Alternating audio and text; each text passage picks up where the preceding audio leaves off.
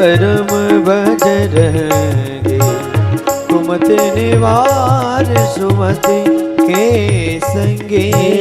कंचन बरन विराज सुबेसा, कानन कुंडल कुंचित केसा। हाथ ब्रज अरु ध्वजा विराजे, कांधे मोजे जनेऊ साजे। शंकर सुवन केसरी नंदन, तेज प्रताप महाजगवंदन। विद्यावान गुणी अति चातुर, राम काज करिबे को आतुर। प्रभु चैत सुनबे को रसिया, राम लखन सीता मन बसिया। सूक्ष्म रूप धरि सियहि दिखावा, विकट रूप धरि लंक जरावा। भीम रूप धरि असुर संहारे, रामचंद्र के काज सवारे। लाए संजीवन लखन जियाए, श्री रघुवीर हर्ष उर लाए। रघुपति की बहुत बड़ाई, तुम मम प्रिय भरतहि सम भाई। शेष बदन तुमरो यस गावे, अस कहि सिरपत कंठ लगावे। सनकादिक ब्रह्मादि मुनीसा, नारद सारद सहित ऐसा। यम कुबेर दिगपाल जहाँ ते, कवि कोविद कहि सके कहाँ ते। तुमोपकार सुग्रीव ही कीना, राम मिलाय राजपति दीना। तुम रोम से विभीषण माना, लंकेश्वर भय सब जग जाना। जोग दत्त जो जन पर भानु, लील्यो ताई मधुर फल जानो। प्रभु मोद कामिल मुख माही, जल्द लाग गए अचरज नाहि। दुर्गम काज जगत के जेते, सुगम अनुग्रह तुम्हारे देते। राम दुआरे तुम रखवारे, होते नया क्या बिन पैसारे। सुगलय तुम्हारी सरना, तुम रक्षक काहू को डरना। आवन तेज समारो आपे, तीनों लोक हाकते कापे। भूत पिशाच निकट नहीं आवे, महावीर जब नाम सुनावे। नासे रोग हरे सब पीरा, जपत निरंतर हनुमत वीरा। संकट ते हनुमान छुड़ावे, मन क्रम वचन ध्यान जो लावे। सब पर राम तपस्वी राजा, तिनके काज सकल तुम साजा। और मनोरथ जो कोई लावे, सोई अमित जीवन फल पावे। चारों जुग परताप तुम्हारा है, प्रसिद्ध जगत उजियारा। साधु संत के तुम रखवारे, असुर निकंदन दानव।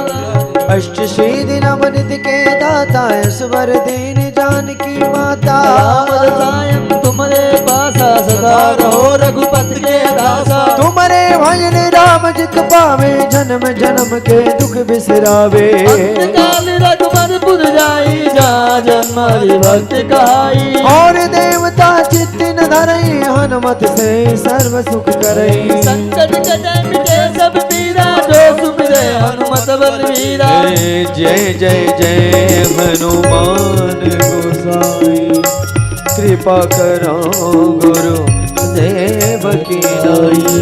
जो सतबार पाच कर गोई, छोटई बंदी महा सुख होई। जो यह पढ़े हनुमान चालीसा, होई सीधी साखी गौरी सा। तुलसीदास सदा हरि चेरा, की जयनाथ हृदय माडेरा। की जयनाथ हृदय माडेरा। की जयनाथ हृदय माडेरा। पवन तनय संकट हरना, मंगल मूरति रूप। राम लखन सीता सहित, हृदय बसो सुरभूप। सियावर रामचंद्र की, पवन सुत हनुमान की, जय उमापति महादेव की, जय बोलो वैष्णव संतों की, की जय सद्गुरुदेव भगवान की जय हो। नमः।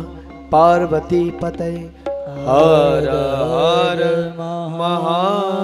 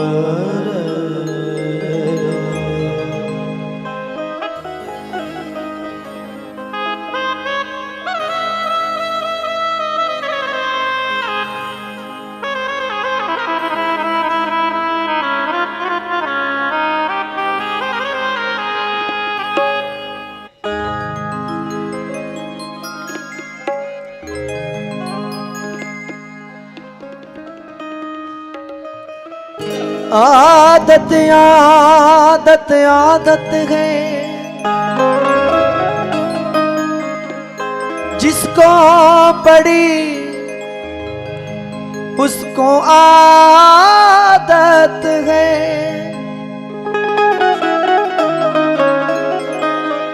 हम पर तो श्री जी ने की है कृपा,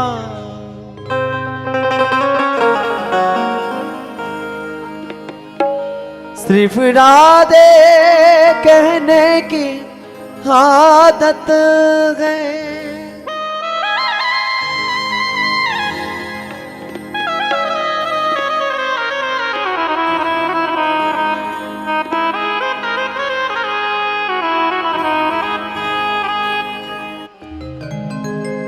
साथी हमारा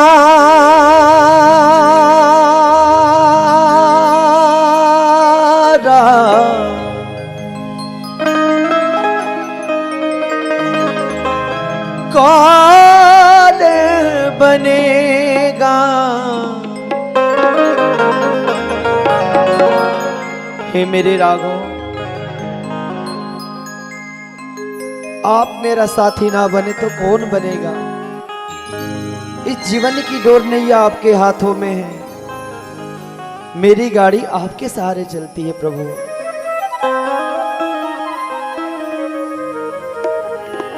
साथी हमारा कौन बनेगा, तुम ना सुनोगे तो कौन सुनेगा। तुम ना सुनोगे तो कौन सुनेगा। साथी हमारा कौन बनेगा, साथी हमारा कौन बनेगा। तुम न सुनोगे तो कौन सुनेगा, तुम ना सुनोगे तो कौन सुनेगा। हाँ, तुम न सुनोगे तो कौन सुनेगा, तुम ना सुनोगे तो कौन सुनेगा।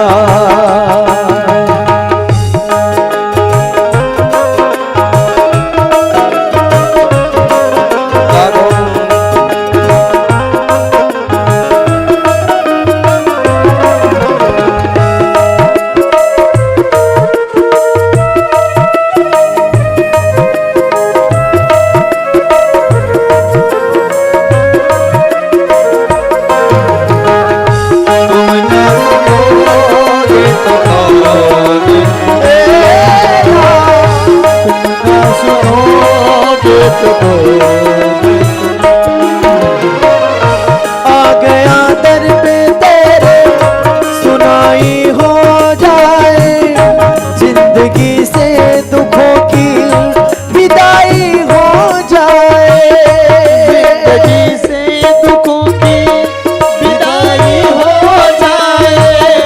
जिंदगी से दुखों की विदाई हो जाए। आ गया दर पे तेरे सुनाई हो जाए, जिंदगी से दुखों की विदाई हो जाए। जिंदगी से एक नजर कृपा की डालो, मानूंगा एहसान, आज मानूंगा एहसान। संकट हमारा कैसे टलेगा, संकट हमारा कैसे चलेगा। तुम ना सुनोगे तो कौन सुनेगा, तुम ना ना सुनोगे तो कौन सुनेगा। तुम ना सुनोगे तो कौन सुनेगा।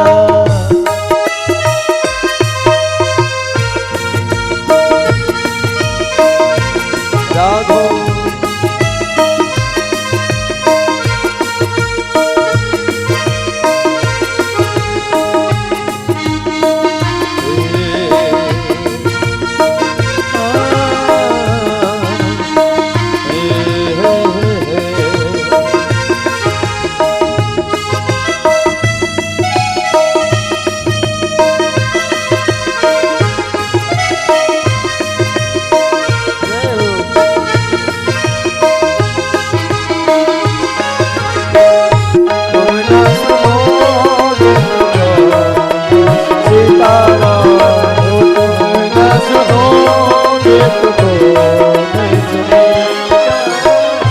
सुना हमने सभी से कि भैया एक ही गए, घूम ले सारी दुनिया कन्हैया एक ही गए। सुना हमने सभी से कि भैया एक ही गए, घूम ले सारी दुनिया कन्हैया एक ही गए। अब की पार लगाओ, मानूंगा एहसान, मानूंगा एहसान। हमको किनारा कैसे मिलेगा, हमको किनारा कैसे मिलेगा। तुम ना सुनोगे तो कौन सुनेगा, तुम ना सुनोगे तो कौन सुनेगा। तुम ना सुनोगे तो कौन सुनेगा।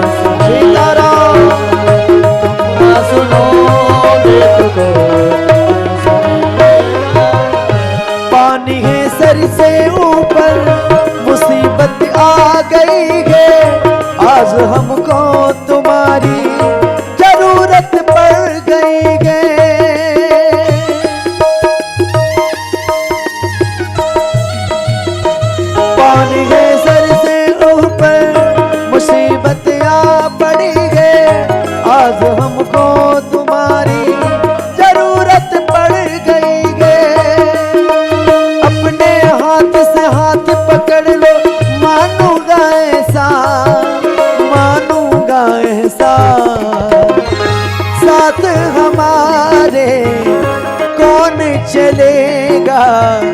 हे मेरे राम, हे मेरे प्रभु, अगर आप मेरे साथ नहीं चलोगे तो कौन चलेगा।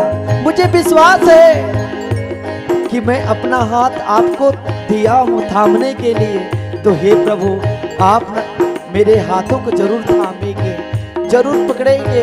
हे प्रभु मुझे विश्वास है एक ना एक दिन मेरी नैया पार लगाएंगे। साथ हमारा कौन चलेगा, साथ हमारा कौन चलेगा। तुम ना सुनोगे तो कौन सुनेगा, तुम ना सुनोगे तो कौन सुनेगा, तुम ना सुनोगे तो कौन सुनेगा, तुम ना सुनोगे तो कौन सुनेगा।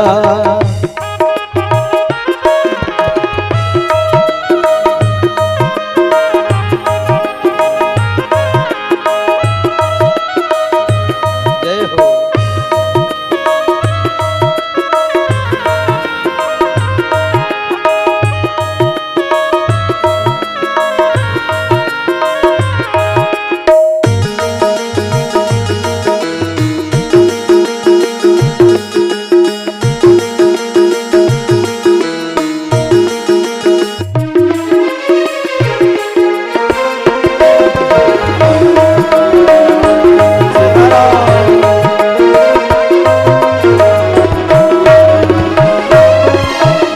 तुम्हारे दर पे शायद हमेशा धर्मी आते, आज पापी है आया राम का ही घबराते।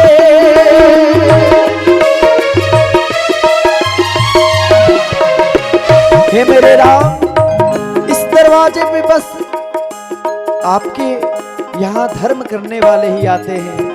हे प्रभु आज एक पापी आया आपके दरबार में, क्या उसका भी आज नैया पार लगाएंगे प्रभु, ये तो आपके ऊपर है। लेकिन हे प्रभु तुम्हारे दर पे शायद हमेशा धर्मी आते, आज पापी है आया शाम का ही घबराते।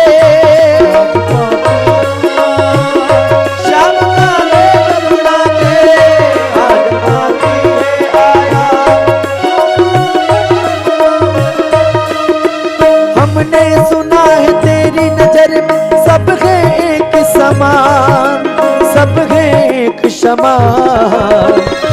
इसका पता तो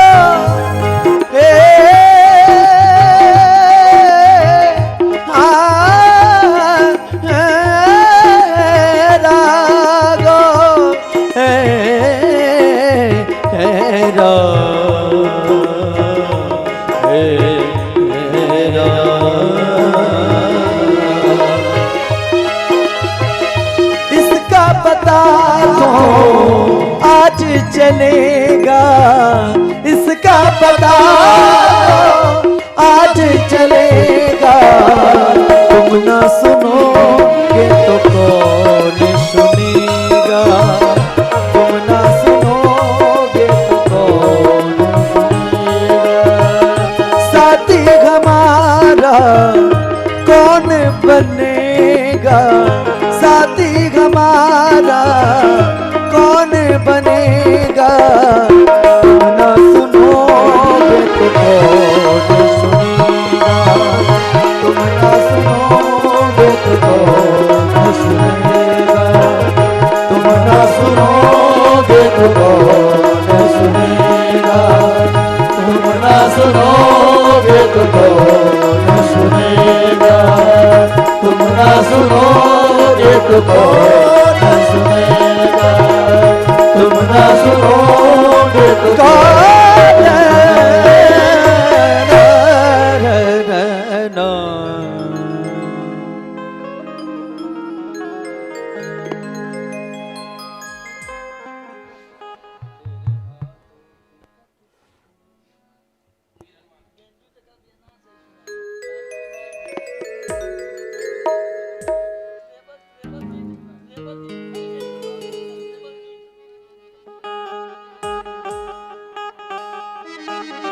तेरे हाथों की कठपुतले हो,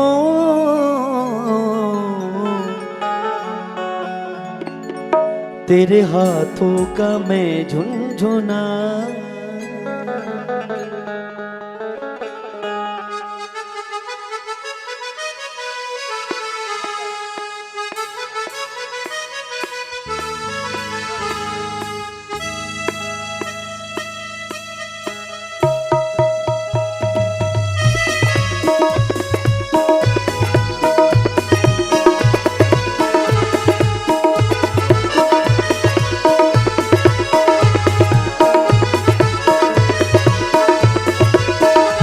तेरे हाथों की कठपुतली हो, तेरे हाथों का मैं झुनझुना। तेरे हाथों की कठपुतली हो, तेरे हाथों की मैं झुनझुना। मेरी किस्मत है सबसे बड़ी, तूने सेवा में अपनी चुना। मेरी किस्मत है सबसे बड़ी,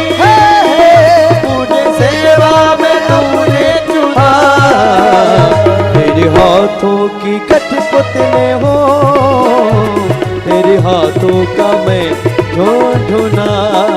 तेरे हाथों की कठपुतली हो, तेरे हाथों का मैं झुनझुना।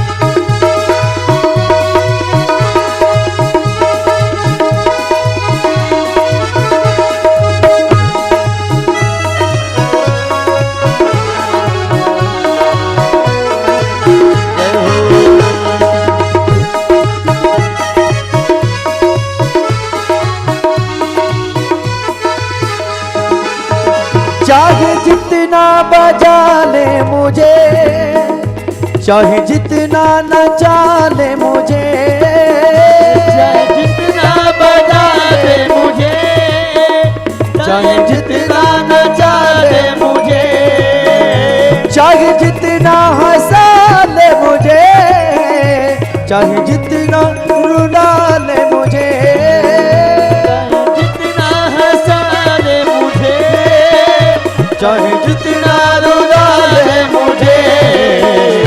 जानता हूँ तू देता मुझे मेरी किस्मत से भी 100 गुना। मेरी किस्मत है सबसे बड़ी, तूने सेवा में अपनी चुना। मेरी किस्मत है सबसे बड़ी, तूने सेवा में अपनी चुना। तेरे हाथों की कठपुतली हो, तेरे हाथों का मैं झुनझुना।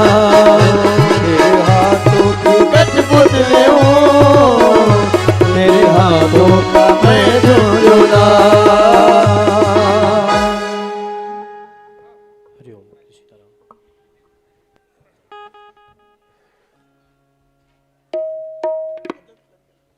सीताराम, जय श्री सीताराम। श्री राम जय राम जय जय राम। श्री राम जय राम जय जय राम। श्री राम जय राम जय जय राम।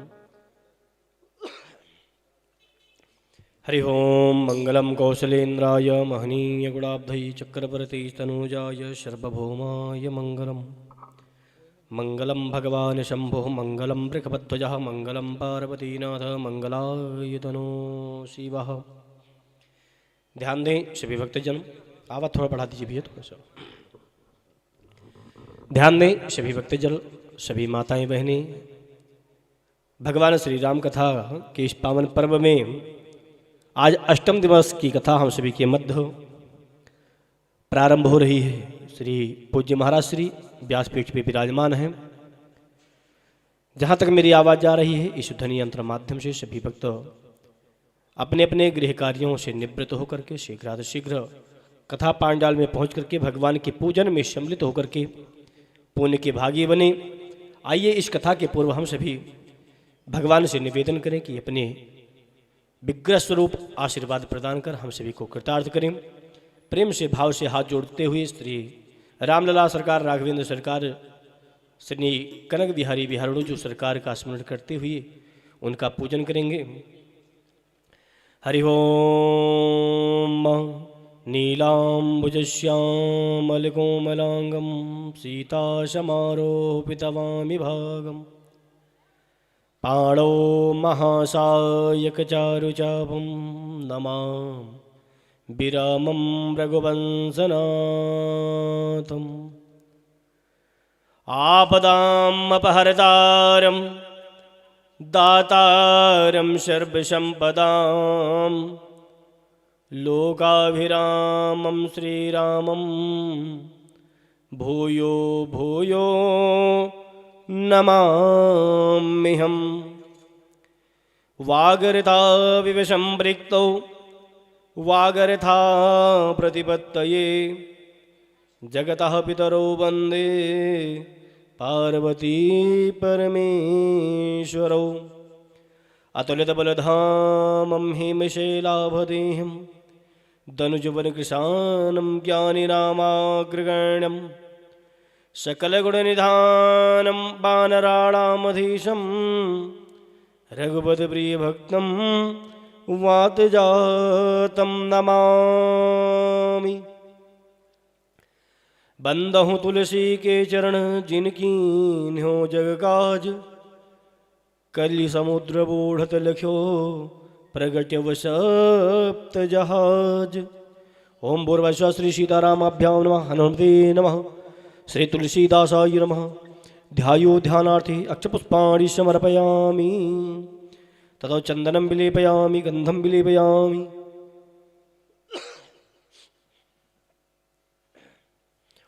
ओम मां तां गंधर्वा अकनस्तामिन्द्रस्तां बृहस्पतिः त्वामोखधे सोमो राजा विद्वान् क्षमादमुच्यत। ओम चंदनं विलेपयामि चंदनान्ते अलंकारते क्षतान् समर्पयामि पुष्पं पुष्पमालाम्। ओम मां ओखधीः प्रतिमोदधवं पुष्पावतीः प्रसुब्बरीः असवा इव साजतवारीर्विरुधा पार्ष्णवः पुष्पं पुष्पमालां समर्पयामि। श्री सीतारामाभ्यां नमः। धूपम् आग्रापयामि। ओम मां ब्राह्मणस्य मुखमासीत् बाहु राजन्यः कृतः ऊरुदादस्यायदवैश्यः पद्भ्याग्शूद्रो अजायत। वनस्पतिरसोद्भूतो गण्डाढ्यो गन्धोत्तमः आग्रेयः सर्वदेवानां धूपोऽयं प्रतिगृह्यताम्। धूपम् आघ्रापयामि प्रत्यक्षदीपं सन्दर्शयामि हस्तौ प्रक्षाल्य नैवेद्यं निवेदयामि। ॐ मानाभ्या आसीदन्तरिक्षगुं शेषणौर्द्यौः श्यामावर्ततापद्भ्याम्भो मृतिशाः श्रोता तथा लोकान् अकल्पयान्न। नैवेद्यं निवेदयामि पञ्चाचमनीयं जलं समर्पयामि। पंचग्रासमुद्रां प्रदर्शयेत्। ॐ प्राणाय स्वाहा वानाय स्वाहा व्यानाय स्वाहा शमानाय स्वाहा मध्ये मध्ये पानीयमुत्रापोषणं जलं समर्पयामि ऋत्फलान् समर्पयामि। ततो ताम्बूलपत्राणि एलालवंशैसफलताम्बूलपत्राणि समर्पयामि। कृतायाः पूजायाः साद्गुणार्थे द्रव्यदक्षिणां समर्पयामि। हस्तेन परिक्रमां समर्पयामि। ओम यानि काञ्चपापानि जन्मान्तर्गतानि च तानि श्रमाणि विनश्यन्तु प्रदक्षिणायां पदे पदे। ततो पुष्पाञ्जलिं मन्त्रपुष्पाञ्जलिम्। ओम मां जग्नेन जग्न्यामय जन्तदेवास्तानि धर्माणि प्रथमान्य सन्नादेहनाकं महिमानः सचन्द्रेन्द्रपूर्वे साध्याः शान्तिदेवाः। ओम नानासुगन्धपुष्पाणि यथा गालो भवानि च पुष्पाञ्जलिर्मया दत्तो गृहाण परमेश्वर। ओम भूर्भुवः अंजलि में लेकर सुमन मन में श्रद्धा भाव पुष्पांजलि अर्पण करूं मेरे राम करो स्वीकार। ओम भूर्भुवः श्री सीतारामाभ्यां नमः। मंत्रपुष्पांजलिं समर्पयामि नमस्करोमि प्रणित प्रणमाम्यहम्। ततो व्यासपूजनं च। ओम मां व्यासाय विष्णुरूपाय व्यासरूपाय विष्णवे नमो वै ब्रह्मनिधये वासिष्ठाय नमो नमः। किशणत्वदीयपदवङ्गजवञ्जरान्दे अद्दैव मे विशुधमानसराजिहंस प्राणप्रयाणसमये कपवादवित्ते कण्ठावरोधनविधौ अस्मरणं कुतस्ते। ॐ मां व्रीहिसपदि अदर्यो अर्हादमुदबिभादो कर्तामजन्येषु यादीदावक्षरितप्रजासु तदस्मासु द्रविणं देहि चितरम्। ॐ नमो ब्राह्मण्यदेवाय गुरुब्राह्मणिताय च जगद्धिताय कृष्णाय गोविन्दाय नमो नमः। गोविन्दाय नमो नमः। ॐ कस्तूरीतिलकं ललाटपटले वाक्षस्थले कौस्तुभं नासाग्रे वरमौक्तिकं करतले वेणुकरे कङ्कणं सर्वाङ्गे हरिचन्दनं सुललितां कंठे च मुक्तावली गोपास्त्रीपरविष्टितो विजयते गोपालचूडामणिः गोपालचूडामणिः। आइए इसी क्रम में हम सभी भक्त प्रेम से भाव से भगवान की आरती करेंगे। भगवान राघवेंद्र सरकार की आरती गुनगुनाते हुए करतल ध्वनि से सहयोग करते हुए भाव में भर करके प्रेम से श्री ठाकुर जी श्री रामलला सरकार की आरती हम सभी भक्त करेंगे। हरि ओम मां अग्निर्ज्योतिर्ज्योतिरग्निः स्वाहा सूर्यज्योतिर्ज्योतिः सूर्यः स्वाहा अग्निर्वर्चो ज्योतिर्वर्चः स्वाहा ज्योतिः सूर्यः सूर्यो ज्योतिः स्वाहा। आरती श्री रामायण जी की कीरत कलित ललित सियपी की। आरती श्री रामायण जी की कीरत कलित ललित सियपी की। आरती श्री रामायण जी की कीरति कलिता ललित सियपी की। आरती श्री रामायण जी की कीरति कलित ललित सियपी की। आरती श्री गावत ब्रह्मा दिक मुनि नारद। गावत ब्रह्मा दिक मुनि नारद। वाल्मीकि भी ज्ञान विशारद। वाल्मीकि भी ज्ञान विशारद। सुख सनकादि शिष्यनुसार बरने पवन सुत कीरतनी के। आरती श्री रामायण जी की कीरति कलित ललित सियपी की। आरती श्री गावत वेद पुराण अष्टदश। गावत वेद पुराण अष्टदश। छओ शास्त्र जब ग्रंथन को रस। छओ शास्त्र सब ग्रंथन को रस। मुनि जन धन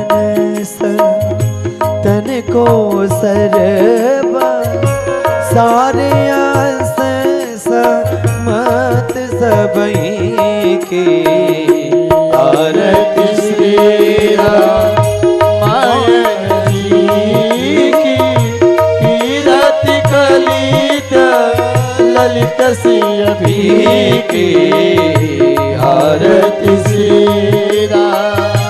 गावत संतत शंभु भवानी गावत संतत शंभु भवानी अरुघट सा बाबा मुनि विज्ञानी अनुगत संभव मुनि विज्ञानी व्यासी आदि कवि बरज बखानी काग भूषोड गरुड़ के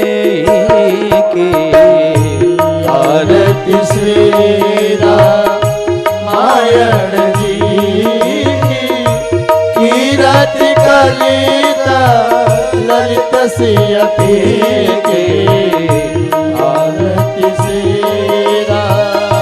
कलिमल हरणी बिसरस फीके कलिमल रानी बिसरस की सुबह सिंगार मुक्ति जुबती की भग सिंगार मुक्ति जुबती की दल निरोग भव मोरी अमी की सात मात सब में तुलसी के आरती श्री रामायण जी की कीरत कलित ललित सियती आरती श्री रामायण जी की कीरत कलित ललित सियती आरती श्री रामायण जी की कीरत कलित कीरत कलित कीरत कलित ललित सियती आरती श्री राम। ओम मा द्योः शान्तिरन्तरिक्षगुं शान्तिः पृथिवी शान्तिरापः शान्तिरोषधयः शान्तिः वनस्पतयः शान्तिर्विश्वे देवाः शान्तिर्ब्रह्म शान्तिः सर्वगुं शान्तिः शान्तिरेव शान्तिः श्यामा शान्तिरेधि। ओम आरार्तिक्यं समर्पयामि जलेन शीतलीकरणम् आरार्तिक्यं ग्रहाणं देवताभिवन्दनम् आत्माभिवन्दनम् मतुष्पाञ्जलिम्। ओम नानासुगन्धवसपाणि यथा कालो भवानि च पुष्पाञ्जलिर्मया दत्तो गृहाण परमेश्वर। पापोऽहं पापकर्माहं पापात्मा पापसम्भवः पाहि नाथ श्रीराम सर्वपापहरो भव सर्वकष्टहरो भव सर्वदुःखहरो भव। ओम श्री सीतारामाभ्यां नमः। व्यासाय नमः व्यासपीठाय नमः। मधुष्पाञ्जलिं समर्पयामि नमस्करोमि प्रणमाम्यहम्। बोले रामलला सरकार की जय। बोले राघवेंद्र सरकार की जय। बोले हनुमान जी महाराज की जय। बोले शंकर भगवान की जय। अयोध्या धाम की जय। अवाध शरीयू की जय। श्री काशी विश्वनाथ महाराज की जय। आज के आनंद की जय। संत समाज की जय। सत्य सनातन वैदिक धर्म की जय। श्री व्यासी महाराज की जय। श्री सतगुरुदेव भगवान की जय। श्री महाराज जी की जय। श्री किशोरी कृपा कुंज स्थान की जय। ओम नमः पार्वती पतये हर हर महादेव। आइए सभी भक्तों, अपना अपना सुनिश्चित स्थान ग्रहण करें। श्री राम कथा महामहोत्सव की इस पावन पर्व के शुभ अवसर पे हम सभी एकत्रित हैं। भगवान की यह महती कृपा हमारे रघुनंदन की असीम कृपा यहाँ अनवरत आज 8 दिनों से बरस रही है। हम सभी को पावन कर रही है यह अविरल धारा। पाप ताप संताप का विनाश करके जीवन में सुख शांति समृद्धि भरने वाली यह श्री राम कथा आज 8 दिवस से हम सभी के मध्य प्रवाहित हो रही है। कल कल निनाद करती हुई महाराज श्री के मुखारविंद से हम सभी को पावन करती श्री राम कथा हम सभी के जीवन में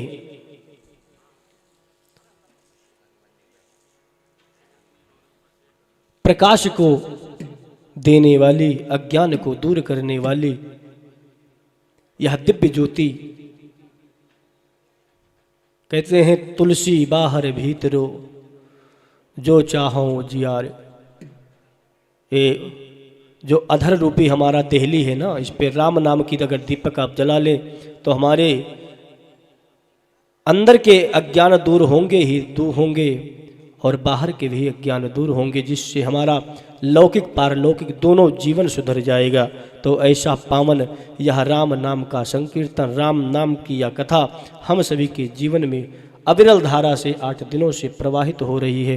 हम लोग कृतार्थ हो रहे हैं। भगवान श्री राघवेंद्र सरकार की असीम कृपा बनी हुई है।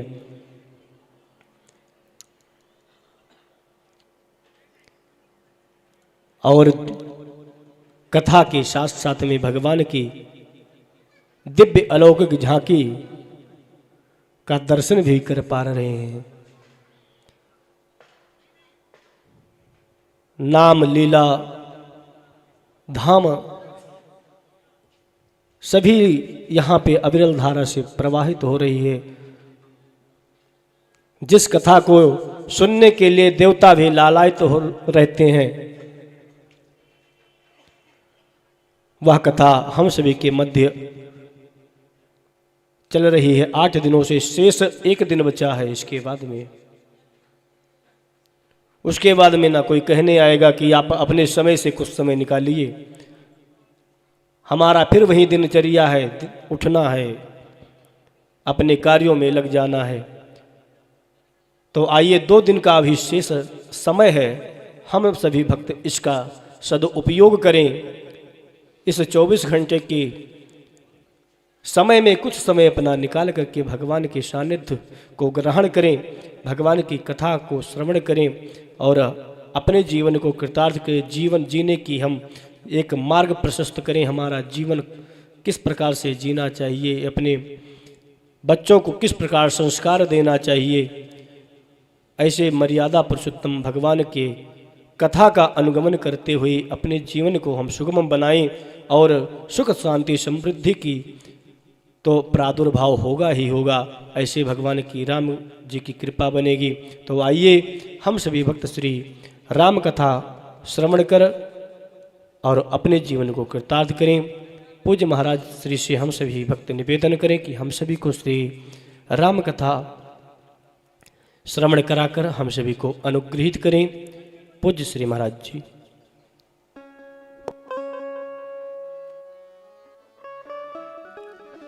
जय सिया राम, जय सीताराम, जय सीताराम, जय सीताराम, जय सीताराम, जय सीताराम, सीताराम, जय सीताराम,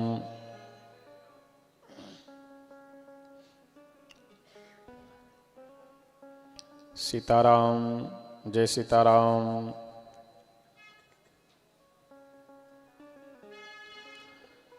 जय सीताराम जय सीताराम। जय सीताराम। सीताराम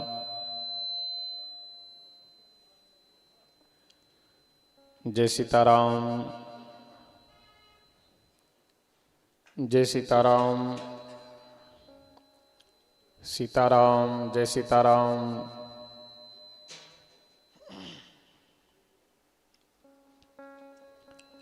जय सीताराम। सीताराम जय सीताराम। जय सीताराम। ठीक है, सही करो।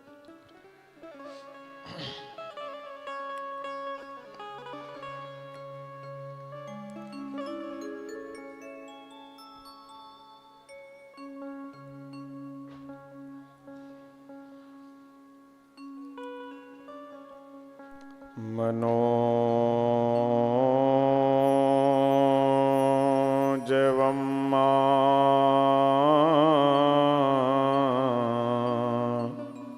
ऋतुतुल्यवेगम्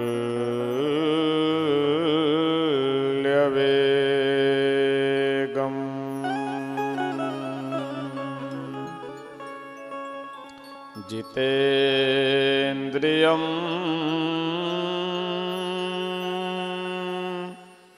बुद्धिमतां वरिष्ठं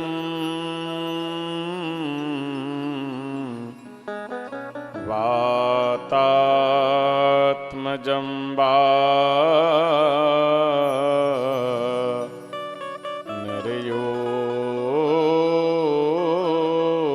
निर्योथमुख्यम्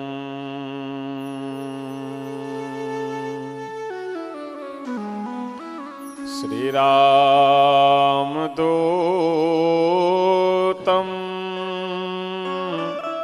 शरणं प्रपद्ये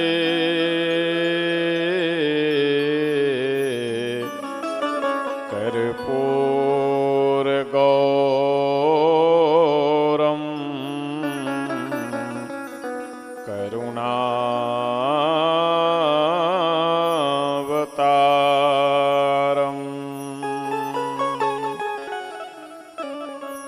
संसारसारं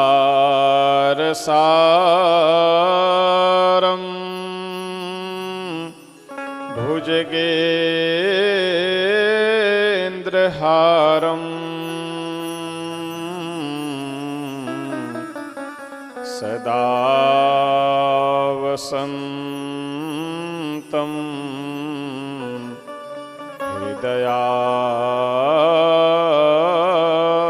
हृदयारविन्दे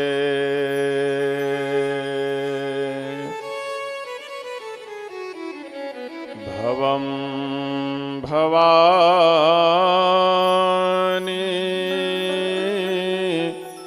सहितं नमामि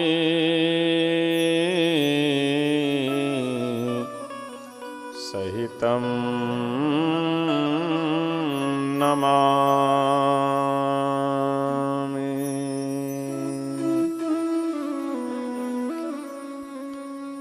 अखण्डमण्डलाकारं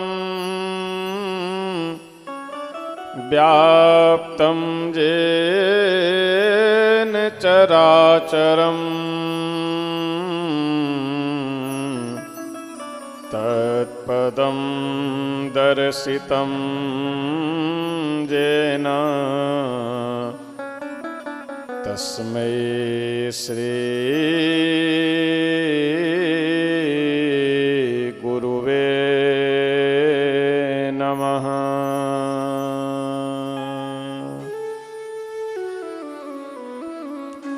रामं रामानुजं सीता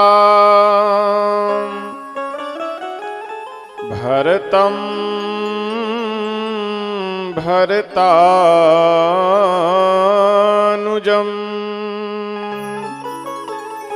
सुग्रीवं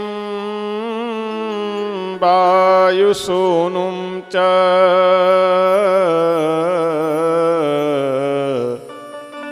प्रणमामि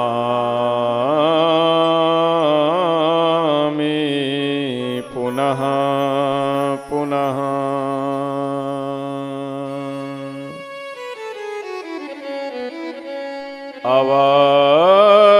अवधधाम धामाधिपते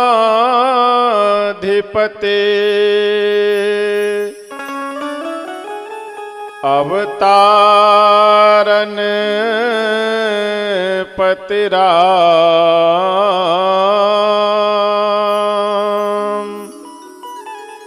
सकल सिद्धिपति जान के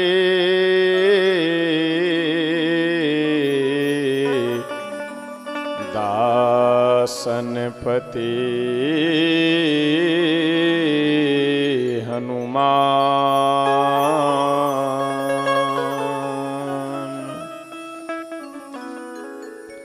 दासनपति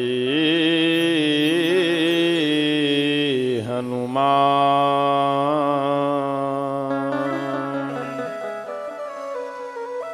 आइए हनुमंत बिराजिए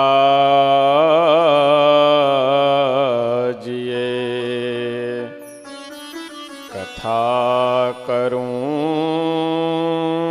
मति अनुसार।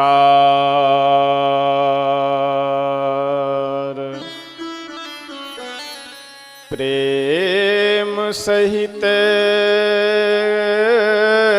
गद्दी धरूं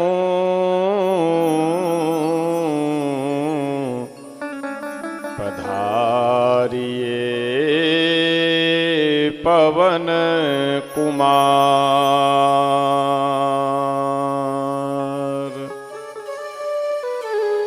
पधारिए पवन कुमार।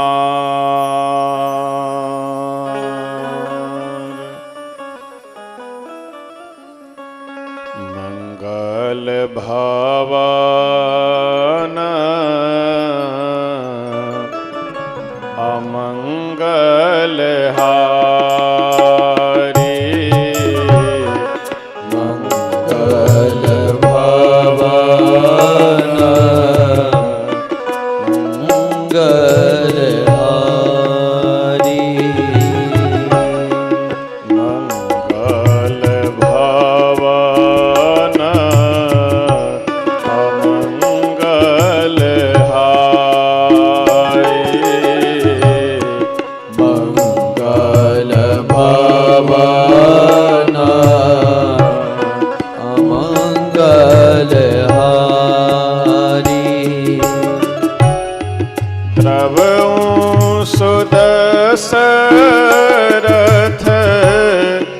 अजिर बिहारी।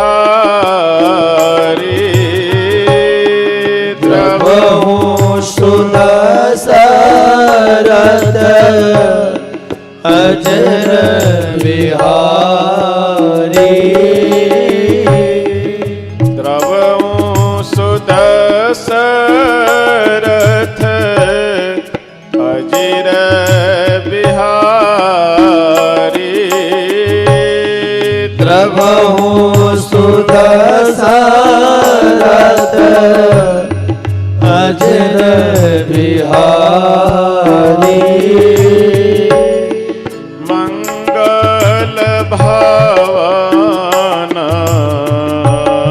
अमंगल हारी। मंगल भवन मंगल हारी। जय जय जय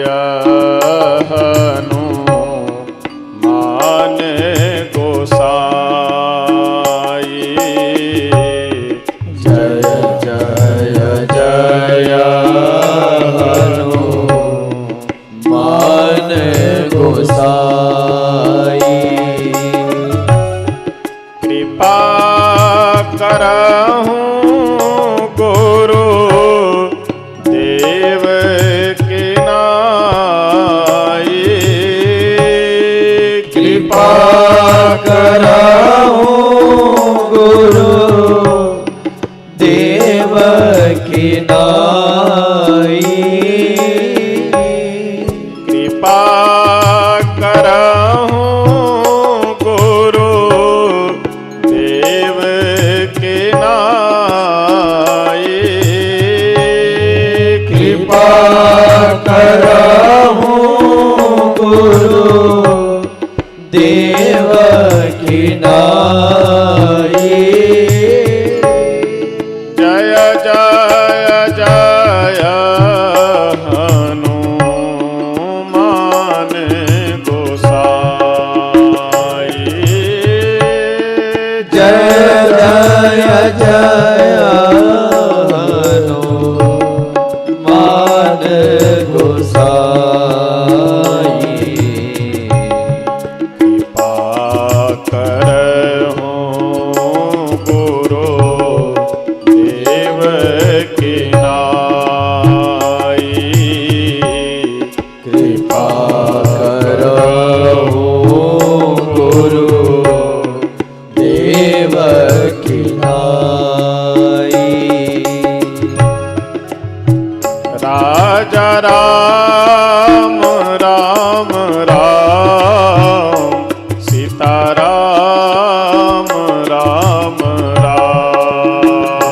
राजा राम राम राम सीता राम राम राम। राजा राम राम राम सीता राम राम राम। राजा राम राम राम सीता राम राम राम।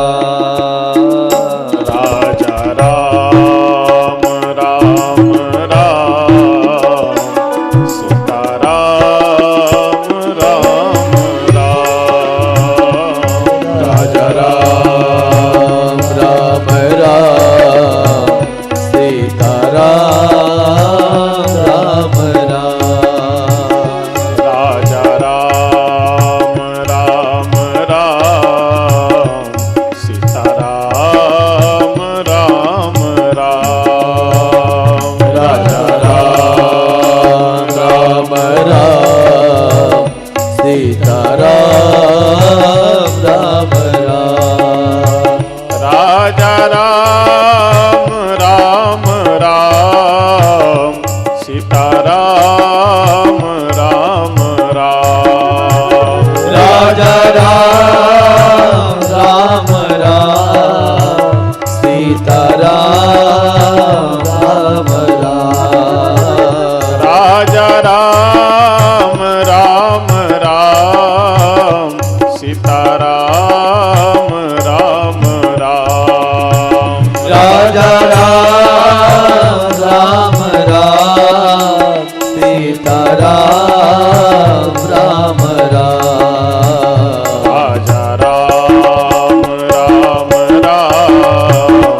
सीता राम राम राम। राजा राम राम राम सीता राम राम राम। राजा राम राम राम सीता राम राम राम। राजा राम राम राम सीता राम राम राम। राजा राम राम राम सीता राम राम राम। राजा राम राम राम सीता राम राम राम। श्री सीताराम भगवान की जय। श्री अयोध्या धाम की जय। श्री सरयू मैया की जय। श्री वृंदावन धाम की जय श्री यमुना मैया की जय श्री हनुमान जी महाराज की जय श्री शंकर भगवान की जय श्री सद्गुरुदेव भगवान की जय श्री राम कथा महामहोत्सव की जय जय जय सीताराम।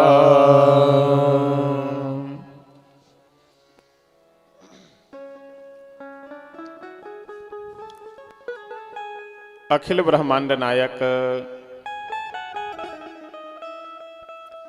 अकारण करुणा वरुणालय भक्त वांछा कल्पतरु श्री सीताराम जी भगवान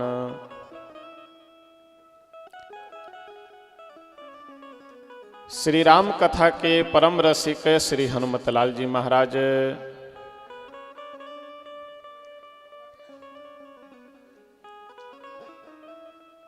परम पूज्य श्री सतगुरुदेव भगवान जी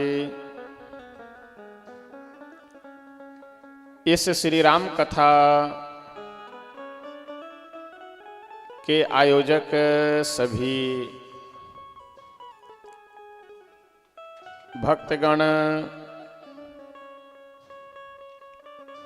श्री मनोज गोयल जी, श्री निर्मल गोयल जी, श्री राम सेवक जी, जगदीश जी, गिल जी आदि जितने भी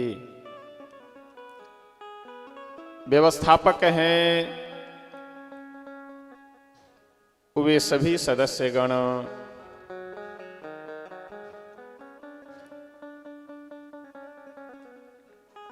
श्री अयोध्या धाम से साथ में चल करके आए हुए आचार्य जी, सभी संगीतकार बंधु, समुपस्थित आप सभी सुधी श्रोतागण, भाई बंधुओं, माताएं बहनें,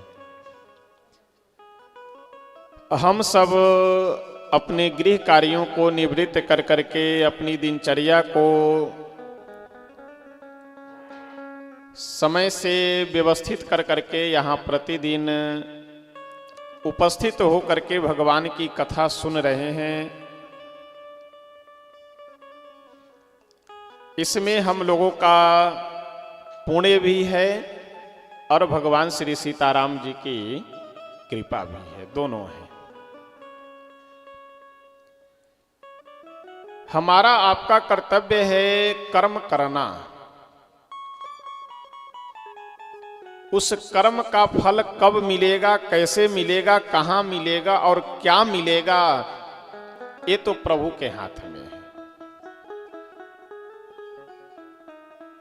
इसीलिए कहा जाता है कि कर्म करना हमारा आपका कर्तव्य है।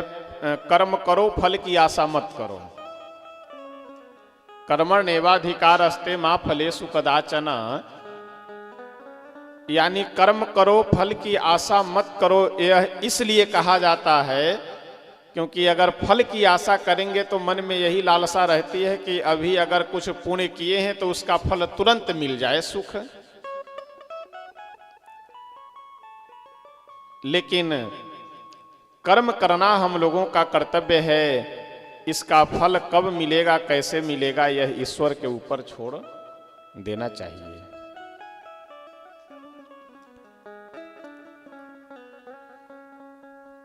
मनुष्य शरीर हम लोगों को बड़े ही अधिक समय के बाद और बड़ी मुश्किल से यह शरीर मिलता है। हजारों लाखों जन्म भटकने के बाद गधा, बिल्ली, बंदर, ऊंट, घास, वृक्ष आदि योनियों में भटकने के बाद तब यह मनुष्य शरीर मिलता है।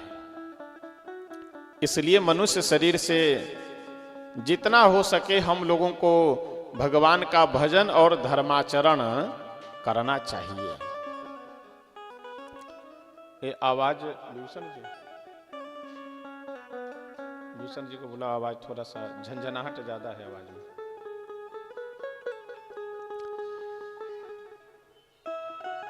एक नीति शास्त्र का बहुत सुंदर श्लोक है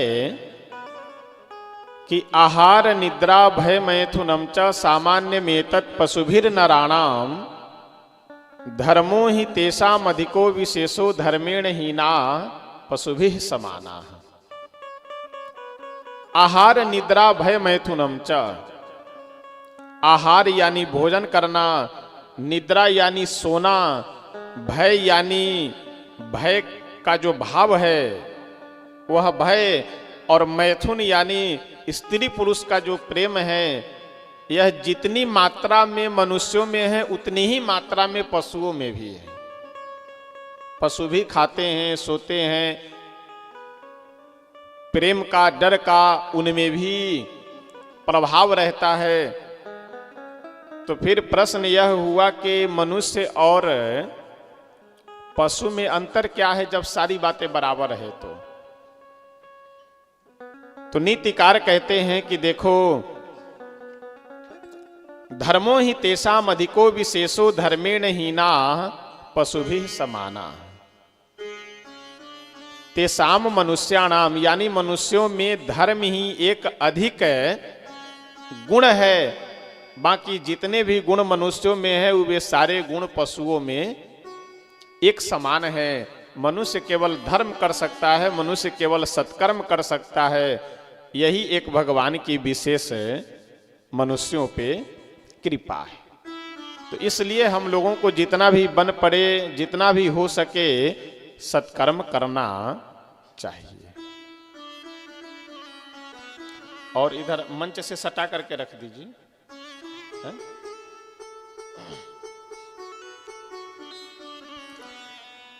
श्री सीताराम भगवान की जय।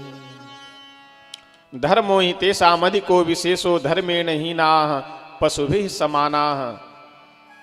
हाँ, चेहरा नहीं दिखाई देगा इससे, तो फिर सामने बैठे हुए लोग ढक जाएंगे। नीचे और कर दिए, ठीक है।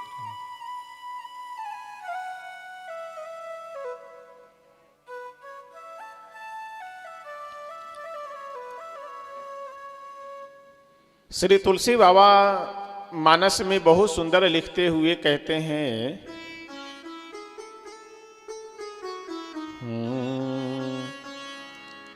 बड़े भाग मानुष तनु पावा सुर दुर्लभ सदग्रंथ ही गावा।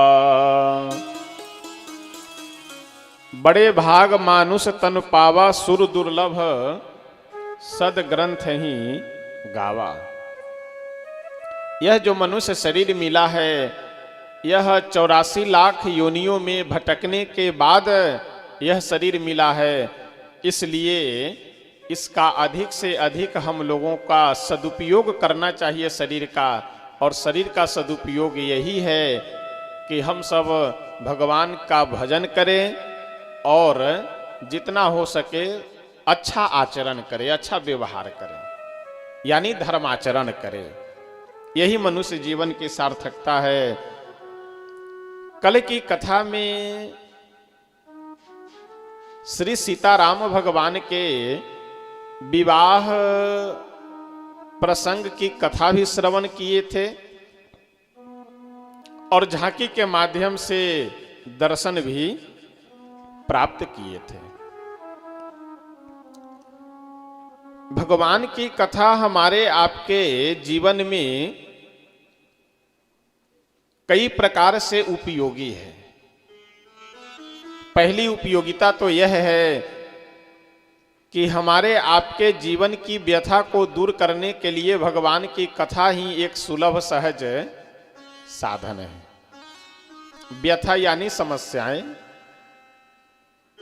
कौन ऐसा परिवार है, कौन ऐसा घर है जिस घर में समस्या ना हो, व्यथा ना हो, दुख नहीं है, परेशानी नहीं है। तो अपने जीवन की व्यथा को दूर करने के लिए भगवान की कथा हम सबको सुननी चाहिए। जगदीश जी थोड़ा और नीचे कर दीजिए, 1 फीट और नीचे कर दीजिए, बस बस।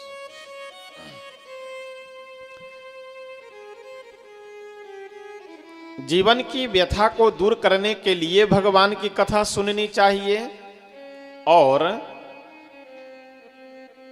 अपने कर्तव्य बोध के लिए भी भगवान की कथा सुननी चाहिए। हमारा कर्तव्य क्या है? केवल हम लोग अगर इतना समझ ले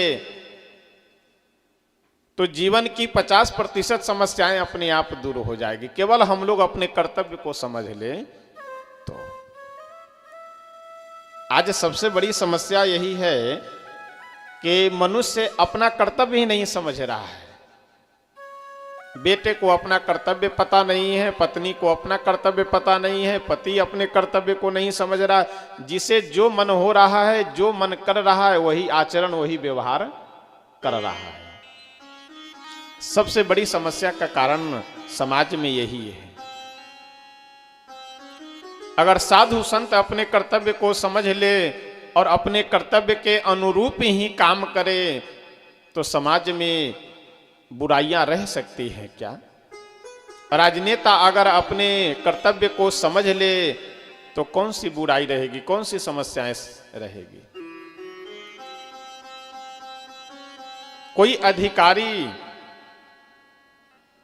पद पे बैठा हुआ पदस्थ कोई अधिकारी अगर अपने कर्तव्य को समझ ले कि हमारा कर्तव्य क्या है, हमारा दायित्व क्या है, तो फिर कौन सी समस्या पैदा होगी? इसलिए चाहे घर हो अथवा समाज हो, मनुष्य केवल अपने कर्तव्य को समझ जाए तो समाज की 50% समस्याएं अपने आप समाप्त हो जाएगी। विवाह गृहस्थ जीवन का फाउंडेशन है, नींव है। विवाह जैसे मकान बनाते समय फाउंडेशन तैयार करते हैं, नींव तैयार करते हैं, उसी प्रकार से गृहस्थ जीवन जो आप जब तक मृत्यु नहीं होगी, मरेंगे नहीं, तब तक उस जीवन को लेकर के चलना है। उस पूरे लंबे कार्यकाल का जो जीवन है गृहस्थ जीवन, उसका फाउंडेशन है विवाह, उसका नींव है विवाह। अगर फाउंडेशन मजबूत हो गया तो इमारत मजबूत रहेगा, नींव मजबूत हुआ तो बढ़िया मकान 50-100 साल तक मजबूती से खड़ा रहेगा। अगर फाउंडेशन गड़बड़ हुआ, फाउंडेशन डिस्टर्ब हुआ, कमजोर हुआ, तो जो 2, 4, 10, 20 वर्ष में इमारत का कल्याण हो जाएगा। उसी प्रकार से विवाह अगर मजबूत रहा, मजबूत का मतलब विवाह में विचार मिला हो, मन मिला हो, गुण मिले हो, देवताओं को साक्षी मान करके एक दूसरे को स्वीकार किए हों, अपने घर परिवार के बड़े बुजुर्गों की सहमति से विवाह हुआ हो, अपने कुल देवता, कुल देवी, क्षेत्र देवता आदि का आशीर्वाद लेकर के विवाह किए हों, तब तो समझ जाइए कि फाउंडेशन मजबूत है, नींव मजबूत है, विवाह सफल है। और जब फाउंडेशन मजबूत है, नींव सफल है, तो गृहस्थ जीवन भी आनंद से, उत्साह से, उमंग से व्यतीत तो होगा। लेकिन आज विडंबना यही है, विवाह एक तमाशा जैसे होने लगा है। दिखावा कितना हो जाए, डेकोरेशन कितना हो जाए, लड़के वाले सोच रहे हैं कि कितना क्या हमें मिल जाए, लड़की वाले सोच रहे हैं कि कितना हमें हाई प्रोफाइल परिवार मिल जाए। दोनों की अपनी अपनी कमी है, अपनी अपनी समस्याएं हैं। लड़की की जो इच्छा है और लड़की के पिता की जो इच्छा रहती, अधिकतर की, सबकी मैं बात नहीं कह रहा हूं, कि बड़ा से बड़ा परिवार मिल जाए, 2-4-10 फ्लैट हो, महीने में 2-4 लाख की आमदनी हो। देखिए, सुख फ्लैट से और मकान से और बिजनेस से और पैसे से नहीं होता है। सुख होता है व्यवहार से।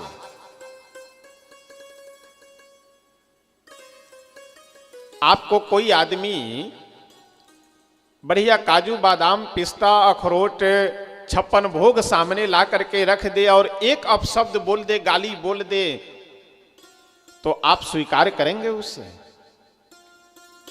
व्यवस्था तो दे रहा है, वस्तु तो दे रहा है, लेकिन अगर अपशब्द बोलेगा तो लोग यही कहते हैं ना कि अरे हम कोई गाली खा करके जो है किसी के सामने रहेंगे। नमक रोटी खा लेंगे लेकिन हम सुख से स्वतंत्र रहेंगे, अपने रहेंगे, अकेले रहेंगे। तो सुख किसी सामान से, वस्तु से अथवा किसी आदमी से नहीं मिलता है, सुख मिलता है व्यवहार से। अगर अच्छा व्यवहार वाला व्यक्ति है तो नमक रोटी में भी, एसी ना हो, पंखे में भी आप आनंद से सुखी से रहेंगे। चलने के लिए गाड़ी ना हो, साइकिल से भी चल करके आप खुश रहेंगे। लेकिन अगर व्यवहार सही नहीं है तो लाख करोड़ों की गाड़ी हो, करोड़ों के फ्लैट हो, उन सब बातों का कोई मतलब नहीं है। आजकल आत्महत्या गरीब लोग कम, अमीर लोग ज्यादा कर रहे हैं। डिप्रेशन के शिकार गरीब लोग कम, अमीर लोग ज्यादा हो रहे हैं। कारण यही है कि एक समाज में भ्रम फैल गया है कि सुख पैसे से मिलेगा, सुख प्रतिष्ठा से मिलेगा, सुख वैभव से मिलेगा, सुख पद से मिलेगा। ये भ्रम समा गया है। इसका मतलब आप बिल्कुल ये मत समझिए कि हम यह कह रहे हो कि पैसा नहीं कमाना है, हम यह कह रहे हो कि प्रतिष्ठा नहीं प्राप्त करनी है, हम यह कह रहे हो कि पद नहीं प्राप्त करना है। सब कुछ प्राप्त कीजिए, सब कुछ कीजिए, लेकिन सबके साथ साथ ध्यान रहना चाहिए व्यवहार पे।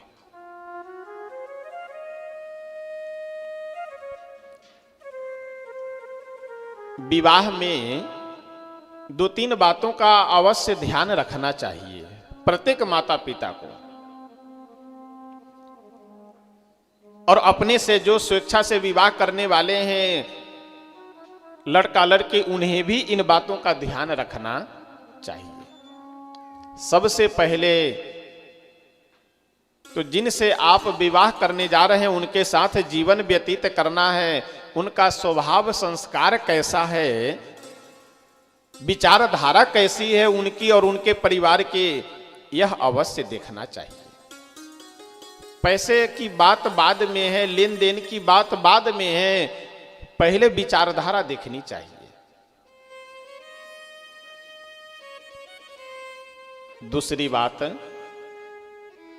विवाह के जो भी नियम है, पूजा पाठ है, अपनी लोक रीति के अनुसार जो भी परंपराएं हैं, उन परंपराओं का पालन अवश्य करना चाहिए।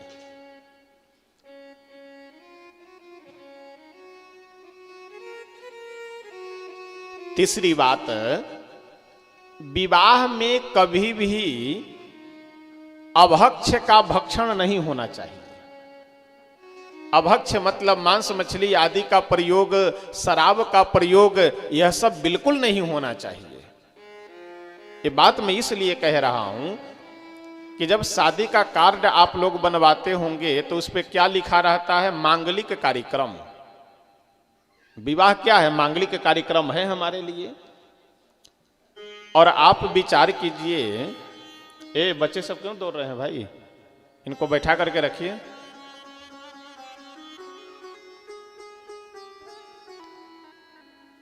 श्री सीताराम भगवान की जय।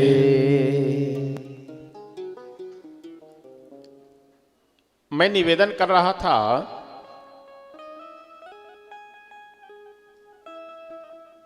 कि विवाह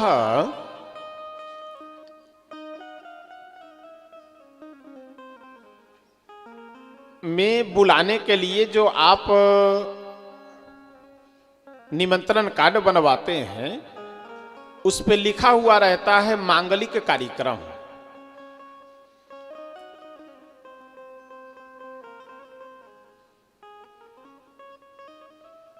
आप यह विचार कर करके देखिए कि अगर मांस मछली खाना यह मांगलिक कार्यक्रम है। शराब पी करके अशिष्टता पूर्ण व्यवहार करना, अश्लीलता भरे व्यवहार करना, शराब पीना, अश्लील व्यवहार, अशिष्ट पूर्ण व्यवहार, मांस मछली का प्रयोग, यह अगर मांगलिक कार्यक्रम है तो अमांगलिक कार्यक्रम आप किसको कहेंगे? फिर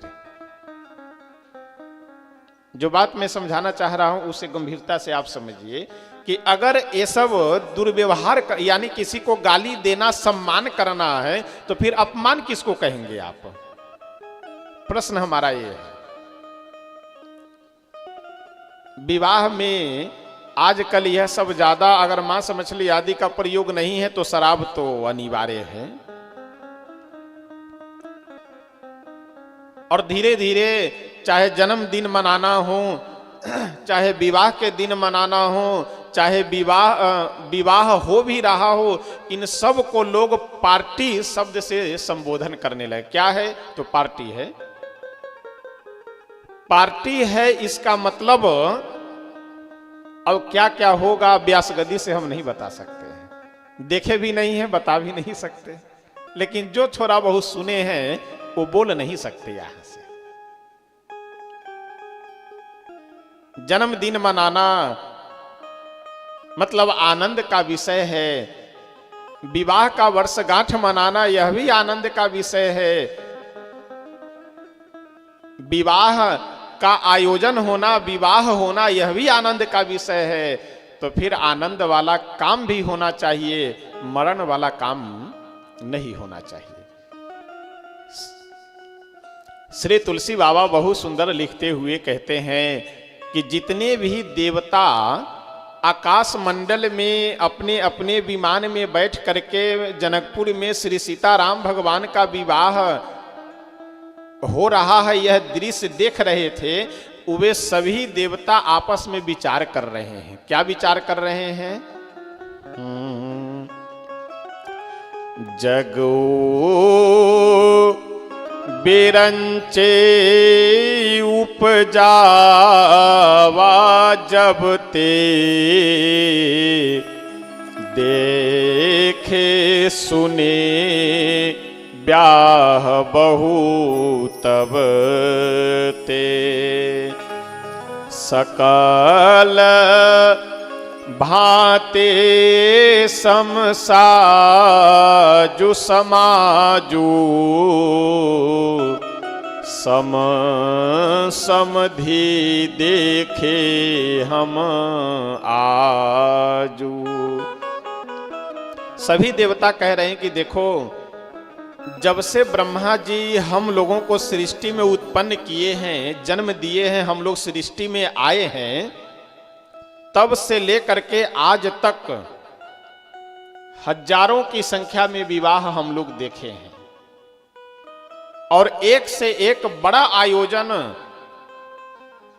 भव्य दिव्य व्यवस्थाएं, अपार धन वैभव का खर्च, बहुत कुछ देखे हैं। लेकिन आज श्री सीताराम भगवान के विवाह में एक बात विशेष देखने को मिल रही है कि दोनों परिवार एक समान है। लड़की पक्ष और लड़के पक्ष, दोनों पक्ष के जो सबसे श्रेष्ठ हैं होते हैं, यानी लड़की के पिता और लड़के के पिता, इनका जो आपस में संबंध है उसे क्या कहते हैं? समधि। समधि में दो शब्द है, सम और धी। सम का अर्थ होता है समान और धी का अर्थ होता है, धी संस्कृत का शब्द है, इसका हिंदी में अर्थ होता है बुद्धि। समान बुद्धि हो जहां पे वहीं हो सकते हैं समधि। समधि यानी समान बुद्धि होनी चाहिए। सभी देवता आपस में विचार करते हुए कह रहे हैं कि सम समधि देखे हम आजू, एक समान व्यवहार, एक समान विचार तो यहां श्री सीताराम भगवान के विवाह में ही देखने को मिल रहा है। बड़े ही आनंद मंगल के साथ भगवान श्री सीताराम जी का जो यह विवाह उत्सव है विधि विधान के साथ संपन्न हुआ। विवाह के बाद कई दिनों तक सभी अवधवासी, सभी बाराती मिथिला धाम में ही निवास किए। कभी मंत्री जी के यहाँ पे निमंत्रण है, कभी सेनापति जी के यहाँ निमंत्रण है, और बड़े ही आनंद मंगल के साथ कुछ दिनों तक मिथिला में निवास किए।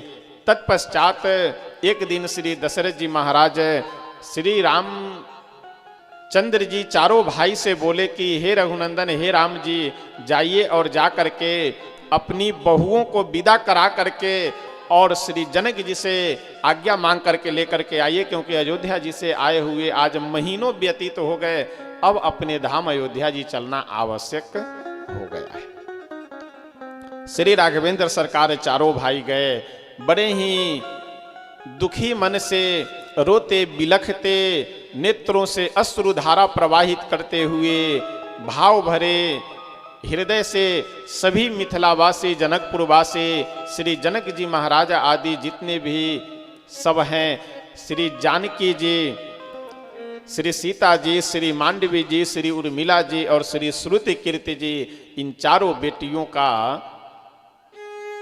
एक साथ विवाह हुआ है। इसलिए इन चारों बेटियों को एक साथ डोली में बैठा करके बहुत सारा उपहार दिए।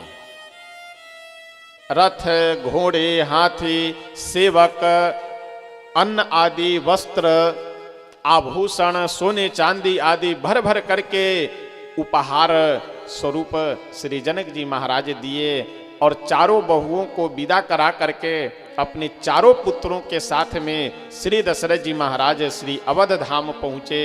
तुलसी बाबा वर्णन करते हुए बहुत सुंदर कहते हैं कि ये भगवान श्री सीताराम जी के विवाह प्रसंग को जो सुनता है अथवा जो पढ़ता है, उसके जीवन में आनंद मंगल सदैव बना हुआ रहता है। जब तेरा ब्याही घर आए, जब तेरा ब्याही घर आए, जब तेरा ब्याही घर आए, जब तेरा ब्याही घर आए, नित नाम मंगल मोद बधाए, नित नाम मंगल मोद बधाए, भुवन चारि दस उधर भारी, भुवन चारि दस उधर भारी, भुवन चारि दस भूधर भारी, भुवन चारि दस भूधर भारी, सुकृत मेघ पर सही सुख बारी, सुकृत मेघ पर सही सुख भारी, जब तेरा ब्याही घर आई, जब तेरा ब्याही घर आए।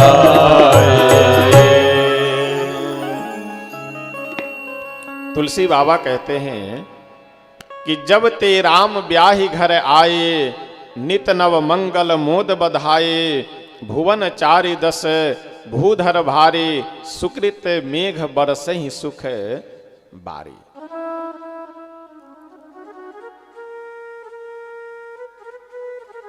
देखिए, विवाह में अगर बाधाएं आ रही हो, बेटे का हो अथवा बेटी का, विवाह में समस्याएं आ रही हो, तो यह श्री अयोध्या कांड का प्रथम दोहा है।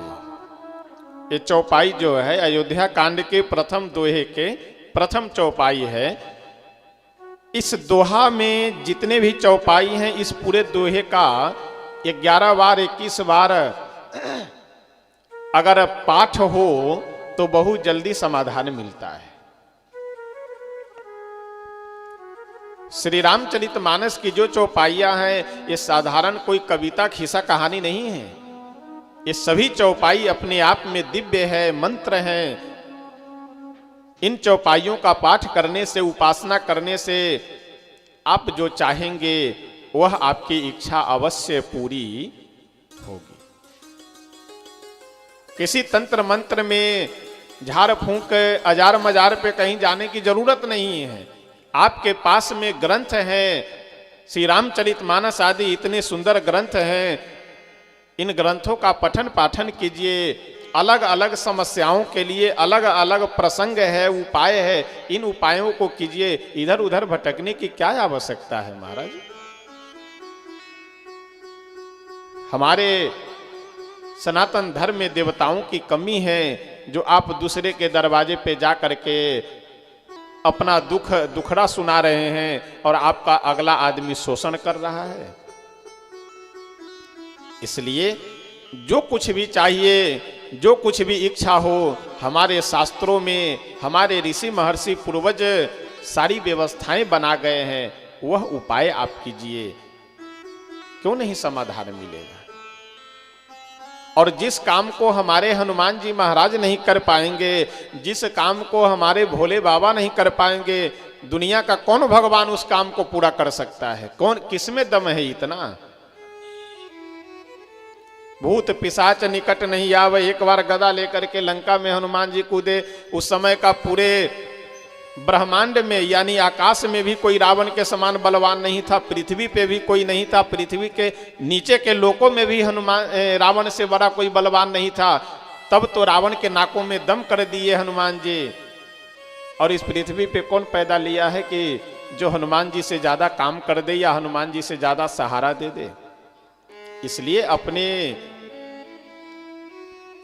सनातन शास्त्रों में, अपने सनातन परंपरा में जब इतने बड़े बड़े भगवान हैं, देवता हैं, फिर हम लोग अगर इधर उधर दूसरे धर्म वाले के दरवाजे पे जाएं तो हमसे बड़ा अभागा कौन हो सकता है। विवाह में बाधाएं आ रही हो तो इस दोहा का पाठ अवश्य करना चाहिए। श्री रामचरितमानस भगवान की कृपा से, श्री हनुमान जी महाराज की कृपा से अवश्य आपको समाधान जल्दी मिलेगा।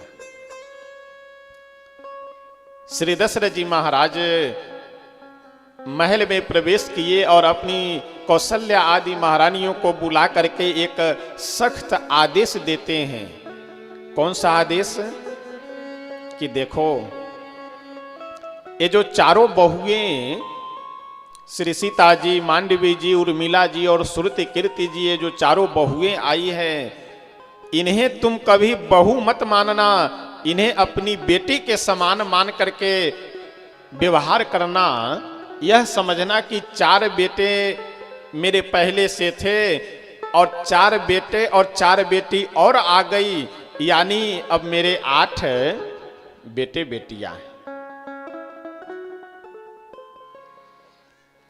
एक कहावत है कि ताली दोनों हाथों से बजती है, एक हाथ से ताली नहीं बजती है। भाई भाई का हो, मित्र मित्र का हो, पति पत्नी का हो, पिता पुत्र का हो, गुरु शिष्य का हो, कोई भी व्यवहार में दोनों तरफ से लगाव होना चाहिए, दोनों तरफ से समर्पण होना चाहिए, दोनों तरफ से प्रेम होना चाहिए, दोनों तरफ से सहनशीलता होनी चाहिए। एक तरफ से प्रेम हो, दूसरे तरफ से एलगर्जी वाला व्यवहार हो, वो व्यवहार नहीं चल पाएगा ज्यादा दिन। एक बहुत ज्यादा बोलने वाला हो, दूसरा भी बोलने वाला हो, वो व्यवहार ज्यादा दिन नहीं चल पाएगा। एक अगर बोले तो दूसरा सुने, तभी व्यवहार चल सकता है। सामंजस्य दोनों तरफ से होना चाहिए, एक तरफ से सामंजस्य होने से थोड़ी काम चलेगा।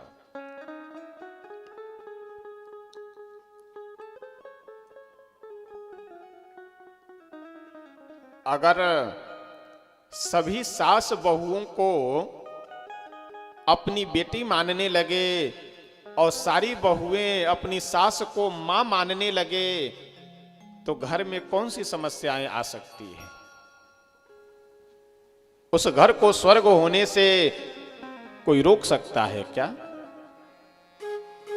इसलिए दोनों को अपना कर्तव्य समझने की आवश्यकता है। दोनों को एक दूसरे के प्रति अपने दायित्व को समझने की आवश्यकता है। प्रसंग चल रहा है तो एक बात निवेदन कर करके आगे बढ़ेंगे। एक जगह की बात है, क्योंकि व्यवहार कहां खराब होता है यह समझाने के लिए मैं प्रसंग बता रहा हूं। एक जगह की बात है, एक परिवार था। परिवार में जो सासू महारानी थी, सासू जी थी। अच्छा, सास की भी दो वैरायटी है, दो क्वालिटी की सास होती है। एक तो वह है कि जो सासू माँ होती है, यानी बहू को बेटी के समान माने और माँ के तरह व्यवहार करे, और दूसरी होती है सास, जो बहू को चैन की सांस न लेने दे, वो है सास।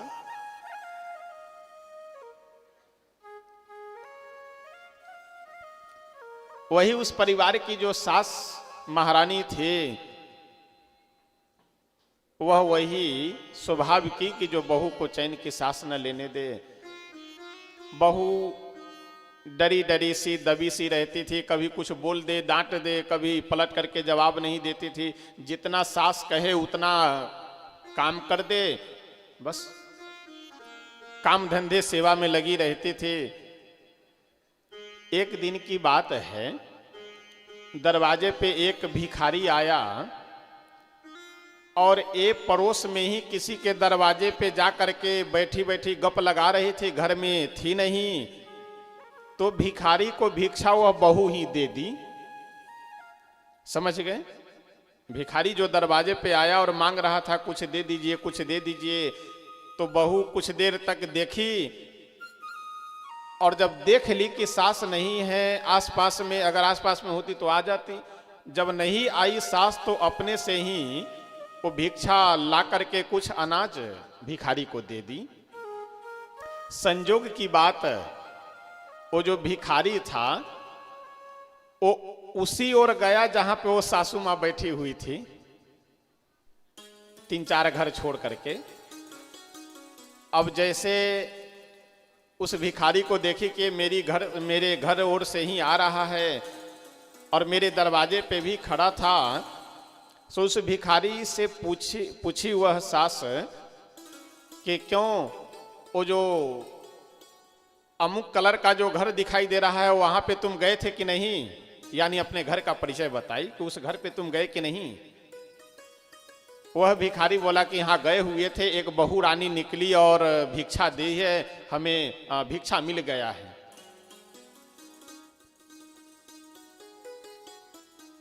वह सास पहुंची और जा करके दरवाजे पे उस भिखारी को साथ में लेकर के गई और बोली कि अरे कहाँ हो? बहू अंदर से आवाज दी कि जी मैं यहाँ पे हूँ।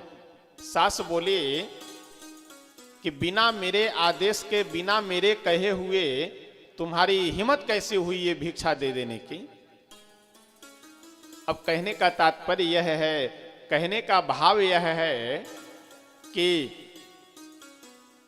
अच्छे कार्य के लिए, अगर सही कार्य के लिए भी आप टोकेंगे, रोकेंगे, तो फिर संस्कार और व्यवस्था परिवार में कहां से हो पाएगी।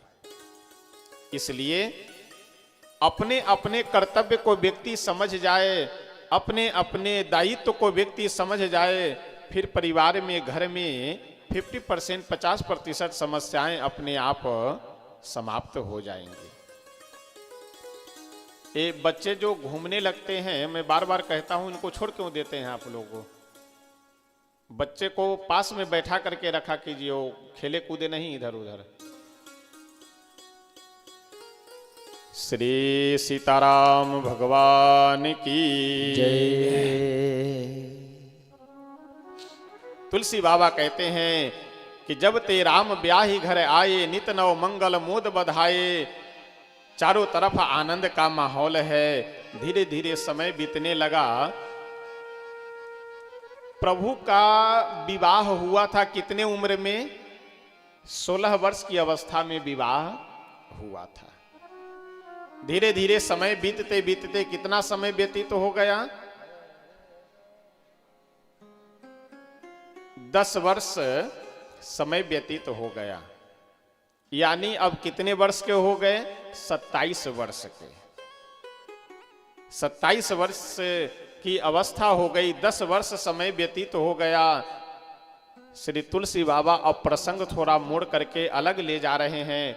श्री दशरथ जी महाराज अपने मन में विचार कर रहे हैं कि चलते हैं गुरुदेव के पास और गुरु जी से निवेदन करते हैं कि गुरुदेव अब हम बूढ़े हो गए हैं, श्री राम जी को राजा बना करके और अब हम स्वयं वन में जा करके तपस्या करना चाहते हैं। गुरु जी के पास गए। अच्छा, यह भाव श्री दशरथ जी महाराज के मन में आया कैसे? एक दिन की बात है, अपने सिंहासन पे विराजमान थे। सिर पे मुकुट थोड़ा टेढ़ा हो गया तो एक दर्पण मंगवाए और मंगवा करके उस दर्पण में देखे और दर्पण में अपना चेहरा देख करके मुकुट को सीधा किए। जैसे मुकुट को सीधा किए तो देखे कि कान के पास के बाल सफेद हो गए। श्रवण समीप भये सित केसा, मनहु जरठपन अस उपदेशा। जरठपन यानी वृद्धावस्था। श्री दशरथ जी महाराज मन में विचार किए कि मेरी वृद्धावस्था मानो मुझे यह उपदेश दे रही है कि हे दशरथ जी, सब दिन इस राज सिंहासन पे आप बैठे मत रहिए। अब समय आ गया है कि अपने बड़े पुत्र श्री राम जी को सिंहासन पे बिठाइए और स्वयं वन में जा करके तपस्या कीजिए। यह प्रसंग आज के समय में लोगों के लिए बहुत ही आवश्यक प्रसंग है। ये बेटा जब विवाह हो जाए और अपने पैर पे खड़े हो जाए तो उसे व्यवस्था सौंप करके स्वयं आध्यात्मिक जीवन जीना चाहिए। आजकल समस्या ज्यादा यही तो हो रही है कि बूढ़े लोग काम धंधा छोड़ना नहीं चाह रहे हैं और जवान लोग बूढ़े लोगों को काम धंधे में रखना नहीं चाह रहे हैं, क्योंकि युवाओं की इच्छा अपने अनुसार काम करने की है और बूढ़े बुजुर्ग जो होते हैं उनका काम करने का अपना तरीका है। यानी जब पीढ़ी बदले तो विचारधाराएं भी बदलनी चाहिए और आदमी को स्वयं भी बदल जाना चाहिए।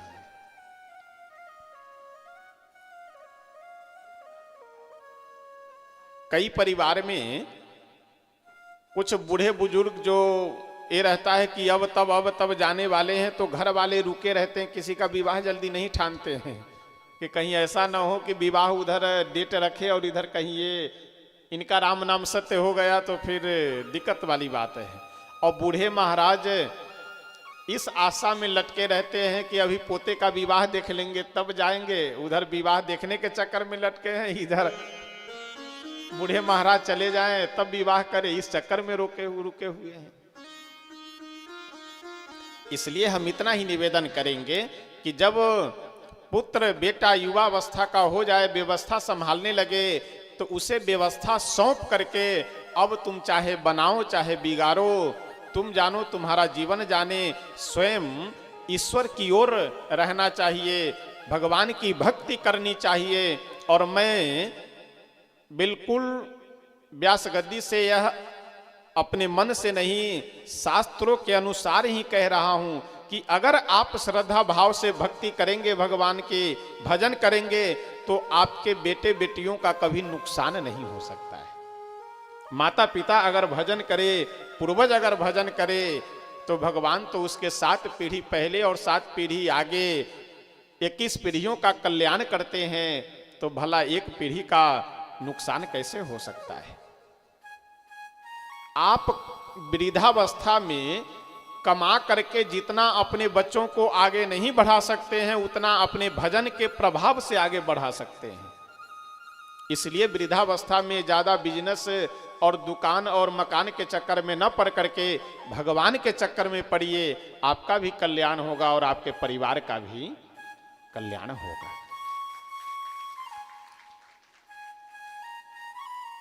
श्री दशरथ जी महाराज समझ गए कि ऐसा है, अब समय कुछ इशारा कर रहा है। क्या इशारा कर रहा है?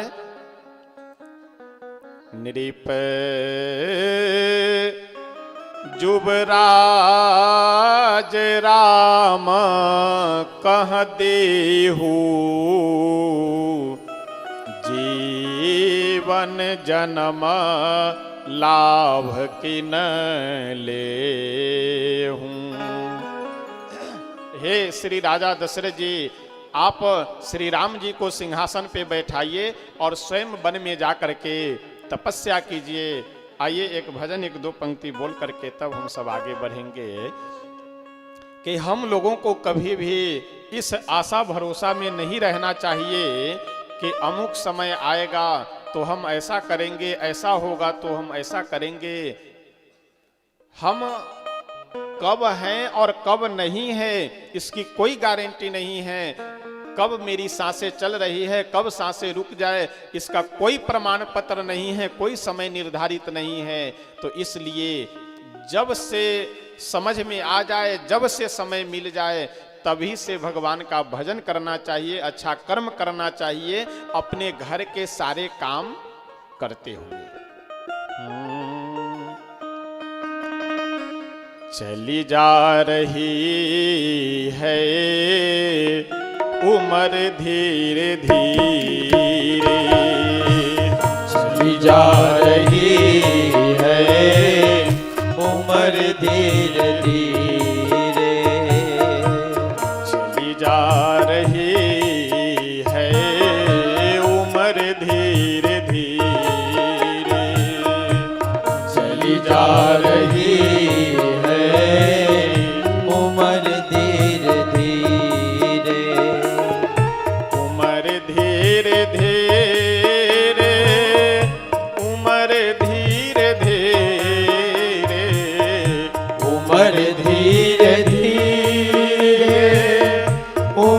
धीरे धीरे,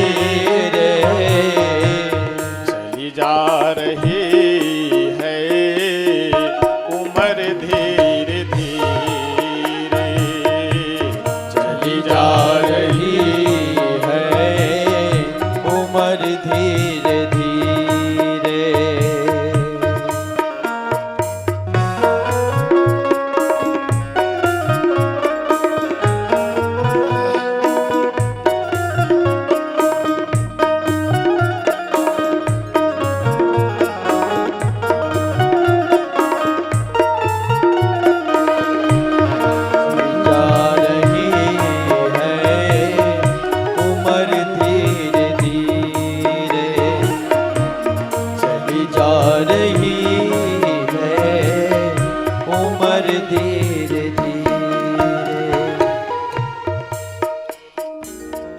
धीरे धीरे कब हम बच्चे से जवान हो गए, कब जवान से बूढ़े हो गए, ये किसी को पता नहीं चलता है। किसी जवान लड़के से, किसी जवान व्यक्ति से अगर आप यह पूछिए कि आप बच्चे से जवान किस दिन को हुए थे, कोई दिन, महीना, वर्ष कोई पता नहीं। किसी बुजुर्ग से पूछिए कि आप जवान से बूढ़े किस वर्ष हुए थे, उस दिन कौन सी तारीख थी, कौन सा महीना था, किसी को नहीं पता है। यानी हर क्षण क्षण में बदलते बदलते हम बच्चे से जवान हो गए, बदलते बदलते जवान से बूढ़े हो गए, और फिर समय बदलते बदलते क्षण क्षण में शरीर बदलता गया और बूढ़े से राम नाम सत्य भी हो जाता है। बचपन भी बीता जवानी भी बीती, बचपन भी बीता जवानी भी बीती, बचपन भी बीता जवानी भी बीती, बचपन भी बीता जवानी भी बीती, बुढ़ापे का होगा असर धीरे धीरे, बुढ़ापे का होगा असर धीरे धीरे, चली जा रही है उम्र धीरे धीरे, चली जा रही है उम्र धीरे धीरे।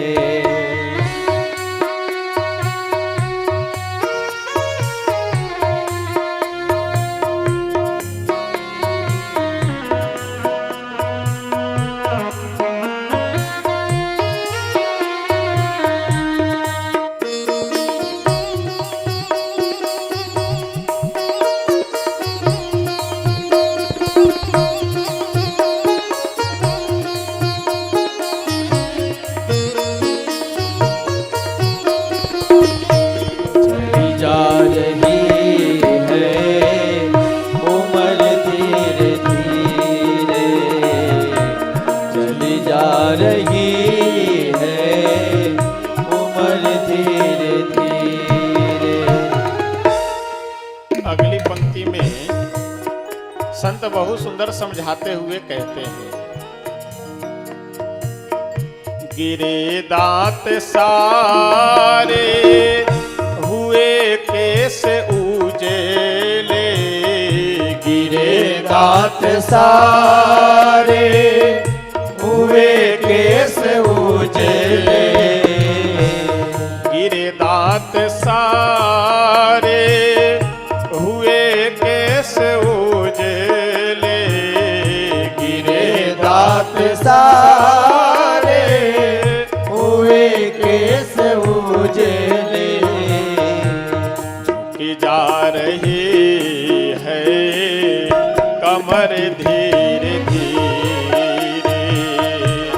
झुकी जा रही है कमर धीरे धीरे, चली जा रही है उम्र धीरे धीरे, चली जा रही है उम्र धीरे धीरे।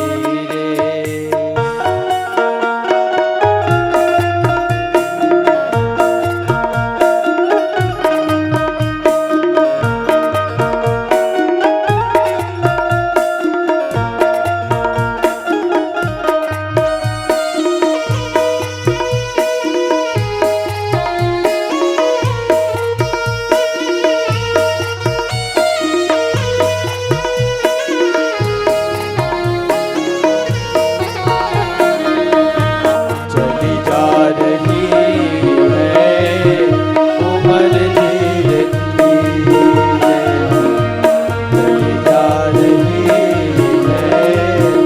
उम्र धीरे धीरे, सुबह शाम और दोपहर धीरे धीरे, सुबह शाम और दोपहर धीरे धीरे, सुबह शाम और दोपहर धीरे धीरे, सुबह शाम और दोपहर धीरे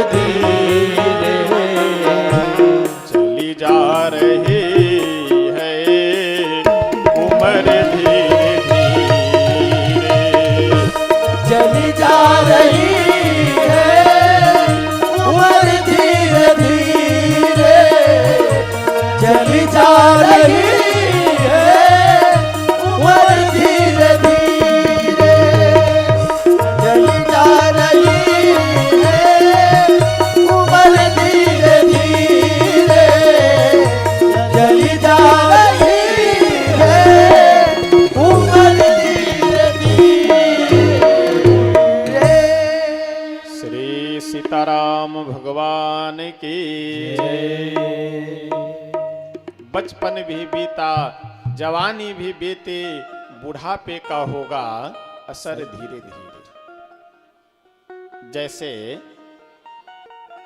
किसी के खिलाफ अगर कोर्ट में मुकदमा चल रहा हो, ध्यान से सुनिएगा, किसी के खिलाफ अगर कोर्ट में मुकदमा हो, केस हो, और वह मुलजिम जिसके ऊपर में केस है, मुकदमा है, वह अगर कोर्ट में न पहुंचे, कोर्ट में न जाए, तारीख पे न जाए, तो उसको सम्मन भेजा जाता है। क्या? सम्मन भेजा जाता है, नोटिस। और कई बार नोटिस भेजने के बाद भी अगर वह न हाजिर हो तो फिर उसके खिलाफ वारंट जारी कर दिया जाता है। वारंट का मतलब जहां हो, जिस स्थिति में हो, वहां से उसे टांग करके ले आओ, उठा करके ले आओ। फिर पुलिस वाले दरवाजे पे वारंट का नोटिस वगैरह चिपका करके प्रयास करते हैं कि ढूंढ करके निकालें। उसी प्रकार से हम लोगों के आंख से कम दिखाई देने लगा, यानी मनुष्य को आंख से कम दिखाई दे रहा है। इसका मतलब है कि भगवान का नोटिस आ गया, अब तैयारी करो ऊपर की। कानों से कम सुनाई दे रहा है, इसका मतलब भगवान का नोटिस आ गया कि अब ज्यादा सुनने की आवश्यकता नहीं है, अब तैयारी करो, अब समय तुम्हारा समाप्त हो रहा है। बाल सफेद हो गए, यानी यह तीसरा नोटिस है कि जल्दी तैयारी करो, अब समय अब तुम्हारा समाप्त हो रहा है यहाँ का। लेकिन यहाँ स्थिति ये है कि बाल सफेद तो डाई लगाएंगे काला कर करके। जबान प्रत्यक्ष घटना बतावे, एक सज्जन थे एक जगह पे, थोड़ा सा उनको 10-20 बाल सफेद हो चुका था माथे पे, 10-20 क्या लगभग 40% बाल सफेद हो चुके थे। अवस्था भी उनकी लगभग 45-50 के आयु थी। उन्हें एक लड़का बोल दिया बाबा, बाबा मतलब दादाजी, बिगड़ गया हो। और उस लड़के से डांटते हुए वो बोला कि क्यों, बाल सफेद हो जाने से क्या होता है, तुमको हम बाबा लग रहे हैं? अंकल जी बोलो। यानी बूढ़ा होने के बाद भी आदमी को बुजुर्ग कह दे, बूढ़ा कह दे तो कोई बूढ़ा नहीं, ये सम्मानीय शब्द नहीं है। दादाजी, बुजुर्ग व्यक्ति, बुजुर्ग सज्जन, यह सब सम्मानीय शब्द है। अगर बुजुर्ग को बुजुर्ग कह दे तो बहुत सारे लोगों को ये अच्छा नहीं लगता है। अच्छा लगे या नहीं लगे, लेकिन आप हैं तो वही। इसलिए ये प्रभु का नोटिस है कि अब आंख से ज्यादा देखने की आवश्यकता नहीं है।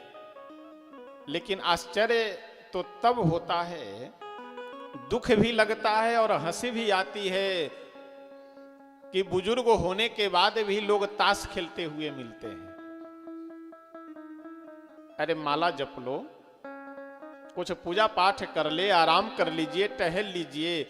बुढ़ापा ताश खेलने के लिए ही बचा हुआ है।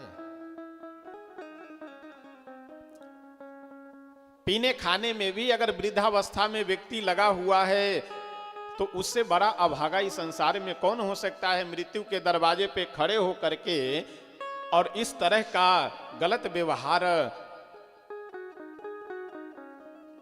बच करके रहना चाहिए। श्री दशरथ जी महाराज वशिष्ठ जी के पास गए और जाकर के बोले कि गुरुदेव, आपसे एक विनती करने के लिए आए हैं। कौन सी विनती? कि श्री राम जी को राजा हम बनाना चाह रहे हैं, आपका क्या आदेश है? श्री वशिष्ठ जी बोले कि राजन एक काम करो, बेगे विलंब न करिय नृपा, साजिय सबोई समाज, सुदिन सुमंगल तब ही जब, राम होहि जुबराज।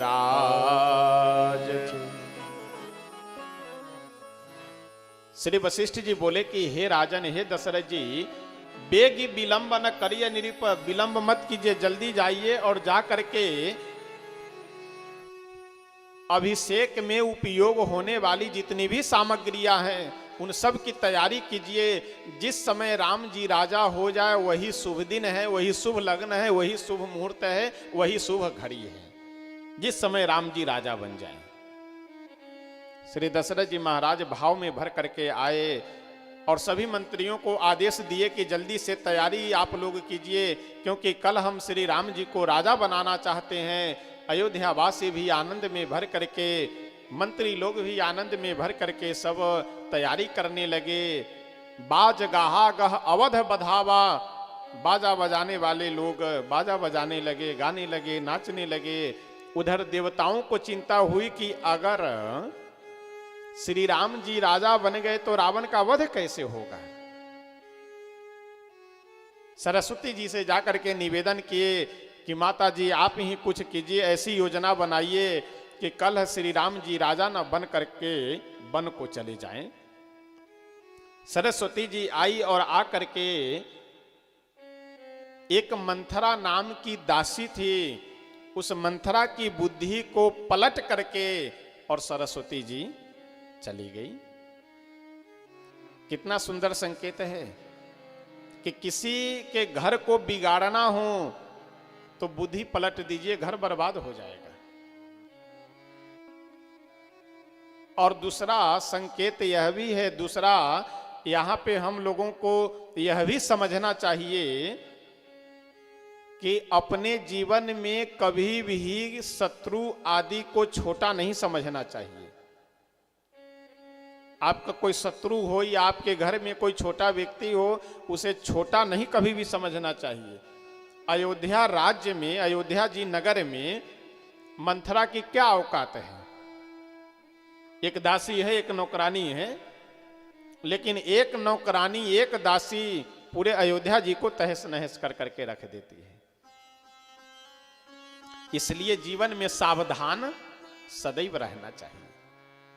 लोग कहते हैं ना कि महाराज जी क्या बतावे, हम तो सपने में नहीं सोचे थे कि वो आदमी हमारे साथ ऐसा करेगा। काहे नहीं सोचे थे, सोचना चाहिए आपको। लोग कहते हैं ना, अरे भाई साहब क्या बात करते, हम तो आपके ऊपर आंख बंद कर करके विश्वास करते हैं। अगर आप किसी के ऊपर आंख बंद कर करके विश्वास करते हैं तो अपनी डायरी में यह नोट कर लीजिए कि एक दिन आपको गड्ढे में अवश्य गिराएगा वो। विश्वास कीजिए, आंख खोल करके विश्वास कीजिए, आंख बंद कर करके विश्वास मत कीजिए।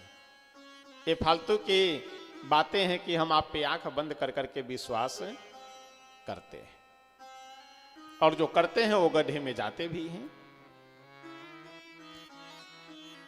मंथरा गई, जाकर के कैकेयी को सूचना दी कि आपको तो केवल सोना है और खाना है और बढ़िया बढ़िया पहनना ओढ़ना है, घर में क्या हो रहा है नहीं हो रहा है कुछ आपको पता है। कैकेयी बोली कि क्या हो रहा है। मंथरा बोली कि श्री राम जी को राजा बनाने की तैयारी चल रही है घर में, आपके खिलाफ, आपके विपरीत, आपके विरोध में षड्यंत्र हो रहा है अयोध्या जी में। यानी आपके पुत्र भरत जी को ननिहाल भेज दिया गया और कौशल्या जी के पुत्र राम जी को राजा बनाने की तैयारी चल रही है। कैकेयी प्रसन्न होकर के बोली कि ये तो अच्छी बात है, मेरा बड़ा पुत्र तो राम ही है, भरत तो मेरा छोटा पुत्र है। कैकेयी बहुत समझाई, बहुत सौतिया डाह यानी सौतीनी डाह आप लोग तो समझ रहे होंगे अच्छे से। सौत मतलब घर की जो अपने समकक्ष की दूसरी महिलाएं हैं उनसे ईर्ष्या अगर नहीं है तो हम तो समझते हैं कि इसका मतलब घर में भगवान का साक्षात वास है। अपनी सौत से अगर ईर्ष्या नहीं है, जलन नहीं है, तब तो उस घर में साक्षात भगवान का वास है।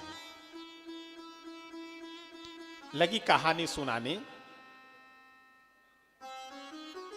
एक से एक झूठी झूठी कहानियां रच करके, यहां मैं सुनी थी, वहां मैं सुनी थी, यहां ऐसा हो गया, वहां कहीं कुछ नहीं सुनी थी और कहीं कुछ नहीं हुआ था, लेकिन केवल उकसाने के लिए, केवल मन में ईर्ष्या पैदा करने के लिए, केवल कौशल्या जी के विरोध में करने के लिए कैकेयी को तुलसी बाबा कहते हैं कि कहे सी कथा सत सवती के यही विधि बाढ़ विरोध है। जिस प्रकार से कौशल्या जी से विरोध बढ़े, ऐसी ऐसी कहानियां रच रच करके कैकेयी को सुनाई। लेकिन बहुत सुंदर एक पंक्ति है कि को न कुसंगति पाई न साई, रहे न नीच मते चतुराई। अगर कुसंगति में मनुष्य पड़ जाए तो चाहे जितना भी बुद्धिमान हो, लेकिन उसे एक दिन बर्बाद हो जाना है। एक देहाती कहावत है कि जैसा करेंगे संग वैसा चढ़ेगा रंग। काजल की कोठली में जाने के बाद में ऐसा हो ही नहीं सकता है कि आपको दाग न लगे।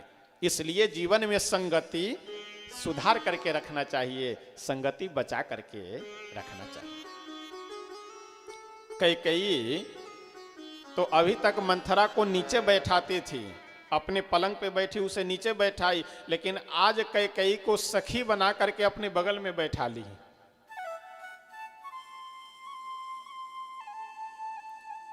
एक संस्कृत का बहुत सुंदर श्लोक है कि अपूज्या यत्र पूज्यन्ते पूज्यानाम च व्यतिक्रमः त्रीणि तत्र भविष्यन्ति दुर्भिक्षम मरणम भयम।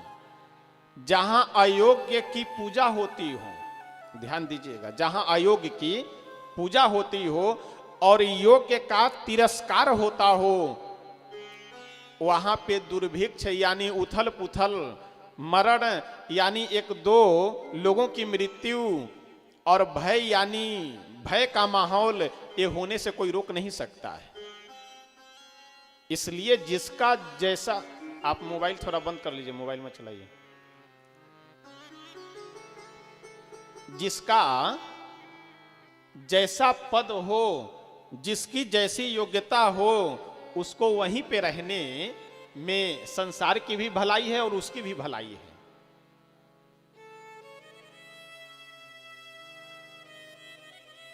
आजकल कई लोग एक दूसरे को आगे बढ़ाने में लगे रहते हैं, चाहे रिश्तेदार हो, चाहे घर का कोई व्यक्ति हो। जिसे जो भगवान बना करके भेजे हैं उसे आप बदल नहीं सकते हैं, ध्यान दीजिएगा। हमारा आपका केवल दायित्व तो इतना है, कर्तव्य करना, किसी के प्रति सहानुभूति के कारण आप कर्तव्य कर दीजिए, बस इतना तक ठीक है। लेकिन अगर आप यह चाहेंगे कि हम इसे ऐसा बना दे, वैसा बना दे, ये कर दे, वो कर दे, लेकिन उसके अगर प्रारब्ध में नहीं है तो आप नहीं बना सकते हैं।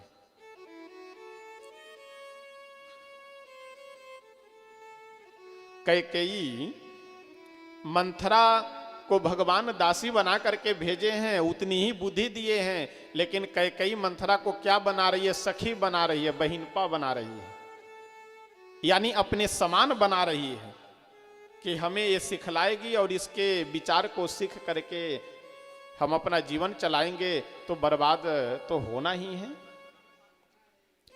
श्री तुलसी बाबा कहते हैं कि बहुत समझाई बुझाई कैकेयी बोली तो अच्छा मेरी बहन ये बताओ कि अब हमें करना क्या है, हे मेरी सखी अब मुझे बताओ कि मुझे करना क्या है।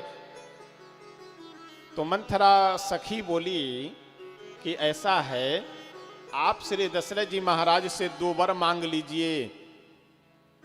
कैकेयी बोली कैसा वर? मंथरा बोली यही तो बात है, आप इतनी भूलक्कड़ हो कि तुरंत भूल जाती हो। अरे कुछ याद कर करके रखना चाहिए। आप ही तो एक बार मुझसे बता रही थी कि हम श्री चक्रवर्ती जी के साथ गए हुए थे एक जगह युद्ध में, तो वहां पे हमें श्री चक्रवर्ती जी यानी दशरथ जी महाराज हमें वर मांगने के लिए बोले थे कि 2 वर मांग लो। तो उस समय हम कुछ मांगे नहीं, वही दोनों वर आज मांग लीजिए। अगर कैकेयी एक घर का भेद मंथरा को नहीं बताई होती तो आज घर बच जाता कि नहीं बच जाता? एक देहाती कहावत है कि घर का भेदी लंका ढाहे। बाहरी लोगों से खतरा कम होता है, ज्यादा खतरा घर वाले लोगों से होता है।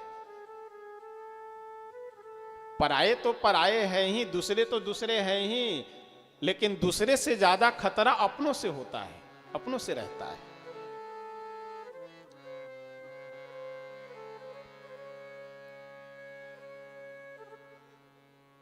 पति पत्नी में हो, भाई भाई में हो, पिता पुत्र में हो, लड़ लीजिए, झगड़ लीजिए, बोल चाल 2-4 दिन बंद करना हो कर लीजिए, लेकिन अपने घर में किसी तीसरे को मत आने दीजिए। मामा फूफा आ मित्र और दोस्त यार और फलाने चिलाने ढिमाके को अगर घर में बुलाए समझौता कराने के लिए, तो समझ लीजिए कि घर को बर्बाद हो जाना है। इसलिए जो कुछ भी हो आपस में ही निपटाइए, न निपटे यथा स्थिति छोड़ दीजिए, लेकिन कभी भी घर में किसी तीसरे व्यक्ति को बुला करके समझौता नहीं करवाना चाहिए। सायंकाल की बेला में श्री दशरथ जी महाराज कैकेयी के महल में जब गए तो सिखा पढ़ा दी थी मंथरा, क्या कि आप चले जाइए कोप भवन में। कोप भवन यानी महारानियां नाराज होती थी, यानी कुछ मांगना चाहती थी, गुस्सा होती थी तो चली जाती थी कोप भवन में। सारे आभूषण परित्याग कर करके कैकेयी जी गई कोप भवन में। इधर जब श्री दशरथ जी महाराज पहुंचे महल में कैकेयी जी के, तो पता लगा कि कोप भवन में गई हैं। गए जाकर के बहुत समझाए, बहुत बुझाए, तुम्हें क्या चाहिए मांग लो। कैकेयी बोली कि सब दिन तो आप केवल यही कहते हैं मांग लो, लेकिन आज तक कुछ दिए लिए हैं?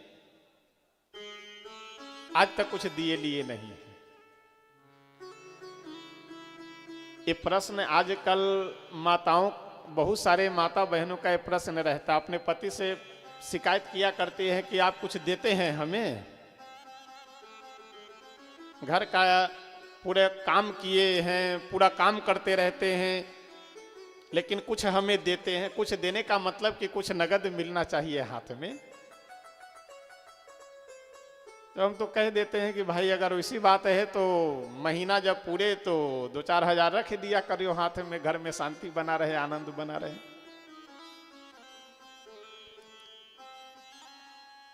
कैकेयी जी दशरथ जी से बोली कि कुछ दिए लिए हैं, केवल कहते हैं मांग लो। दशरथ जी महाराज बोले कि क्या चाहिए? कैकेयी जी बोली कि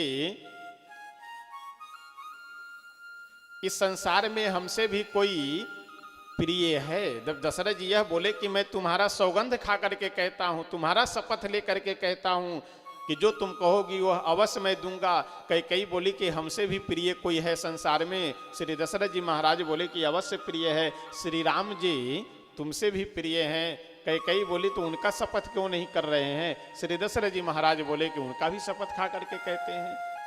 कैकेयी बोली कि हे महाराज, मुझे 2 वर चाहिए। पहला वर तो यह दीजिए कि मेरे पुत्र भरत को राज सिंहासन मिलना चाहिए। दूसरा वर यह दीजिए कि तपस्वी का वेश बना करके और विशेष उदासी बन करके 14 वर्षों के लिए श्री राम जी को वन में भी बात न मानी।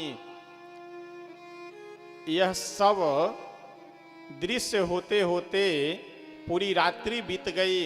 प्रातः काल की बेला में जब सूर्य भगवान भुवन भास्कर उदित हुए, अयोध्या जी के दरबार में सारी सामग्रियां ला करके रखी हुई है राजा बनाने के लिए। श्री दशरथ जी महाराज के महल के द्वार पे जितने भी धनमान्य सेठ मंत्री आदि अयोध्या जी के हैं सब आकर के खड़े हैं कि भाई बात क्या है कि आज श्री चक्रवर्ती दशरथ जी महाराज सूर्योदय हो गया, महल से बाहर नहीं निकल रहे हैं।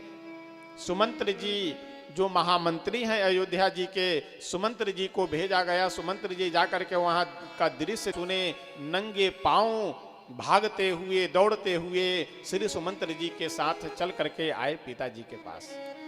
श्री दशरथ जी महाराज जैसे ही श्री राघवेंद्र सरकार को देखे, दोनों अपने हाथों से पकड़ करके प्रभु को हृदय से लगा लिए, फपक करके रोने लगे, कुछ बोल नहीं पा रहे थे। इतने में कैकेयी से प्रभु पूछे कि माता जी आप तो यह मुझे बताइए कि पिताजी के इतने दुखी होने का कारण क्या है। कैकेयी पूरी बात बोली कि ऐसा है कि मुझे 2 वर मांगने के लिए बोले हुए थे, मैं वही दोनों वर मांग ली, इसीलिए बड़े दुखी हो रहे हैं। पहला वर यह मांगी हूं कि भरत को राजा बना दीजिए, और दूसरा वर यह मांगी हूं कि तुम्हें 14 वर्षों के लिए वन में जाने की आज्ञा दे दे। श्री राम जी मुस्कुराते हुए बोले कि इससे अच्छी बात और क्या हो सकती है। इतने सुंदर बात के लिए पिताजी इतने दुखी हो रहे हैं, ये तो अच्छी बात भी और छोटी बात है। अगर पिता की आज्ञा से पुत्र अपने प्राण को भी अगर उनके चरणों में न्यौछावर कर दे, प्राण भी दे दे उन्हें, तब भी कम है। ये तो पिताजी हमें 14 वर्ष वन में रहने की ही केवल आज्ञा देने की बात सोच करके इतने दुखी हो रहे हैं। बिल्कुल अपने मैं पिताजी के आज्ञा के पालन हेतु 14 वर्ष वन में जाने के लिए तैयार हूं, इससे बड़ा मेरा सौभाग्य और क्या हो सकता है। श्री दशरथ जी महाराज चुपचाप रो रहे हैं, सुन रहे हैं, कुछ बोल नहीं रहे हैं। श्री राघवेंद्र सरकार गए अपनी मां कौशल्या जी के पास। कौशल्या जी को लगा कि शायद आशीर्वाद लेने के लिए श्री राम जी आ रहे हैं। जा करके प्रणाम किए कौशल्या मैया को। कौशल्या जी बोली कि आओ आओ रघुनंदन, बैठो, कुछ ग्रहण कर लो, कुछ फलाहार कर लो। प्रभु बोले कि माता जी हम फलाहार करने के लिए नहीं आए हैं, हम आदेश लेने के लिए आए हैं। कौन सा आदेश? तो पिताजी हमें आज अयोध्या जी का राज्य न दे करके जंगल का राज्य दे रहे हैं, जंगल का राजा बना रहे हैं।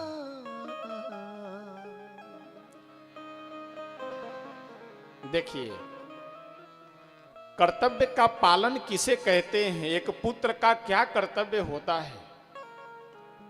एक बार भी भगवान यह नहीं कह रहे हैं कि आखिर मेरा अपराध क्या है जो मुझे वन में भेजा जा रहा है, एक बार भी नहीं पूछे। और यहां दुर्दशा यह है कि पिता अपनी सारी संपत्ति बेटे को दे दे, अपना घर दे दिए, व्यवसाय दे दिए, रुपया पैसा दे दिए, और फिर भी बेटा कहता है कि आप मेरे लिए किए क्या हैं। अभागे हैं वो लोग, भाग्यहीन हैं ऐसे शब्दों का उच्चारण करने वाले, ऐसा विचार रखने वाले लोग। कौशल्या मैया से सुंदर वार्तालाप कर करके इतने में माता जानकी जी को यह सूचना मिली कि प्रभु वन में जाने के लिए तैयार हैं। तुरंत भागी दौड़ी आई और अपनी सासू मां के सामने पहली बार अपने पति के सामने खड़ी हुई है। समझ गए? कौशल्या जी के सामने श्री राघवेंद्र सरकार से बातचीत करने पहली बार जा रही हैं 10 वर्षों के बाद, 10 वर्षों के अंदर में। मस्तक नीचे झुकाई, अंगूठे की ओर देखती हुई श्री किशोरी जी बोली, श्री जानकी जी बोली कि प्रभु आप अगर वन में चल रहे हैं तो हमें भी साथ में लेते चलिए। प्रभु बोले कि नहीं, तुम अयोध्या जी में ही रहो, अयोध्या जी में रहो, माता जी की सेवा करो, पिताजी की सेवा करो, यहाँ की व्यवस्था को ध्यान में रखना। माता जानकी जी बोले कि ऐसा है या तो आप मुझे अपने साथ में लेकर के चलिए, नहीं तो मेरा प्राण आपके साथ जाएगा, लेकिन बिना आपके मैं अयोध्या जी में नहीं रह सकता। बहुत समझाए, लेकिन श्री किशोरी जी, श्री जानकी जी मानी नहीं। इतने में श्री लखन लाल जी भी आ गए।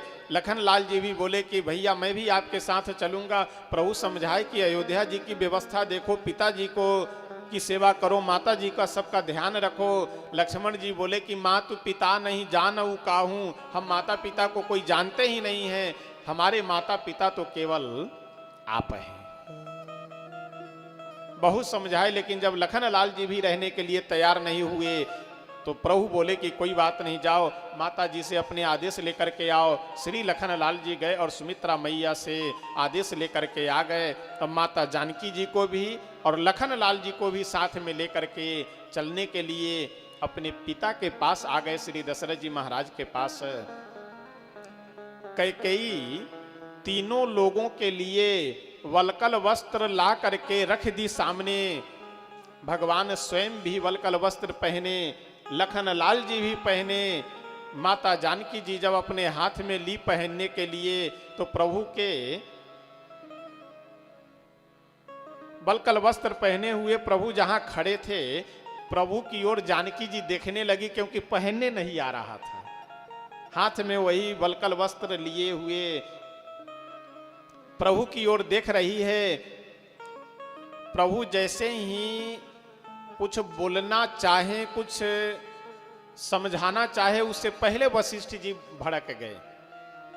क्रोध में भर करके, आवेश में भर करके श्री वशिष्ठ जी नेत्रों में आंसू भरे हुए हैं। क्रोध में भर करके कैकेयी को डांटते हुए बोले कि अरे मूर्खे, तुम केवल दशरथ जी से राम जी के लिए वनवास मांगी हो, तो ये जानकी जी कहीं नहीं जाएंगी। जानकी जी अयोध्या जी में रह करके और राम जी के जगह पे अयोध्या का राज्य श्री सीता जी करेंगी यहाँ का।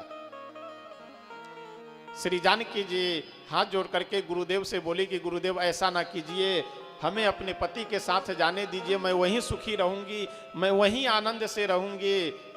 तो श्री वशिष्ठ जी महाराज भी धर्म की मर्यादा का ध्यान रखते हुए बोले कि कोई बात नहीं, अगर तुम जाना चाहती हो तो जाओ, लेकिन यह मेरा आदेश है कि तुम्हें वलकल वस्त्र नहीं पहनना है। तुम जो वस्त्र धारण की हो उसी वस्त्र में तुम जाओगी वन में। सीरियल में तो भले ही माता जानकी जी को वलकल वस्त्र में ही दिखलाए हैं, लेकिन मानस के अनुसार माता जानकी जी वलकल वस्त्र में नहीं, जो अपने वस्त्राभूषण पहनी थी उन्हीं वस्त्राभूषणों को पहने हुए जंगल में गई।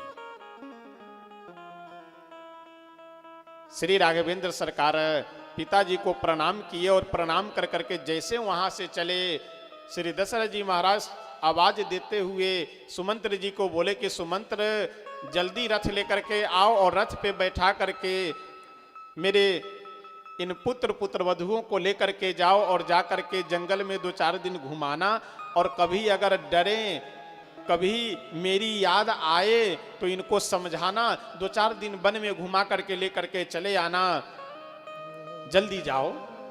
श्री सुमंत्र जी महाराज गए और तीनों को श्री राम लखन जी और जानकी जी को रथ पे बिठा करके जितने भी अयोध्या वासी थे सब आकर के सामने खड़े हो गए कि हम भी चलेंगे साथ में। प्रभु बहुत समझाए कि देखिए हम भी जा रहे हैं, लक्ष्मण जी भी जा रहे हैं, जानकी जी भी जा रही हैं, कम से कम आप सब रहिए, अयोध्या जी के जो नागरिक हैं यहाँ की व्यवस्था को ठीक रखिए, क्योंकि अयोध्या सुनी हो जाएगी। सभी अयोध्यावासी बोले कि हे राम जी, जहां आप रहेंगे वही हमारे लिए अयोध्या है, और जहां आप नहीं रहेंगे वो हमारे लिए जंगल के समान है। अवध तहां जहां राम निवासु, तहीं दिवस जहां भानु प्रकाशु। जहां सूर्य रहते हैं वहीं प्रकाश रहता है, इसलिए जहां आप रहेंगे वही हमारे लिए अयोध्या है। बहुत समझाए प्रभु, लेकिन कोई रुके नहीं। सभी अयोध्यावासी, कोई रथ पकड़े हुए, कोई पीछे पीछे रोते बिलखते, सभी अयोध्यावासी चले जा रहे हैं। श्री तुलसी बाबा बड़ा ही सुंदर यहाँ का दृश्य वर्णन करते हैं।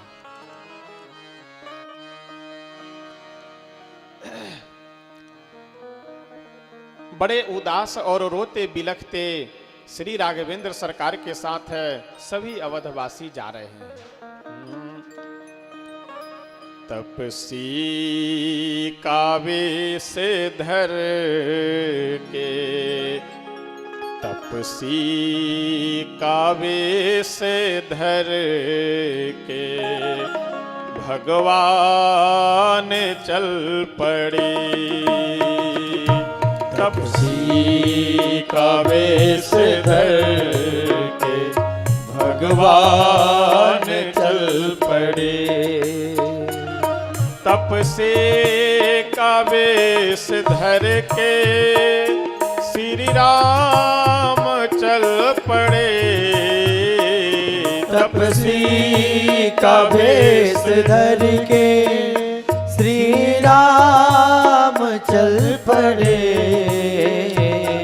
देखा पिता ने रूप तो, देखा पिता ने रूप को आंसू निकल पड़े।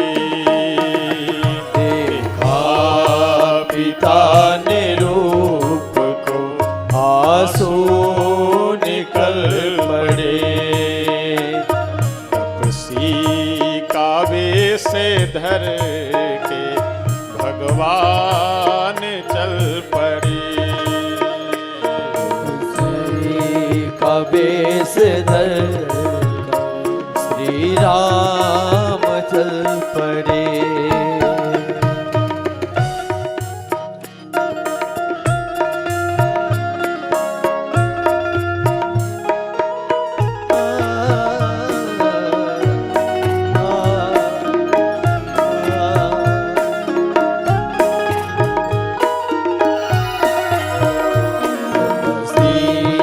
कावेश धर कर श्री राम चल पड़े। तपसी कावेश धर कर श्री राम चल पड़े। रथ पे बिठा के राम को चल तो दिए सुमंत्र। रथ पे बिठा के राम को चल दे सुमंत। खींची जोरा से रोस में, खींची जोरा से रोस में घोड़े मचल पड़ी। तपसी कावेश धर के भगवान बल पड़े। तपसी कावेश धर के भगवान चल पड़े।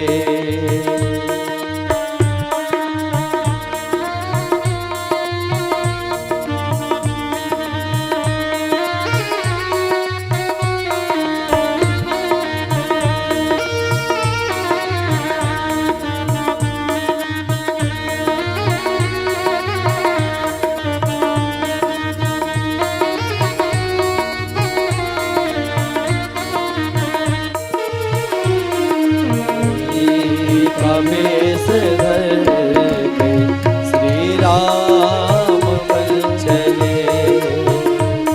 तपसी कावेश धर के भगवान चल पड़े।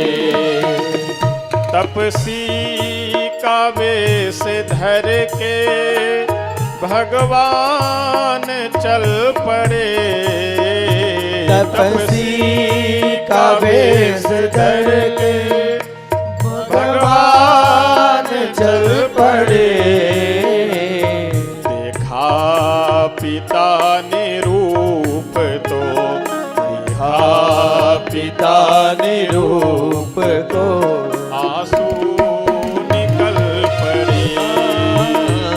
देखा पिता ने रूप को आंसू निकल पड़े। तपसी कावेश धर के भगवान चल पड़े।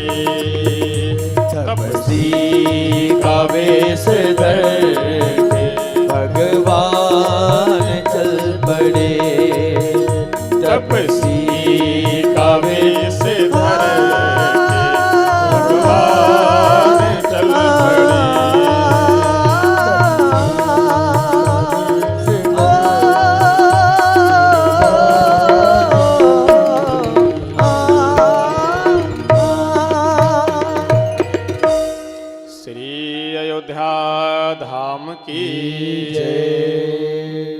सभी अयोध्या वासियों को साथ में लेकर के श्री राघवेंद्र सरकार अयोध्या जी से सीधे दक्षिण दिशा की ओर बढ़ते हैं। अयोध्या जी से लगभग 18 किलोमीटर दक्षिण दिशा में जाने के बाद तमसा नदी है और उसी तमसा नदी के तट पे भगवान प्रथम रात्रि निवास करते हैं।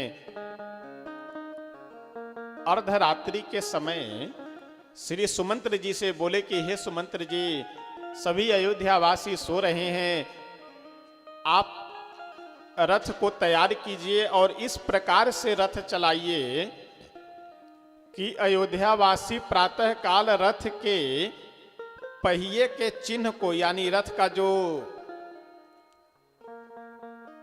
चक्र है, घूमने वाला जो पहिया है, उसके चिन्ह को देख करके आगे ना बढ़ पाए, इस प्रकार से रथ को आप चलाइए। श्री सुमंत्र जी अर्धरात्रि के समय में प्रभु को लेकर के वहां से निकल गए। प्रातः काल की वेला में जब सभी अयोध्यावासी जगे तो जहां तहां इधर उधर राम जी को खोजने लगे। राम जी कहीं मिले ही नहीं, कहीं रास्ता भी नहीं मिल पा रहा था कि किधर जाएं, कैसे जाएं, कहां खोजें। सभी अयोध्यावासी आपस में विचार किए कि आस चला गया, यानी प्रभु के साथ में रहने की जो आस थी वो आस चली गई। इसलिए जहां पे भगवान ठहरे थे, रुके थे, रात्रि विश्राम किए थे, उस गांव का नाम आज भी गयासपुर गांव है। क्या नाम है? गयासपुर। आस यानी आशा। क्या आस थी? कि भगवान के साथ रहेंगे, और भगवान छोड़ करके चले गए, यानी जो आशा थी वो आस गए, आस चली गई, इसलिए उस गांव का ही नाम गयासपुर है। आज भी है वो स्थान। अभी 2 वर्ष पूर्व वहां पे भी तमसा जी के तट पर गौरा घाट गयासपुर के नाम से वह स्थल प्रसिद्ध है। अयोध्या जी जाइए तो इन सब जगहों का दर्शन किया कीजिए।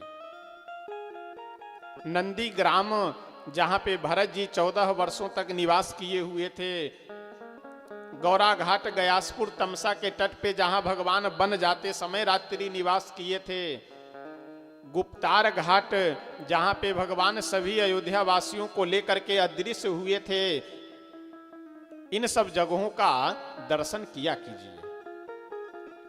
सूर्य कुंड है, मणि पर्वत है, और अयोध्या जी जाने वाले जितने भी भक्त हैं, एक बात मैं निवेदन करूंगा कि अयोध्या जी जाइए तो आसपास के जितने भी स्थल है इनका भी दर्शन कीजिए और परिक्रमा भी किया कीजिए, समय अगर रहे तो। एक श्री राम कोट की परिक्रमा होती है और दूसरी पंचकोशी परिक्रमा होती है। तो श्री राम कोट की परिक्रमा 5 किलोमीटर यानी लगभग 1-1.25 घंटे का समय लगेगा, और 5 कोस की परिक्रमा यानी जो पूरे अयोध्या जी की परिक्रमा है वह 15 किलोमीटर लगभग 2.5 से 3 घंटे समय लगेगा, अगर आराम से आप चलेंगे तो। परिक्रमा किया कीजिए और आसपास के जो भी ये पौराणिक स्थल है उनका भी दर्शन किया कीजिए। लेकिन होता यह है कि अयोध्या जी लोग गए, हनुमान गढ़ी का दर्शन किए, जन्मभूमि किए और भाग लिए। जाने आने में तो आपको समय जितना लगना है उतना लगना ही है। अगर एक दिन रुक करके इन सब का दर्शन कर लीजिए तो और विशेष लाभ है। और श्री रामनवमी, वैसे तो जब आपको समय मिले तब अयोध्या जी जाइए, अपना आश्रम है, कोई दिक्कत नहीं है। लेकिन श्री रामनवमी के समय आप सब सादर आमंत्रित हैं। इस बार 19 मार्च से 26 मार्च तक श्री रामनवमी पड़ रहा है। उस नवमी में श्री अयोध्या जी में यज्ञ होता है, कथा होती है, और श्री रामनवमी का महत्व है अयोध्या जी का। इसलिए आप सब श्री अयोध्या धाम में अवश्य आइए। और प्रसंग चल रहा है तो एक बात निवेदन कर दें कि अपने परिवार का नाम, यानी अपने परिवार में सब लोग हैं, वैसे तो समस्त मानव जाति, समस्त सनातन धर्मावलंबी ही श्री सीताराम जी के भक्त हैं, तो इसलिए सब श्री सीताराम नाम जप परिवार के सदस्य हैं, लेकिन अपने संगठन और परिवार का नाम भी श्री सीताराम नाम जप परिवार ही है। इस परिवार के अभी प्रमाण पत्र चाहे पद वगैरह की व्यवस्था ये सब हम श्री रामनवमी में जब आएंगे अयोध्या जी तो उसी समय देंगे, लेकिन इस परिवार से जुड़िए। और इस परिवार का अभी दिल्ली के व्यवस्थापक श्री निर्मल गोयल जी को हनुमान जी महाराज की कृपा से नियुक्त किया गया है, और राम सेवक जी को बाकी और भी सदस्यों को जोड़ेंगे। कुछ फॉर्मेलिटी नहीं करना है ज़्यादा, केवल व्यवहार में परिवर्तन होना चाहिए। श्री सीताराम भगवान के प्रति हमारा प्रेम हो, और लड़ना झगड़ना नहीं है, गाली गलौज नहीं करनी है, यही शर्त है, यही नियम है। श्री सीताराम भगवान का भजन कीजिए, श्री सीताराम जी की भक्ति कीजिए, और श्री सीताराम नाम जप परिवार का सदस्य बनिए कि जीवन में भटकने की स्थिति कभी नहीं आएगी। जीवन में संस्कार होगा, घर परिवार में संस्कार होगा। श्री सीताराम नाम जप परिवार का यही उद्देश्य है, राम नाम का प्रचार प्रसार और घर घर में शांति की स्थापना, चाहे जैसे भी शांति हो। श्री तुलसी बाबा वर्णन करते हुए बहुत सुंदर कहते हैं कि श्री राघवेंद्र सरकार वहाँ से आगे बढ़ करके पहुँचे श्रृंगबेरपुर में बड़ा ही सुंदर निषाद राज गुह प्रभु का स्वागत करते हैं। यहाँ पे केवट का प्रसंग बड़ा सुंदर प्रसंग है, लेकिन समयाभाव है, इसलिए 2-4 पंक्ति बोल करके आगे बढ़ेंगे। प्रभु श्री सुमंत्र जी को विदा कर दिए कि अब आप जाइए अयोध्या जी वापस, हम अयोध्या जी नहीं जाएंगे, हम तो अब यहाँ से आगे वन में जाएंगे। गंगा जी के किनारे खड़े होकर के भगवान केवट से बहुत सुंदर कहते हैं, मांगे नावन केवट आना, कहई तुम्हार मरम मैं जाना, छुअत शिला भई नारी सुहाई, पाहन तेना काठ कठिनाई। श्री तुलसी बाबा कहते हैं कि केवट से भगवान नाव मांग रहे हैं, केवट आ नहीं रहा है। क्या कह रहा है कि हम आपके मरम को जानते हैं। लक्ष्मण जी बोले कि वाह, मेरे प्रभु के मरम को ब्रह्मा विष्णु महेश इंद्रादि के देवता नहीं जानते हैं, और ये तुच्छ मनुष्य कह रहा है कि हम आपके मर्म को जानते हैं। केवट बोला कि आप जब जनकपुर जा रहे थे तो आपके चरण कमल का स्पर्श कर करके एक पत्थर, हारमोनियम नहीं, एक पत्थर आपके चरण का स्पर्श कर करके वह नारी यानी स्त्री रूप में परिवर्तित हो गया। आप मेरे नौका में पैर रखेंगे और कहीं मेरी नौका अगर स्त्री बन गई तो फिर हम क्या करेंगे? नौका अगर हमारी स्त्री बन गई, महिला बन गई आपके चरण कमल के स्पर्श से, तो हम घर में जा करके क्या जवाब देंगे? अपनी पत्नी को हम क्या कहेंगे, क्या समझाएंगे? मेरी पत्नी तो यही बोलेगी कि नौका बेच करके दूसरा विवाह कर करके आ गया। प्रभु, अगर आप मेरे नौका में बैठेंगे, मेरी नौका अगर स्त्री बन गई तो घरनी घर क्यों समझाई हो जू, अपनी पत्नी को मैं कैसे समझाऊंगा? लक्ष्मण जी बोले कि वाह, भगवान को समझा रहे हो और अपने पत्नी को नहीं समझा सकते। केवट बोला कि लखन लाल जी, अपना अपना अनुभव है, भगवान को समझाना आसान है, पत्नी को समझाना कठिन है। प्रभु बोले तो इसका उपाय क्या है? कोई तो उपाय होगा। केवट बोले कि हाँ, उपाय है। आप अपना चरण कमल धुलवा लीजिए। चरण धुलवाने के बाद उसको हम पिएंगे, चरणामृत ग्रहण करेंगे, अगर मेरे ऊपर कुछ प्रभाव नहीं होगा तब फिर हम आपको नौका में बिठाएंगे। प्रभु बोले तो ऐसा करो, जल्दी से तुम जाओ और जा करके जल लेकर के आओ। बेगे आनी जल पाय पखारू, होत विलंब उतारही पारू। बेगियानी जल पाय पखारू, होत विलंब उतारही पारू।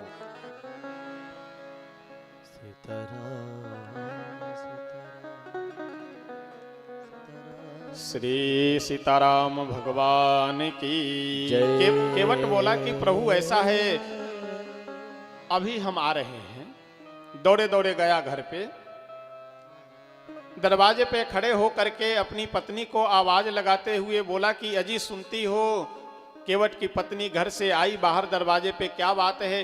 केवट बोला कि जल्दी से कठौता लेकर के आओ। कठौता मतलब आप लोग समझ रहे हैं, आटा गूंथने आदि के लिए जो स्टील का या एल्युमिनियम या लकड़ी, पुराने समय में लकड़ी का बर्तन प्रयोग होता था, लकड़ी का कठौता। केवट बोला अपनी पत्नी से कि जल्दी जाओ कठौता लेकर के आओ, क्योंकि अपने नौका के पास में भगवान खड़े हैं, भगवान का चरण कमल धुलेंगे कठौते में। जैसे यह बात केवट की पत्नी सुनी सो रोने लगी। केवट बोला कि वाह, इतनी खुशी की बात, इतना खुशी का माहौल, समय, इतने आनंद का विषय है और तुम रो रही हो, क्यों रो रही हो? केवट की पत्नी बोली कि हम लोग कितने भाग्यहीन हैं कि गरीब हम लोग जीवन जी रहे हैं। अगर हमारे घर में सोने का कठौता होता, सोना यानी स्वर्ण, स्वर्ण का कठौता होता तो हम अपने प्रभु का चरण कमल सोने के कठौता में धोते आज। लेकिन हम लोग गरीब हैं, घर में लकड़ी का कठौता है। केवट ठठाके लगा करके हंसा और बोला कि वाह, इतनी छोटी सी बात के लिए तुम रो रही हो? अरे हम लोग गरीब हैं, इसलिए हमारे घर में सोने का कठौता नहीं है। लेकिन तुम जानती हो, अगर मेरे घर में सोने का कठौता होता फिर भी हम प्रभु का चरण कमल लकड़ी के ही कठौते में धोते। क्यों? क्योंकि सोना, लोहा, चांदी, ये धातु पानी को नहीं सोखते हैं। ये सब, इन धातुओं में पानी को सोखने की क्षमता नहीं है और लकड़ी में पानी को सोखने की क्षमता है। केवट बोला कि जब प्रभु का चरण कमल हम लकड़ी के कठौते में धोएंगे और कुछ देर तक मल मल कर रगड़ रगड़ करके जब धुलेंगे तो यह हम जो हमारी कठौता है लकड़ी की, ये प्रभु के चरणामृत को सोख लेगी। और प्रतिदिन जब इसमें आटा गूंथ करके रोटी बना करके हम सब खाएंगे तो भगवान का चरणामृत प्रतिदिन हमें मिला करेगा। इसलिए सोने का कठौता नहीं, अगर होता तो भी हम लकड़ी के ही कठौते में भगवान का चरण कमल धुलते। पानी कठवता भरे ले आवा, एकदम आनंद में भर करके केवट कठौते में पानी भर करके लेकर के आए और एक हाथ से प्रभु का चरण यानी प्रभु का दाहिना चरण अपने बाएं हाथ में रखे और दाहिने चरण से जल उठा उठा करके धुलने लगे चरण को। थोड़ी शांति से इस दृश्य को अपने नेत्रों में और हृदय में बिठाइएगा तो प्रसंग समझ में आएगा। केवट बाएं चरण में, हाथ में प्रभु का दाहिना चरण रखे हुए और दाहिने हाथ से जल उठा उठा करके प्रभु का चरण धो रहा है। अच्छा, किन्हीं आदमी को अगर एक पैर पे खड़ा रहना पड़े, बस ज्यादा नहीं, आधे मिनट से 1 मिनट, तो शरीर का बैलेंस बिगड़ने लगेगा। अब प्रभु इधर उधर हिलते डुलते बोले, अरे केवट क्या तुम तमाशा कर रहे हो, जल्दी धुलो। केवट बोला कि प्रभु ऐसा है, अयोध्या जी से नंगे पांव आप आए हैं, इसलिए चरण में रज लगे हुए हैं, इन्हीं कारणों से थोड़ा समय लग रहा है धुलने में। प्रभु बोले कि बात तो सही है, लेकिन हमारे शरीर का बैलेंस बिगड़ रहा है, कुछ हमें सहारा चाहिए पकड़ने के लिए, तो मेरा चरण भी धुलो और एक हाथ से मुझे पकड़े रहो, या कुछ मुझे सहारा चाहिए। केवट बोला कि प्रभु ऐसा है, अगर हम आपको पकड़ेंगे तो ये सही बात नहीं है, अगर आपको सहारे की आवश्यकता है तो आप हमें पकड़ लीजिए। प्रभु बोले क्या पकड़ ले? केवट बोले कि सर पकड़ लीजिए, हमारा आसान रहेगा, सर पे हाथ रख दीजिए तो आपको भी सहारा मिल जाएगा और हमें भी सहारा मिल जाएगा। भाव क्या है?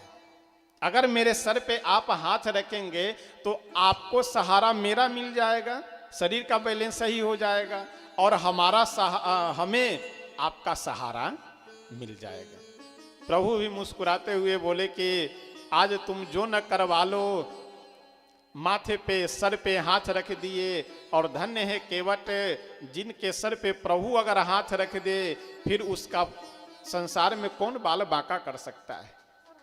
देवता लोग आकाश मंडल में खड़े होकर के यह दृश्य देख करके केवट के भाग्य की सराहना कर रहे हैं, धन्यवाद दे रहे हैं केवट को कि धन्य है केवट जो प्रभु का दोनों चरण कमल धुल रहा है और प्रभु से अपने माथे पे हाथ भी रखवाए हुए हैं। कौन होंगे ऐसे भाग्यशाली? चरण धो करके चरणामृत पान किए और प्रभु को अपनी नाव में बैठा करके गंगा जी के बीच में कभी उस किनारे ले जाते, कभी इस किनारे ले आते, फिर उस किनारे ले जाते, फिर इस किनारे ले आते। भगवान बोले कि केवट तुम कमाल का काम कर रहे हो आज, अरे उस पार ले चल करके हमें उतार दो, हम आगे बढ़े, ये बार बार इधर उधर चक्कर क्यों लगवा रहे हो? केवट बोला कि प्रभु हम आपको समझाना चाह रहे हैं। क्या समझाना चाह रहे हैं वो?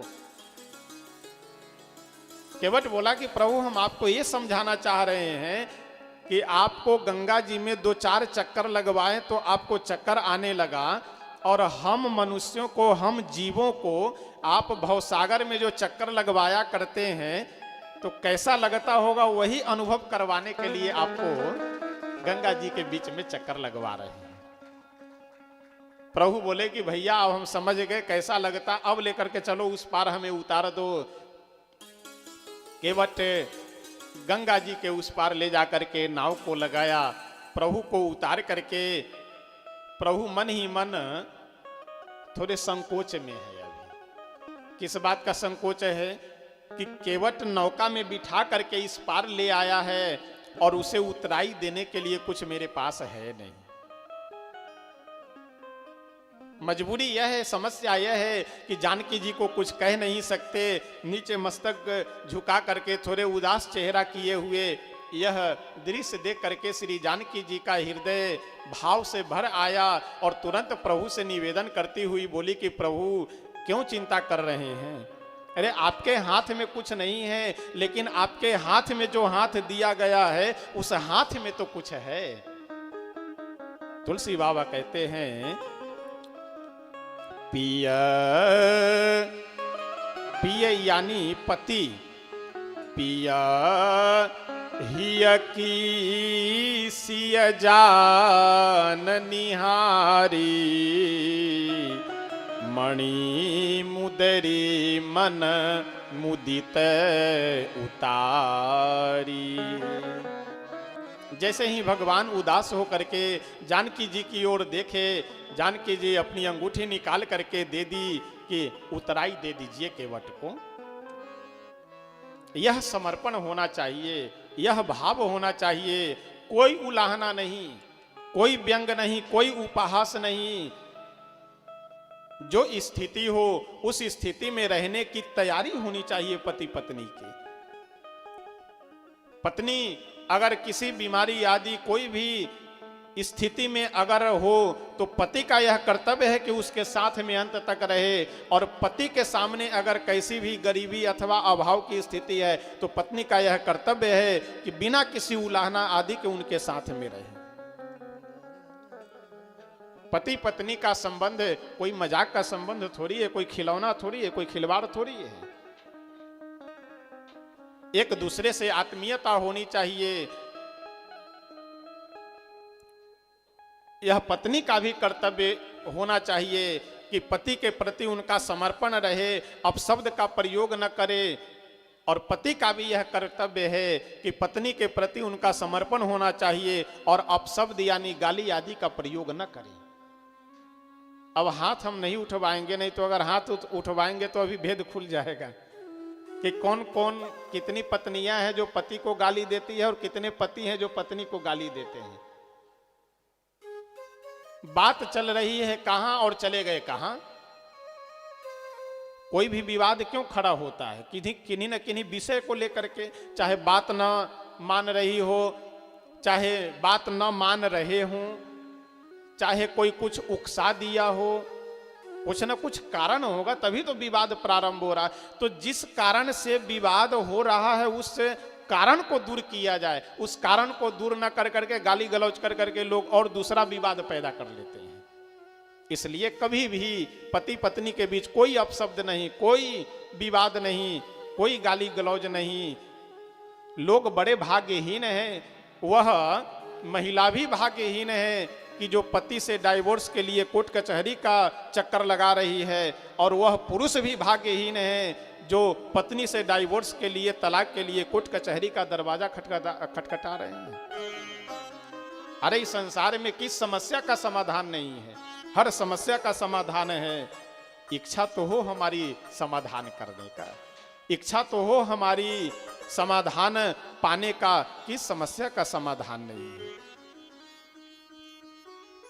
श्री तुलसी बाबा वर्णन करते हुए बहुत सुंदर कहते हैं कि केवट से विदा लेकर के प्रभु केवट चरणों में गिर करके बोला कि प्रभु आज हमें क्या नहीं मिल गया, इसलिए इस अंगूठी को हम नहीं लेंगे, मुझे तो आशीर्वाद दीजिए। प्रभु बोले नहीं, फिर भी कुछ तो तुम्हें लेना पड़ेगा, नहीं तो ऋण मेरे ऊपर रहेगा।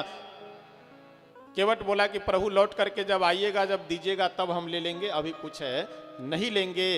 इतना कह करके केवट चरणों में गिर पड़ा कि नाथ आज मैं काह न पावा, मिटे दोष दुख दारिद दावा। प्रभु विदा वहां से लेकर के आगे बढ़े। रास्ते में ऋषि महर्षियों से मिलते जुलते जाकर के चित्रकूट में निवास करने लगे। तुलसी बाबा इधर वापस आते हैं श्री अयोध्या धाम। अयोध्या जी में जब श्री सुमंत्र जी पहुंचे, दशरथ जी महाराज को सारी सूचना दे दिए, तो श्री दशरथ जी महाराज 6 बार राम राम राम राम राम राम कह करके अपने प्राण का परित्याग किए। 6 बार राम राम इसलिए बोले कि आज भगवान को गए हुए 6 दिन हो चुके हैं, श्री राम जी को गए हुए 6 दिन हो चुके हैं, इसलिए एक एक दिन के बदले एक एक बार राम राम बोल करके अपना प्राण श्री दशरथ जी महाराज परित्याग कर दिए। तेल के नाव में शरीर को रख करके श्री वशिष्ठ जी 2 दूत भेजे भरत जी को बुलाने के लिए। भरत जी आए और आ करके पिताजी की अंत्येष्टि संस्कार आदि किए। सभा हुई कि भरत जी आप राज सिंहासन पे बैठिए।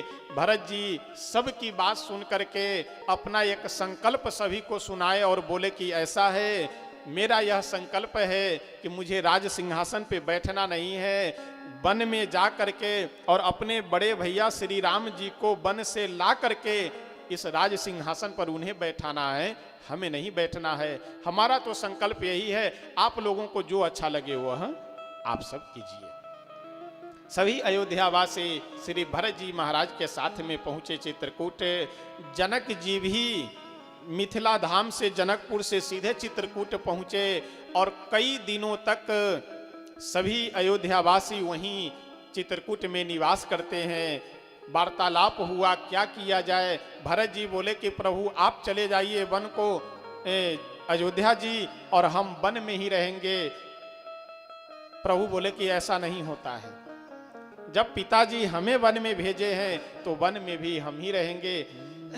बहुत विचार विमर्श होने के बाद निर्णय यह हुआ, प्रभु श्री राम जी अपनी चरण पादुका भरत जी को दे करके और बोले कि ले करके तुम जाओ अयोध्या जी, राज सिंहासन पर इन्हीं मेरी चरण पादुका को रख करके और अयोध्या जी की तुम व्यवस्था देखो। 14 वर्ष बाद जब मैं आऊंगा तब अयोध्या जी की व्यवस्था को मैं अपने संभाल लूंगा, तब तक जा करके अयोध्या जी की व्यवस्था देखो। श्री भरत जी महाराज लौट करके आ गए अयोध्या जी और राजकाज की व्यवस्था देखने लगे। कहाँ रह करके? अयोध्या जी से दक्षिण दिशा में लगभग 20 किलोमीटर दूरी पे एक नंदी ग्राम जगह है, भरत कुंड, वहीं पे रह करके श्री भरत जी महाराज अयोध्या जी की व्यवस्था देखने लगे। यह सब प्रसंग तुलसी बाबा बड़े ही सुंदर प्रकार से वर्णन करते हैं। देखिए, कई भक्त, कई लोग जो श्री रामचरितमानस आदि पढ़ने सुनने वाले हैं, उन लोगों को लगता है कि महाराज जी प्रसंग छोड़ करके भाग गए।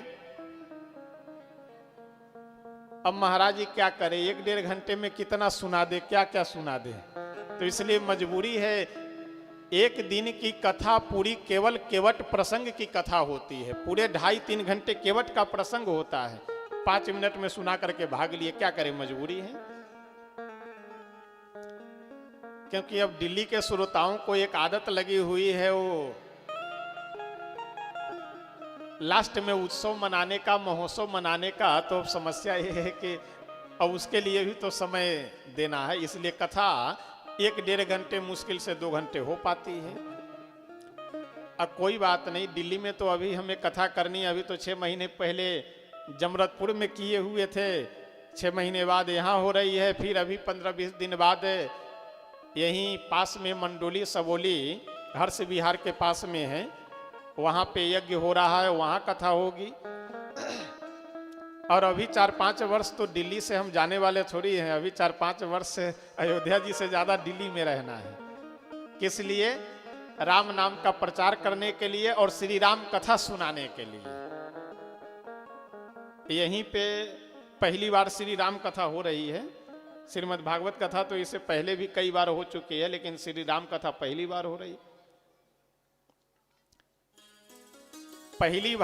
पहली बार भले ही श्री राम कथा हो रही है, लेकिन अगर हनुमान जी की इच्छा रही तो आगे अब होती रहेगी, आगे होती रहेगी। अब कब कथा होगी, कैसे होगी, ये अभी कुछ नहीं बताएंगे, ये समय बताएगा, समय पे निर्णय होगा। लेकिन हनुमान जी की कृपा रही तो फिर अब आगे तो कथा होती रहेगी। श्री सीताराम भगवान की जय। आइए प्रेम से एक भजन, 1-2 पंक्ति गा करके तब आगे बढ़ेंगे। अपने मन वाणी को पवित्र करने के लिए जैसे मंदिर में भगवान विराजमान हैं, उसी प्रकार से अपने मन मंदिर में भी प्रभु को विराजमान करें। इस भजन के माध्यम से हम सब बहुत सुंदर 1-2 पंक्ति श्रवण कर करके तब आगे बढ़ेंगे। जिस प्रकार से हमारे आपके घर में कोई अगर अतिथि रिश्तेदार आने वाले हों, तो जैसे हम सब घर द्वार को सजाते हैं, उसी प्रकार से मन को भी, अगर मन में भगवान को निवास कराना हम सब चाहते हैं, तो मन को भी सजाना, संवारना और संभालना पड़ेगा। मन में जो कूड़ा करकट हम सब भरे रहते हैं, उसे हटा करके और भगवान से प्रार्थना करनी पड़ेगी कि प्रभु जैसे आप मंदिर में विराजमान हैं, उसी प्रकार से हमारे मन मंदिर में भी आप विराजमान होइए। आइए भजन के माध्यम से हम सब प्रार्थना करते हैं। तूने आंगन नहीं बुहारा, तूने आंगन नहीं बुहारा, तूने खोला नहीं किवाड़ा, कैसे आएंगे भगवान, कैसे आएंगे भगवान, कैसे आएंगे भगवान, कैसे आएंगे भगवान, कैसे आएंगे भगवान, कैसे आएंगे भगवान, कैसे आएंगे भगवान, कैसे आएंगे भगवान। चंचल मन को नहीं संभाला, चंचल मन को नहीं संभाला, चंचल मन को नहीं संभाला, चंचल मन को नहीं संभाला, कैसे आएंगे भगवान, कैसे आएंगे भगवान, कैसे आएंगे भगवान,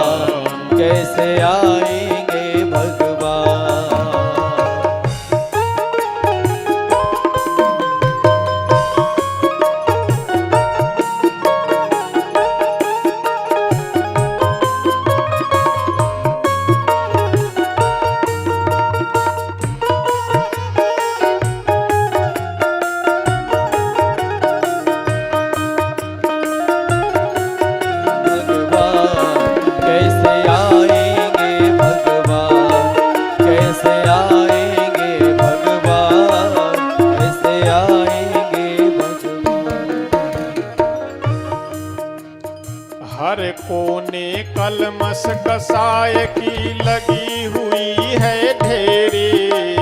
हर कोने कलमस कसाई के लगी हुई है ढेरी। नहीं ज्ञान के किरण कहीं भी हर कोठरी अंधेरी। नहीं ज्ञान के आंगन चौबारा अंधियारा, आंगन चौबारा अंधियारा। तूने खोला नहीं किवाड़ा, तूने खोला नहीं किवाड़ा।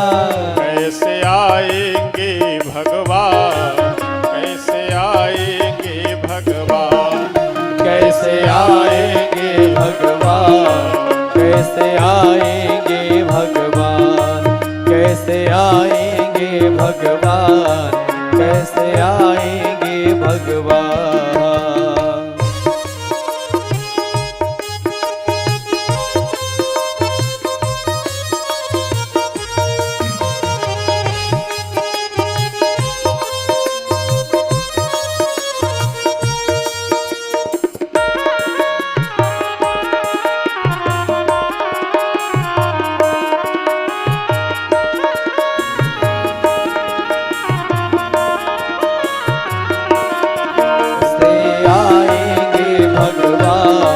कैसे आएंगे भगवान, कैसे आएंगे भगवान, कैसे आएंगे भगवान। अगली पंक्ति में संत कहते हैं कि भगवान किसी का चेहरा देख करके अथवा धन वैभव पद प्रतिष्ठा देख करके नहीं, अपितु हृदय निर्मल मन देख करके कृपा करते हैं। तो इसलिए हम जैसे हैं, जिस स्थिति में हैं, हमारा मन निर्मल होना चाहिए। निर्मल मन हो तो रघुनायक सबरी के घर जाते। निर्मल मन हो तो रघुनायक सबरी के घर जाते। निर्मल मन हो तो रघुनायक सबरी के घर जाते। निर्मल मन हो तो रघुनायक सबरी के घर जाते। सूर श्याम के बाह पकड़ते साग विदुर घर खाते। सूर श्याम के बाह पकड़ते साग विदुर घर खाते। इस पर तुमने नहीं विचारा, इस पर तुमने नहीं विचारा, इस पर तुमने नहीं विचारा, इस पर तुमने नहीं विचारा। कैसे आएंगे भगवान, कैसे आएंगे भगवान, कैसे आएंगे भगवान, कैसे आएंगे भगवान, कैसे आएंगे भगवान, कैसे आएंगे भगवान, कैसे आएंगे भगवान, कैसे आएंगे भगवान।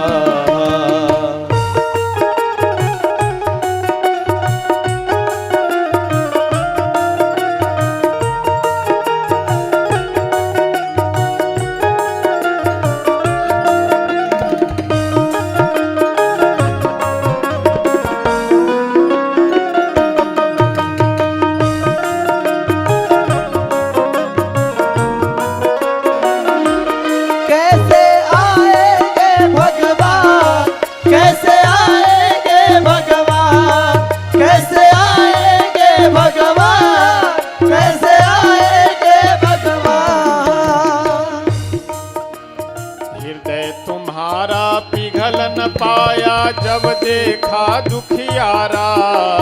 हृदय तुम्हारा पिघल न पाया जब देखा दुखियारा।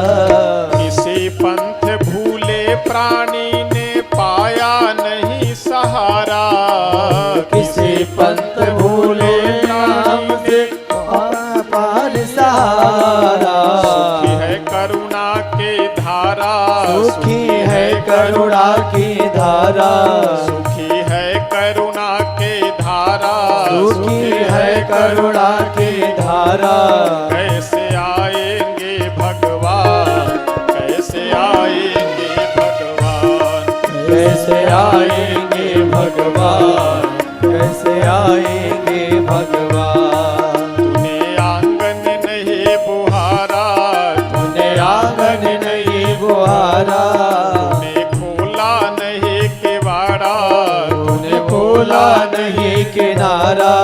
कैसे आएंगे भगवान, कैसे आएंगे भगवान, कैसे आएंगे भगवान, कैसे आएंगे भगवान, कैसे आएंगे भगवान, कैसे आएंगे भगवान, कैसे आएंगे भगवान, कैसे आएंगे भगवान, कैसे आएंगे भगवान, कैसे आएंगे भगवान।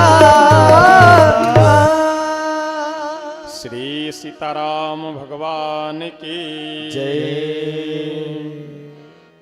श्री तुलसी बाबा बहुत सुंदर वर्णन करते हुए कहते हैं कि अब भरत जी का हम प्रसंग सुना दिए, आगे अरण्य कांड का प्रसंग प्रारंभ होने जा रहा है।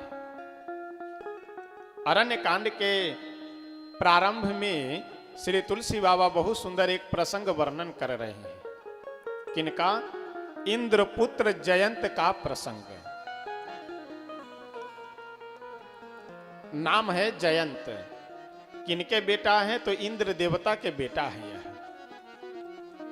हाँ, थोड़ा बाद में कर लीजिएगा, 10 मिनट अभी। भले ठंडी का समय है, लेकिन अब सब लोग विलंब से आते हैं तो इतनी जल्दी नहीं छुट्टी दी जाएगी। अभी ये था कि 9:30 बजे के आसपास कथा विराम हो जाए, लेकिन अभी लगभग 10 मिनट हो चुकी है कथा अधिक, और अभी 10-15 मिनट और अधिक कथा होगी। 15-20 मिनट लेट से विलंब से छुट्टी इसलिए दी जाएगी। 2 कारण है। एक कारण तो यह है कि विलंब से आए हैं, पहला कारण, और दूसरा कारण यह है कि भोजन की व्यवस्था है, तो यहाँ से जाकर के केवल सोना रहेगा, खाने पीने वाला झंझट सब खत्म होगा। तो इसलिए थोड़ा 10-15 मिनट और अभी लेकर के चलते हैं, क्योंकि प्रसंग है कुछ कल भर की शेष और कथा बची हुई है, तो इसलिए थोड़ा अभी 10-15 मिनट आगे कथा को लेकर के चलेंगे। श्री तुलसी बाबा कहते हैं कि इंद्रपुत्र जयंत चित्रकूट में भगवान निवास कर रहे हैं, और भगवान के प्रभाव को जानने के लिए कौवे का वेश बना करके आया। कौन? जयंत। माता जानकी जी के गोद में भगवान मस्तक रख करके सो रहे हैं। एक बार चुनि कुसुम सुहाए, निज कर भूषण राम बनाए, सीत ही पहिराए प्रभु सादर, बैठे फटिक शिला पर सुंदर। फटिक शिला पे भगवान बैठे हुए हैं।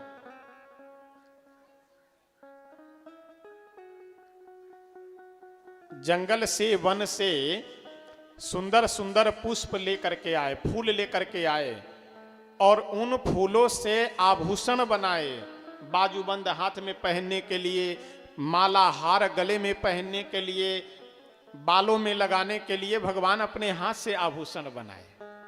और श्री सीता जी को, श्री जानकी जी को प्रभु अपने हाथों से ही पहनाए। अगर श्री जानकी जी के जगह पे अगर दूसरी कोई महिला रही होती तो उठा करके फेंक देती। काहे के लिए कि सोने चांदी आदि के लेकर के आई, अब हमारी यही औकात रह गई है पहनने की। लेकिन धन्य है जानकी जी। इसीलिए मैं बार बार निवेदन करता हूं कि कथा केवल उत्सव आनंद के लिए नहीं सुनिए और होना चाहिए। कथा हमारे आपके व्यवहारिक जीवन में परिवर्तन के लिए होनी चाहिए। लेकिन हम लोग केवल ये मन में रखे रहते हैं कि चलो कथा सुन लेंगे कि स्वर्ग मिलेगा। अरे स्वर्ग तो बाद की बात है। जीवन में पैसा मिलेगा, धन मिलेगा, वो तो भगवान करे सबके जीवन में खुशी आनंद रहे, लेकिन सबसे बड़ा परिवर्तन कथावाचक की भी ये जिम्मेदारी है कि व्यवहारिक पक्ष को सही किया जाए, और श्रोता की भी ये जिम्मेदारी है कि कथा सुन करके अपने व्यवहारिक जीवन को बदलिए। देखिए, एक बात यह 100% सत्य है, हम चाहे जितना बोलें, अगर हम अपने जीवन में नहीं उतारेंगे तो इन बातों से कोई मतलब नहीं है। आप चाहे जितना सुन लीजिए, लेकिन अगर अपने जीवन में नहीं उतारेंगे तो उन बातों का कोई मतलब नहीं। इसलिए शास्त्रान्यधीत्यापि भवन्ति मूर्खा यस्तु क्रियावान पुरुषः स विद्वान सुचिंतितम चौषधमातुराणाम ननाम मात्रेण करोत्य रोगम। जैसे दवा का नाम लेने मात्र से बीमारी नहीं दूर होगी, उसी प्रकार से अच्छी अच्छी बातें सुनने से जीवन में समस्याओं का समाधान नहीं होना है, जब तक कि उसे हम अपने जीवन में व्यवहार में डालेंगे नहीं, धारण नहीं करेंगे। जिस हाल में रहो प्रसन्न रहो, यही भगवान की कथा का सूत्र है। सीताराम सीताराम सीताराम कहिए, जाही विधि राखे राम ताही विधि रहिए। हम लोग खूब गाते हैं, खूब बजाते हैं, लेकिन गले से ऊपर रहता है, नीचे आता ही नहीं है। गले से नीचे लाने की आवश्यकता है। और वास्तव में जीवन का आनंद भी यही है कि प्रभु जिस हाल में, जिस व्यवस्था में रख रहे, आनंद से रहें। माता जानकी जी, जो जनक जी जैसे नरेश की बेटी हैं, राजा की बेटी हैं, चक्रवर्ती सम्राट श्री दशरथ जी महाराज की पुत्र वधू है, और वह फूलों के आभूषण में ही प्रसन्न है, खुश है। हम लोगों के पास तो थोड़ा सा अगर दुख आ जाए, थोड़ी कोई बीमारी हो जाए, तो दिन भर रोते घूमते हैं, दिन भर ओझा सोखा ढूंढते घूमते हैं कि कोई मिले सही कर दे। हमारा कर्म है, कहां जाएगा? जैसा कर्म है वो हमें भोगना पड़ेगा, कोई दूर नहीं कर सकता है। जयंत कौवे का वेश बना करके माता जानकी जी के चरणों में चोंच मार करके, यानी घाव कर करके भागा वहां से। मन में विचार किया कि अगर भगवान होंगे तो समझ जाएंगे, राजकुमार होंगे तो नहीं समझेंगे, क्योंकि आंख बंद कर करके, नेत्र बंद कर करके सो रहे हैं। प्रभु जैसे ही जयंत चोंच मार करके चरण में, तुलसी बाबा बहुत सुंदर वर्णन करते हुए कहते हैं, सीता चरण चोंच हति भागा, मूढ़ मंद मति कारण कागा। तुलसी बाबा कहते हैं कि यह जयंत बहुत अभागा है। अरे जिस चरण में मस्तक झुकाना चाहिए, जिस चरण में अपने सिर को रखना चाहिए, उस जगत जननी माँ जगदम्बा, परम ममतामयी, करुणामयी, दयामयी, क्षमामयी जगत जननी के चरणों में चोंच मार करके, घाव कर करके यह जयंत जा रहा है। कितना बड़ा अभागा है, जिस चरणों में मस्तक झुकाना चाहिए उस चरण में घाव कर करके जा रहा है। जैसे जयंत आगे बढ़ा, पीछे से भगवान एक सींक उठाए। सींक कहते हैं खड़ को, घास। एक सींक उठाए और मंत्र के द्वारा प्रेरित कर करके जयंत के पीछे लगा दिए। अब वह सींक ब्रह्मास्त्र का रूप धारण कर करके जयंत के पीछे पीछे दौड़ने लगा, और जयंत आगे आगे भागा जा रहा है। अपने पिता इंद्र के पास गया। इंद्र जी भी बोले कि भगो भगो, नहीं तो हमारा भी प्राण संकट में पड़ जाएगा। ब्रह्मा जी के पास गया जयंत, मेरी रक्षा कीजिए। ब्रह्मा जी भी भगा दिए। शिव जी के पास गया, भोलेनाथ भी भगा दिए। तुलसी बाबा कहते हैं कि देखो, राखी को सकई राम कर द्रोही। राम जी से विरोध करने वाले, राम जी से द्रोह करने वाले को इस संसार में कौन आश्रय दे सकता है, कौन रख सकता है?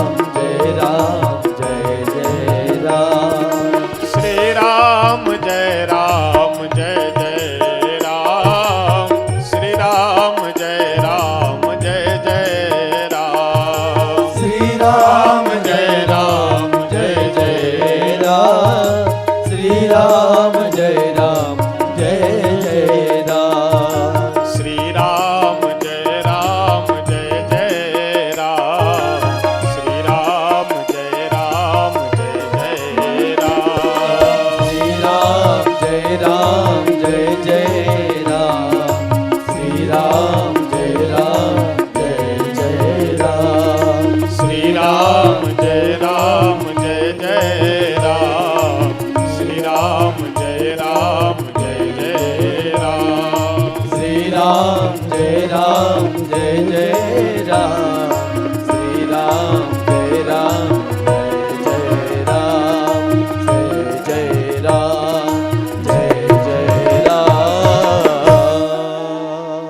श्री सीताराम भगवान की जय। हनुमान जी का एक भजन बड़े ही श्री तुलसी बाबा आनंद के साथ आगे का प्रसंग वर्णन करते हैं और आगे की कथा हम सब कल श्रवण करेंगे। हमारे व्यास जी एक आप सबको भजन श्रवण करा रहे हैं। आप सब बैठे बैठे आज जो वनवास की झांकी का जो दृश्य है इसका दर्शन कीजिए और इस भजन के माध्यम से आप सब आनंद उत्सव मन को आह्लादित कर करके आनंदित कर करके इस दृश्य का दर्शन लाभ प्राप्त कीजिए और उसके बाद फिर आगे आप सबको निवेदन किया जाएगा। स्तुति संकीर्तन आदि हम सब बाद में करेंगे, पहले एक भजन श्रवण कर लीजिए।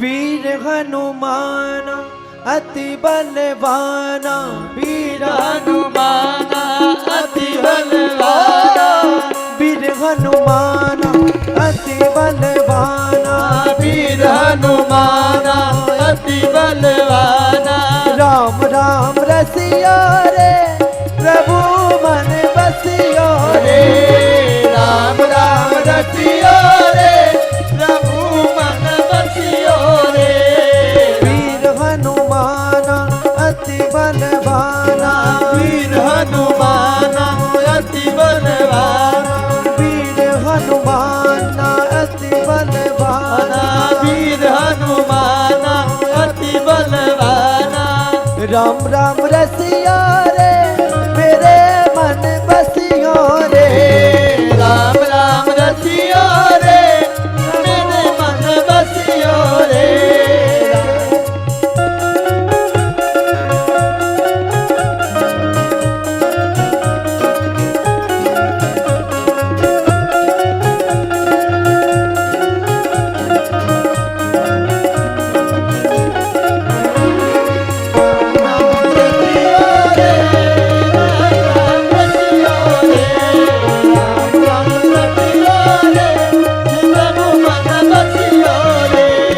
जो कोई आवे अर्ज लगावे, जो कोई आवे अरज लगावे, जो कोई आवे अर्ज लगावे, जो कोई आवे अरज लगावे, सबकी सुनियो रे प्रभु मन बसियो रे, सबकी सुनियो रे प्रभु मन बसियो रे, राम राम रसिया रे मेरे मन बसियो रे, राम राम रसियो रे प्रभु मन बसियो रे,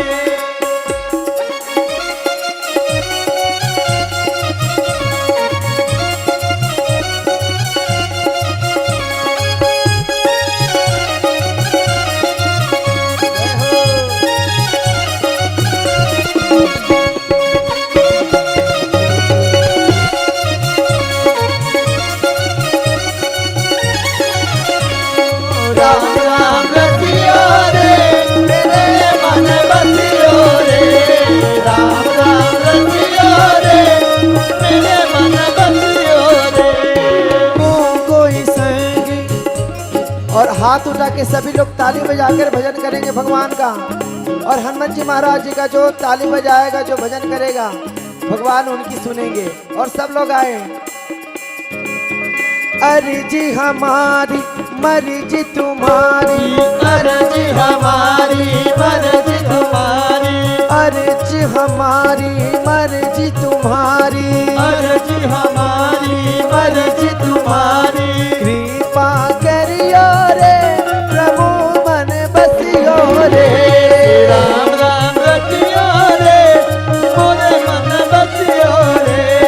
राम राम रसिया रे मेरे मन बसियो रे। राम राम रचियो रे मोरे मन बसियो रे। श्री राम जानकी बैठे मेरे सीने में। श्री राम जानकी बैठे हैं मेरे सीने में। श्री राम जानकी बैठे हैं मेरे सीने में। श्री राम जानकी बैठे हैं मेरे सीने में। देख लो मेरे दिल के नगीने में। देख लो मेरे दिल के नगीने में। देख लो मेरे दिल के नगीने में। देख लो मेरे दिल के नगीने में। श्री राम जानकी बैठे हैं मेरे सीने में। राम जानकी बैठे हैं मेरे सीने में। श्री राम जानकी बैठे हैं मेरे सीने में। राम जानकी बैठे हैं मेरे सीने में। मुझको कीर्ति न वैभव न यश चाहिए। मुझको कीर्ति न वैभव न यश चाहिए। मुझको कीर्ति न वैभव न यश चाहिए। मुझको कीर्ति न वैभव न यश चाहिए। राम का नाम मुझको ये रस चाहिए। राम के नाम का मुझको रस चाहिए। राम का नाम का मुझको यश चाहिए। राम के नाम का मुझको रस चाहिए। सुख मिले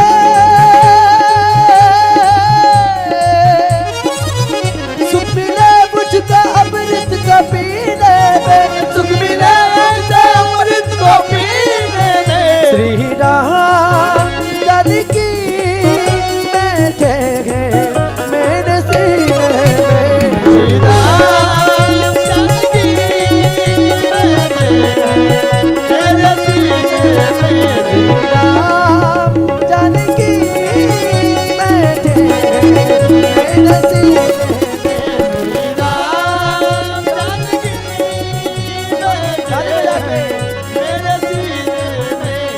राम जानकी बैठे हैं मेरे सीने में। राम जानकी बैठे हैं मेरे सीने में।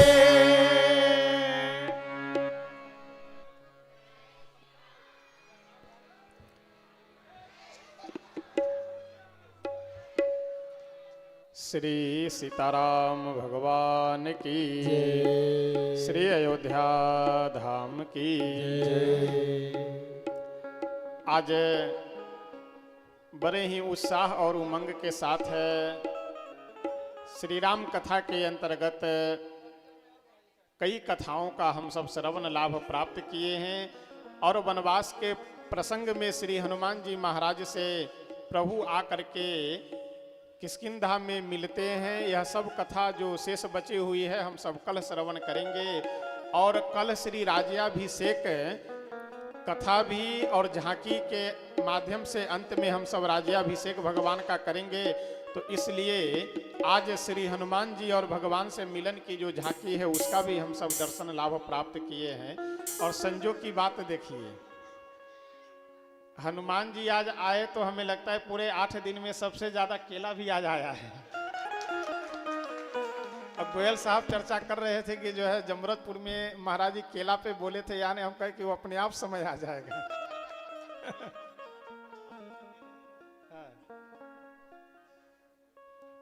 अच्छा, मनुष्य की एक आदत है, शॉर्टकट रास्ता खोजता है, शॉर्टकट रास्ता और सस्ता सुविधा। तो केला 40 रुपए में 4 किलो 5 किलो केला हो जाएगा, यानी 50-60 रुपए में एक दर्जन का मतलब 1.5-2 किलो तो हो ही जाएगा। अगर उससे भी थोड़े साइज में छोटा कर दे तो और 2 दर्जन हो जाए। तो केला सस्ता सुविधा, लटकाए, भारी भी लगा और वहां भी जाने के बाद लगा कि कुछ ले करके गए हैं। लेकिन भगवान तो भाव के भूखे हैं। समय अधिक हो रहा है तो इसलिए आइए प्रेम से अपनी वाणी को यहीं श्री हनुमान जी महाराज के चरणों में विराम करते हैं। आगे की कथा और शेष 1 दिवस की कथा हम सब कल श्रवण करेंगे। अपने मन वाणी को पवित्र करने के लिए स्तुति और संकीर्तन करते हैं। तत्पश्चात फिर आगे आप सबको निवेदन किया जाएगा। अंत में एक निवेदन, कल फिर पता न ध्यान आवे या ना आवे, तो इसलिए एक निवेदन के अभी तो 10 दिन बाद लगभग मंडोली में जो यज्ञ होना है वहाँ आप सब अगर समय मिल जाए तो 1 दिन का समय निकाल करके आइए देखने के लिए। उसके बाद मार्च में श्री अयोध्या धाम, अगर इच्छा हो, परिवार की व्यवस्था अनुकूल समय बन जाए तो रामनवमी में अयोध्या जी आइए। और श्री सीताराम नाम जब परिवार जो अपना है, इस परिवार के सदस्य बनिए, परिवार से जुड़िए। जुड़ने का मतलब यह है कि श्री सीताराम भगवान के भक्त बनिए, बस और कुछ करने की आवश्यकता नहीं है। जितने भी भक्त हैं, जो भी जुड़े हैं, सब आप सब परिवार हैं, लेकिन मुख्य रूप से भी जोड़ना है ताकि अन्य लोगों को जोड़ना है। स्वयं इसलिए जुड़ना है कि अन्य लोगों को जोड़ने के लिए। आइए प्रेम से अपने मन वाणी को पवित्र करते हैं।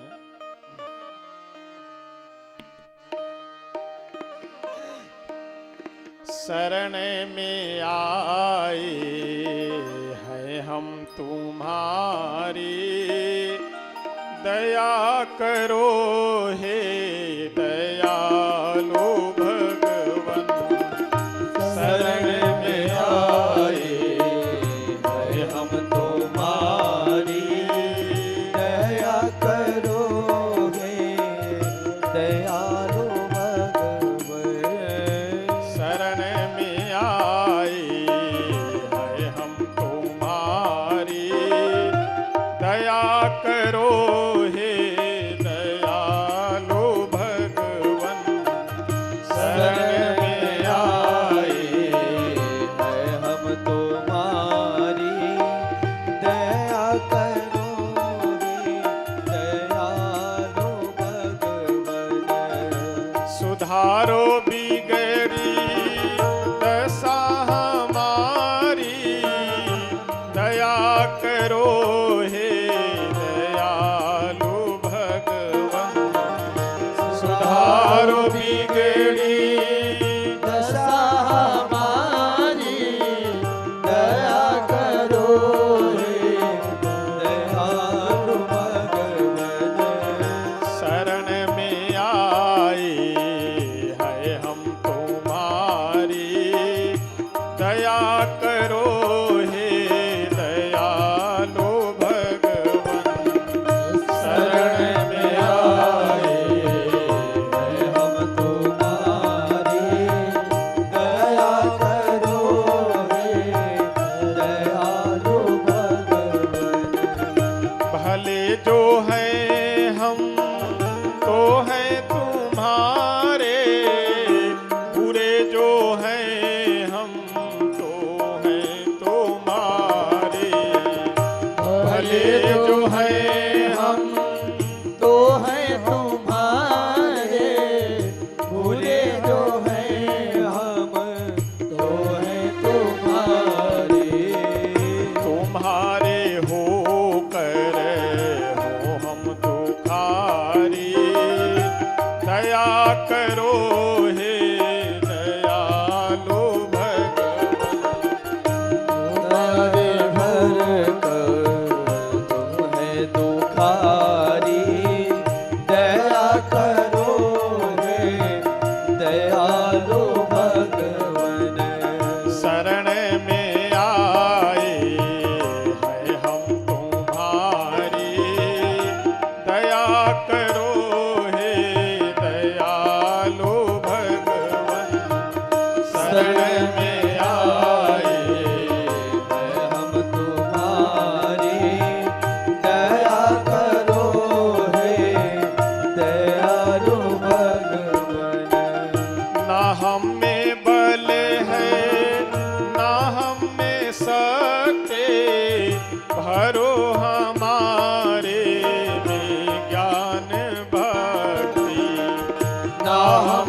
बल है ना हम में शक्ति, भरो हमारे में ज्ञान भक्ति।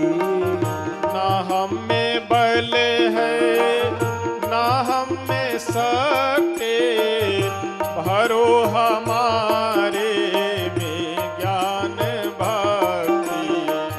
ना हम में बल है ना हम में शक्ति, भरो हमारे में ज्ञान भक्ति।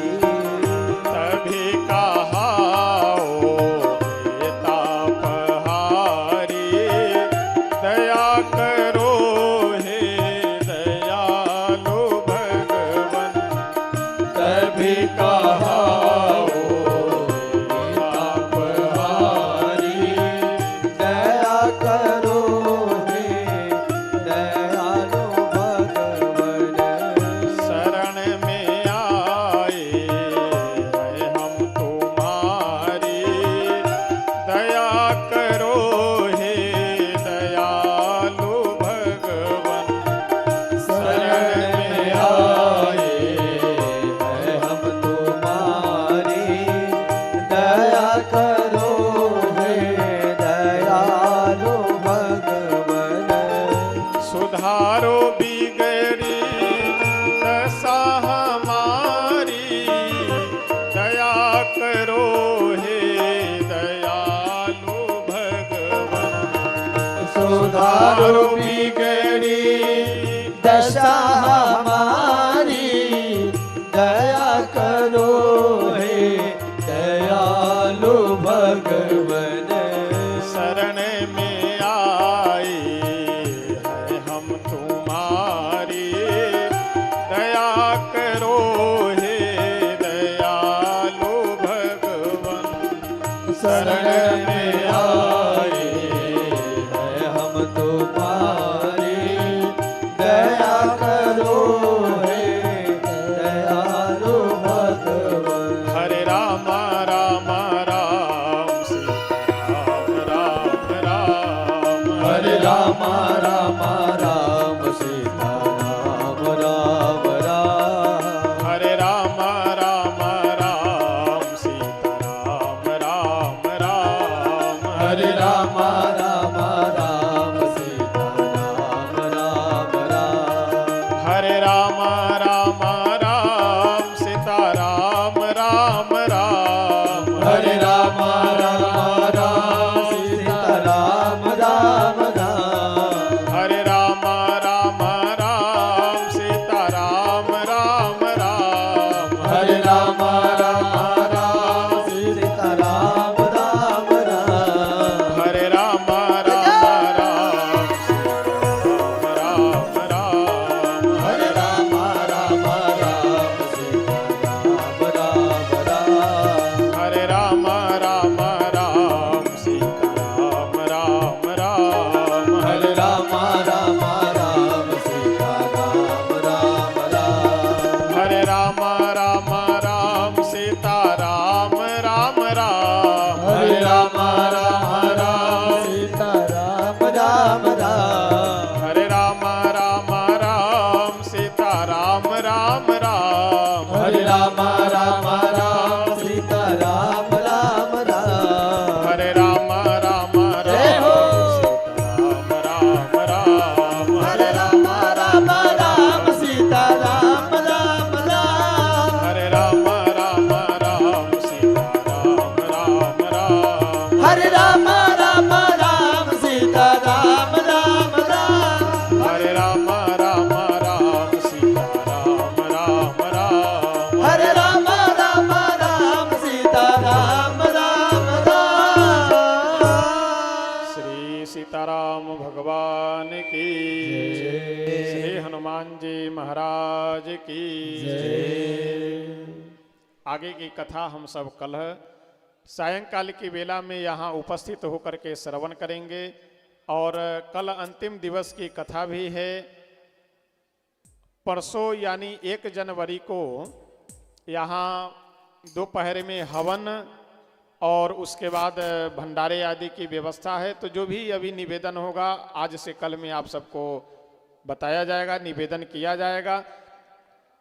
इस बार एक विशेष निवेदन हम अवश्य करेंगे कि यहाँ गढ़ी के इस सुंदर प्रांगण में पहली बार कथा हो रही है, श्री राम कथा। और सबसे एक प्रसन्नता की बात यह है कि नए वर्ष के उपलक्ष्य में यह हो रही है कथा, यानी कल 31 तारीख और परसों 1 जनवरी। तो इस बार कथा सुनने के बाद, पूजा करने के बाद, या किन्हीं से पूजा अगर करवा रहे हैं अथवा कथा सुन रहे हैं तो दक्षिणा देनी चाहिए। तो और विशेष जो दक्षिणा की चर्चा है वो तो हमारे जो आयोजक मंडल है उनसे हम निपटेंगे, उनसे करेंगे। लेकिन आप सब जितने भी श्रोता यहाँ पे कथा सुन रहे हैं आज 8 दिनों से और कल भी सुनेंगे, इन सब की दक्षिणा एक ही है कि नए वर्ष पे कोई मारकाट नहीं करना है, कहीं इधर उधर पार्टी के नाम पे वो नौटंकीबाजी नहीं करनी है। क्या करनी है? सीताराम नाम का जप, कथा सुन करके पुराने वर्ष से नए वर्ष में प्रवेश करना है, आनंद के साथ, उत्साह के साथ, उमंग के साथ। कहीं नाली में गिर करके अथवा घर में हाथ पैर ला करके नहीं नया वर्ष मनाना है। इस बार आध्यात्मिक सनातन संस्कृति के अनुसार नया वर्ष मनाना। नया वर्ष हम लोगों का है नहीं, है चैत्र के प्रतिपदा को, लेकिन अब 2025, 26, 27 इस अनुसार से अगर लेंगे तो नया वर्ष प्रारंभ हो रहा है। तो नए वर्ष को हम लोग नए प्रकार से मनाएंगे, बस इतना हम निवेदन करना चाहते हैं। आप अगर मना लिए इस अनुसार तब तो आपकी दक्षिणा पूरी, और नहीं मनाए तो ऋणी बने हुए रहेंगे, फिर अगले साल मेरी दक्षिणा आप पे लागू रहेगी। अगर जो नहीं अभक्ष्य का भक्षण करते हैं, जो मांस मछली मदिरा आदि का नहीं सेवन करते हैं, वो तो बड़े ही सम्मान के पात्र हैं, सराहनीय हैं, और जो करते हैं उनको इस बार नहीं करना है।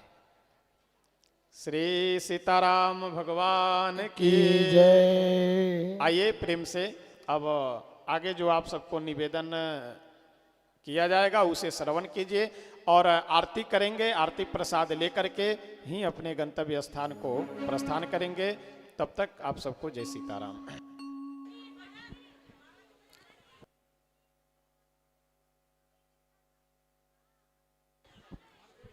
जय श्री राम। अभी भजन भी होगा, सभी लोग एक बार जोर से जयकारा बोलेंगे। बोलिए राम कथा महोत्सव की। सभी लोग बैठ जाइए, अभी जोर से एक बार और जय घोष करेंगे, और इतने जोर से जय घोष करेंगे कि यह ध्वनि श्री अयोध्या धाम पहुंचनी चाहिए। बोलिए राम लला सरकार की। बहुत बहुत धन्यवाद सभी भक्तों को जो इस अपने अमूल्य समय में से समय निकालकर ज्ञान गंगा में गोता लगाकर अपने जीवन को कृतार्थ कर रहे हैं। शेष कथा एक दिन और बची हुई है, सभी लोग ससमय आए, कथा श्रवण करें। कुछ हमारे मेहमान हम सबके बीच में आए हैं, आपसे निवेदन है कि आप आकर व्यासपीठ से आशीर्वाद ग्रहण करें। श्री रविंद्र सिंघल जी, श्री राजेश सिंघल जी, भोगल वाले सपरिवार, आपसे निवेदन है कि आप आकर पूज्य महाराज श्री का सम्मान कर आशीर्वाद प्राप्त करें।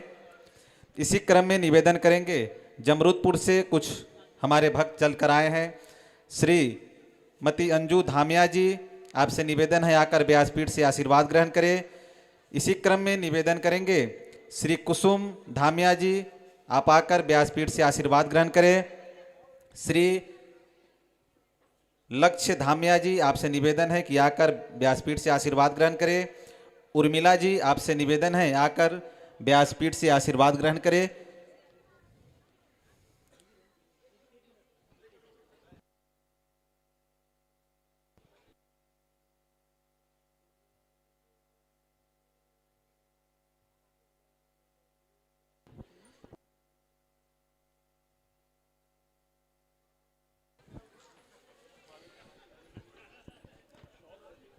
बड़े ही सौभाग्य की बात कि हम सब इस संगीतमय श्री राम कथा ज्ञान गंगा में गोता लगा रहे हैं।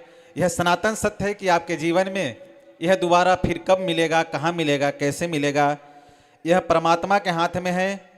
एक निवेदन करेंगे कि 13 जनवरी से मंडोली सबोली जो सहादरा के पास में पड़ता है, बहुत ही प्रसिद्ध जगह है। मंडोली सबोली में श्री सीताराम नाम जप महायज्ञ बहुत ही बृहद रूप से मनाया जा रहा है, वहाँ आयोजन हो रहा है। आप सभी लोग समय निकालकर अवश्य आइए उसको देखने के लिए, सुनने के लिए, क्योंकि यह आयोजन बड़े सौभाग्य से मिलता है। बहुत बड़ा आयोजन है यह।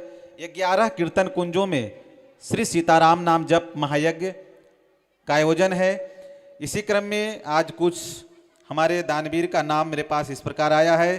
श्री अमित कश्यप जी जो कि इस संगीतमय श्री राम कथा ज्ञान गंगा में 5100 रुपये का सहयोग दिए हैं। श्री मुकेश गोयल जी 3100 रुपये का इस संगीतमय श्री राम कथा में सहयोग दिए हैं, बहुत बहुत धन्यवाद। सुभाष बंसल जी, राधे श्याम बंसल जी 11,000 रुपये का सहयोग दिए हैं, बहुत बहुत धन्यवाद। प्रिंस हार्डवेयर से सुरेश जी 3 बोरी आलू और 3 बोरी आटे का सहयोग दिए हैं, बहुत बहुत धन्यवाद। पुनीत कुकरेजा जी जो कि 5100 रुपये का सहयोग इस यज्ञ में दिए हैं, बहुत बहुत धन्यवाद। जो भी भक्त यहाँ पर बैठ के इस आवाज को सुन रहे हैं, आप सभी लोग, जब यह कथा समाप्त हो जाएगा उसके बाद आप सभी लोग 13 जनवरी से श्री सीताराम नाम जप महायज्ञ का आयोजन उसमें सादर आमंत्रित हैं। इसी क्रम में निवेदन करेंगे श्री कुशेश्वर राय जी जो कि मिथिला नवयुवक संकीर्तन संस्थान के आप अध्यक्ष रहे। उमेश जी साथ में आपसे भी निवेदन है कि आप आकर व्यासपीठ से आशीर्वाद ग्रहण करें। श्री कुशेश्वर राय जी, उमेश जी आपसे निवेदन है कि आकर व्यासपीठ से आशीर्वाद ग्रहण करें। और कल का प्रसाद भी आपके ही सौजन्य से है, श्री कुशेश्वर राय जी के सौजन्य से, जो कि मिथिला नवयुवक संकीर्तन संस्थान के आप अध्यक्ष हैं। और यह निवेदन करेंगे कि सभी लोग अपने अपने मोबाइल फोन, टैबलेट, कंप्यूटर आदि में यूट्यूब पर सर्च करेंगे पुष्प टीवी, जिसका मीनिंग है PUSP_TV। किसी को भी देखने में अथवा सर्च करने में दिक्कत हो, फ्लैक्स बोर्ड पीछे लगा हुआ है, वहाँ से देखकर इस चैनल को सभी लोग सब्सक्राइब कर बेल आइकन बटन ऑन कर दें, ताकि जो भी कथा भजन सत्संग अपलोड हो आप तक आसानी से पहुँच सके। पूज्य महाराज श्री की सचिन जी से निवेदन है, सचिन टेलीकॉम जी से निवेदन है कि आप आकर व्यासपीठ से आशीर्वाद ग्रहण करें। पूज्य महाराज श्री का जो सोशल मीडिया प्लेटफार्म है फेसबुक पे स्वामी रामजी दास आप सर्च करेंगे, आपको फेसबुक पेज मिल जाएगा, उसको फॉलो कर ले, ताकि जो भी कथा भजन सत्संग उस पर अपलोड हो आप तक मिलता रहे, आगे की सूचना मिलता रहे। जिन भक्तों को श्री अयोध्या धाम दर्शन करना है, रामलला सरकार का अयोध्या देखना है, आप सादर आमंत्रित हैं। जब भी कभी आपका प्लान बने अयोध्या का, आप गोयल साहब से अथवा फ्लैक्स बोर्ड से नंबर लेकर, आश्रम का पता लेकर आप सादर आमंत्रित हैं, आ सकते हैं।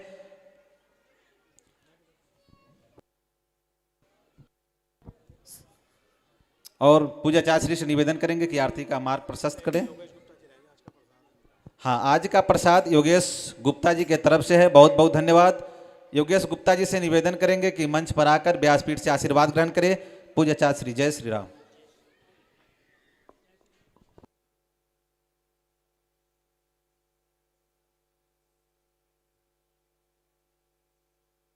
जय सीताराम, जय श्री राम, जय राम, जय राम। एक सूचना और है, परसों हवन का कार्य होगा। हवन 11-12 बजे से प्रारंभ होगी।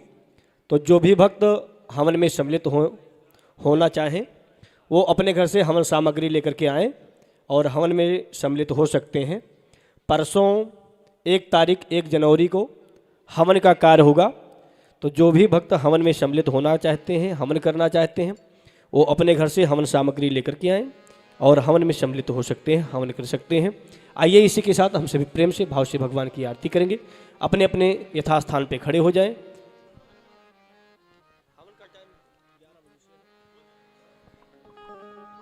हवन का समय 11 बजे से प्रारंभ हो करके 1 बजे तक चलेगी।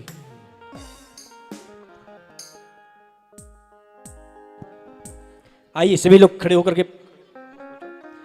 के प्रेम से आरती करेंगे, भगवान की आरती। आरती सामने थाली है, जो भी भक्त आगे हैं खड़े हैं वो लोग आरती करें। जो भक्त जहाँ खड़े हैं वहीं से प्रेम से भाव से आरती करेंगे। इतनी थाली नहीं है कि एक एक भक्तों तक पहुँचाई जाए, इसलिए जितनी भी थाली हैं सामने से सभी भक्त आरती करेंगे। उसके बाद में जहाँ जो भी भक्त खड़े हैं मोबाइल का फ्लैश जला करके आप सभी भक्त आरती कर सकते हैं। भाव से प्रेम से आरती गुनगुनाते हुए करतल ध्वनि से सेवा देते हुए सभी लोग आरती करेंगे।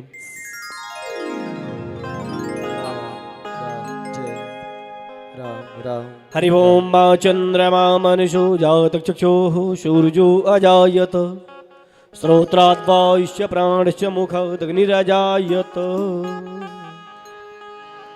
हे राजा राम तेरी आरती गाऊं, आरती गाऊं प्यारे आपको रिझाऊं।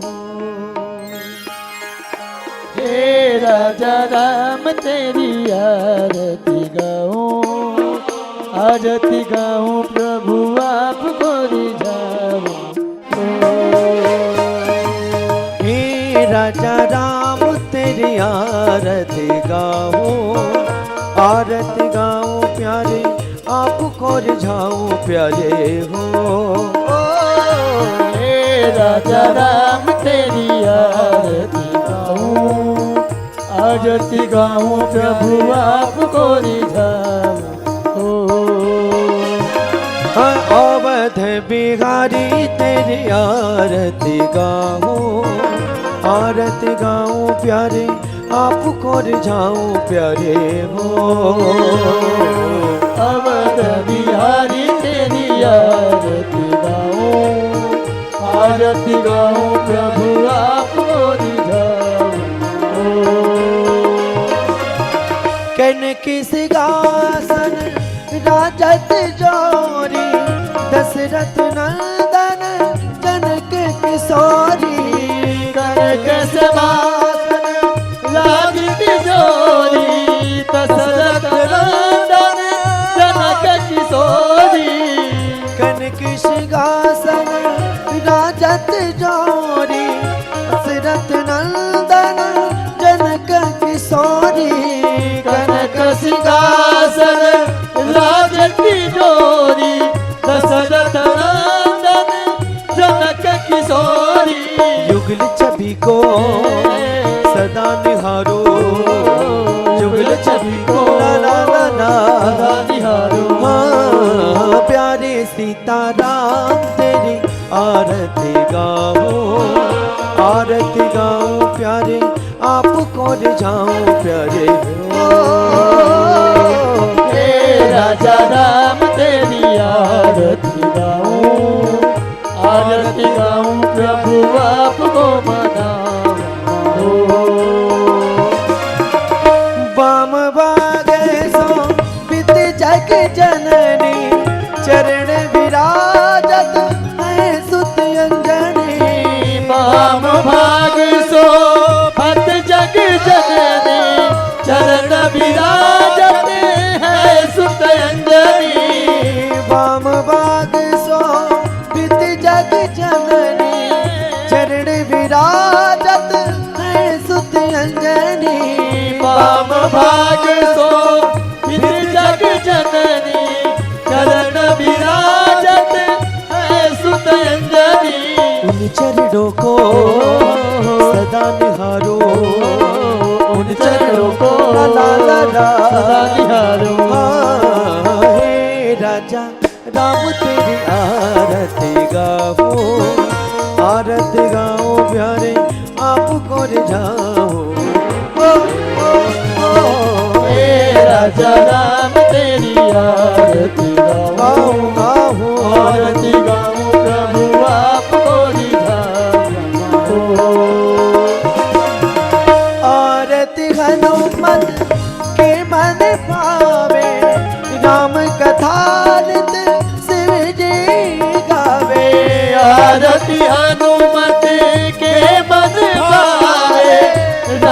कथा शिव जी गावे, राम कथा आरती हनुमत के पर भावे, राम कथा नित शिव जी गावे, आरती हनुमत के मन भावे, राम कथा नित शिव जी गावे, राम कथा हृदय में उतारो, राम कथा हृदय में उतारो, प्यारे सीता राम तेरी आरती गाऊं, आरती गाऊं प्यारे आपको रिझाऊं, हे राजा राम तेरी आरती गाऊं, आरती गाऊं प्यारे आपको चरणों से निकली है गंगा प्यारी, जिसने सारी दुनिया तारी, चरणों से निकली है गंगा प्यारी, जिसने सारी दुनिया तारी, चरणों से निकली है गंगा प्यारी, जिसने सारी दुनिया तारी, चरणों से निकली है गंगा प्यारी, जिसने सारी दुनिया तारी, उन चरणों में शीस नवाओ, उन चरणों में ला ला ला ला शीश नवाऊं, हे राजा राम तेरी आरती गाऊं, आरती गाऊं प्यारे आपको रिझाऊं, हे राजा राम तेरी आरती गाऊं, आरती गाऊं प्यारे आपको हे राजा राम तेरी आरती गाऊं, आरती गाऊं प्यारे आपको रिझाऊं प्यारे हो, हे राजा राम तेरी आरती गाऊं, आरती गाऊं प्रभु आपको रिझाऊं, हे राजा राम तेरी आरती गाऊं, आरती गाऊं प्यारे आपको रिझाऊं,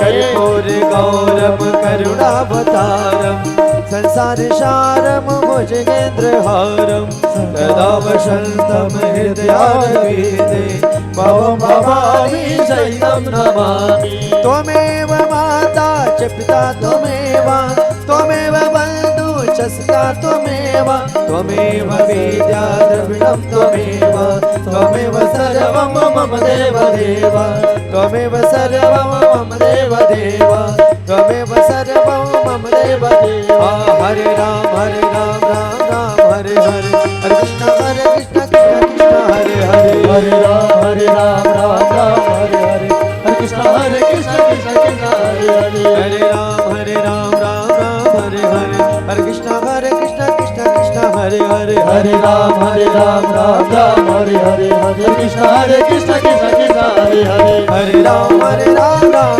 हरे हरे हरे कृष्ण कृष्ण कृष्ण हरे हरे, हरे राम राम राम हरे हरे, हरे कृष्ण कृष्ण कृष्ण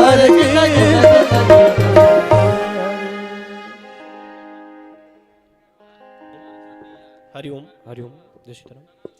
हरि ओम ओम देव शांतिरंतरिक्षं शांति पृथ्वी शांतिरावः शांतिरोषधयः शांतिः वनस्पतयः शांतिर्विश्वे देवाः शांति ब्रह्म शांतिः सर्वगुण शांतिः शांतिरेव शांतिः सामा शांतिरेधि। आरार्तिक्यं समर्पयामि जलेन शीतलीकरणम् आरार्तिक्यं ग्रहणं देवताभिवन्दनम् आत्माभिवन्दनम् ततो हस्तौ प्रक्षाल्य मधुष्पांजलिम्। आवाज़ बढ़ा दो भैया थोड़ा माइक मास्टर। हरि ओम सीताराम श्री राम जय राम जय राम। हरि ओम जनेन वयजन्ददेवास्तानि धर्माणि प्रथमान्य सन्नादैहनागं महिमानः सचन्द्रिदर्भूर्विषाद्याः शान्तिदेवाः। हरि ओम विश्वतक्षरोत विश्वतो मुखो विश्वतो बाहुरुत विश्वत्पात सम्बाहुभ्यं धमति सम्पात्रैर्द्यावा भूमिज्जनयन् देव एकः ओम नाना सुगंध पुष्पाणि यथा कालो भवानि च पुष्पांजलिर्मया दत्तो गृहाण परमेश्वर। अंजलि में लेकर सुमन मन में श्रद्धा भाव पुष्पांजलि अर्पण करूं मेरे राम करो स्वीकार। ओम भूर्भुवः श्री सीतारामाभ्यां नमः। चरण कमलेषु अनंत कोटि पुष्पांजलि समर्पयामि नमस्करोमि प्रणत प्रणमामि हम। चढ़ा करके प्रणाम कर ले। बोले रामलला सरकार की, बोले बांके बिहारी लाल की, श्री कनक भवन कनक बिहारी बिहारणो जो सरकार की, श्री राघवेंद्र सरकार की, शंकर भगवान की, श्री हनुमान जी महाराज की, अयोध्या धाम की, अवाशरियो की, रमते राम की, श्री जगतगुरु रामानंदाचार्य महाराज की, श्री कनक भवन कनक बिहारी बिहारणो जो सरकार की, श्री रामलला सरकार की, आवाहित देवी देवताओं की, संत समाज की, सत्य सनातन वैदिक धर्म की, आज के आनंद की, सकल समाज की, भक्त और भगवान की, ग्रामवासियों की, क्षेत्रवासियों की, नगर निवासियों की, यजमान देव की, उनके सकल परिवार की, श्री महाराज जी की, श्री महाराज जी की, धर्म की अधर्म का प्राणियों में विश्व में ओम गौ माता की, भारत माता की, भारत माता की। ओम नमः पार्वती पते हर हर महादेव। शंभु सर्वे भवन्तु सुखिनः सर्वे सन्तु निरामयाः सर्वे भद्राणि पश्यन्तु मा कश्चित् दुःखभाग् भवेत्। ओम शांति शांति शांति सुशांतिर्भवतु। सभी भक्तों शांति पूर्वक आरती प्रसाद लेते हुए अपने गंतव्य स्थान को जाएंगे और भोजन प्रसाद की भी व्यवस्था है। सभी भक्त भोजन प्रसाद लेकर के ही अपने यथास्थान को जाएंगे।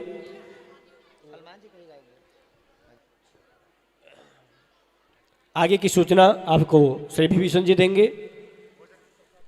श्री विभीषण जी, भोजन की व्यवस्था पीछे की गई है। सभी भक्त भोजन प्रसाद लेकर के ही अपने गंतव्य स्थान को जाएंगे। श्री राधे।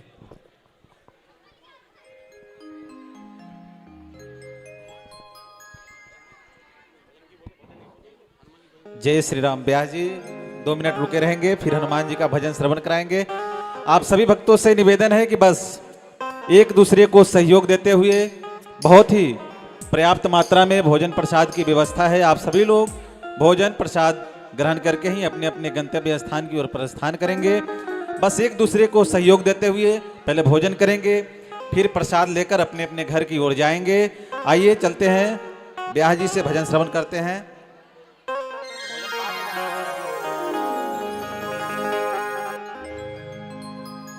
श्यावर रामचंद्र की जय हो।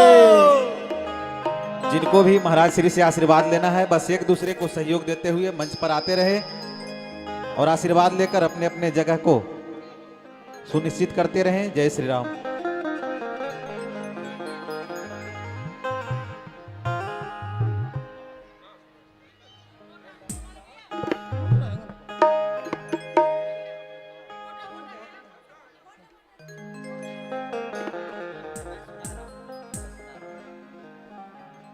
आप अच्छा से भजन सुनाओगे।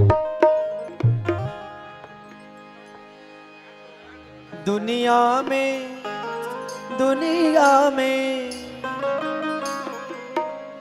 दुनिया में देव हजारों हैं।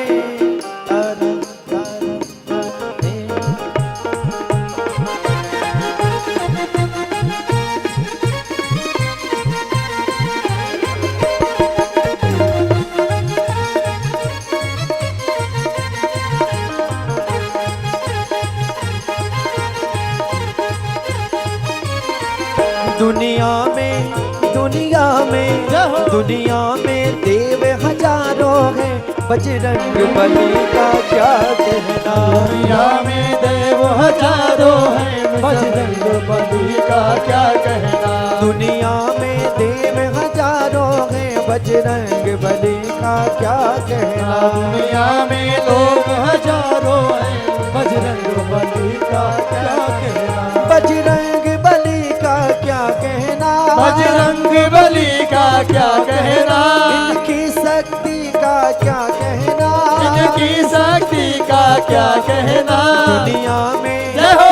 दुनिया में जय हो। दुनिया में देव हजारों हैं, बजरंग बली का क्या कहना। दुनिया में देव हजारों हैं, बजरंग बली का क्या कहना। दुनिया में देव हजारों हैं, बजरंग बली का क्या कहना। में देव हजारों हैं, बजरंग बली का क्या कहना।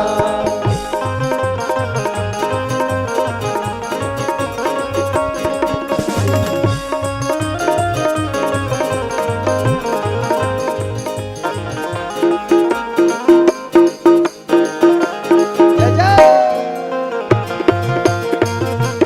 जय हो।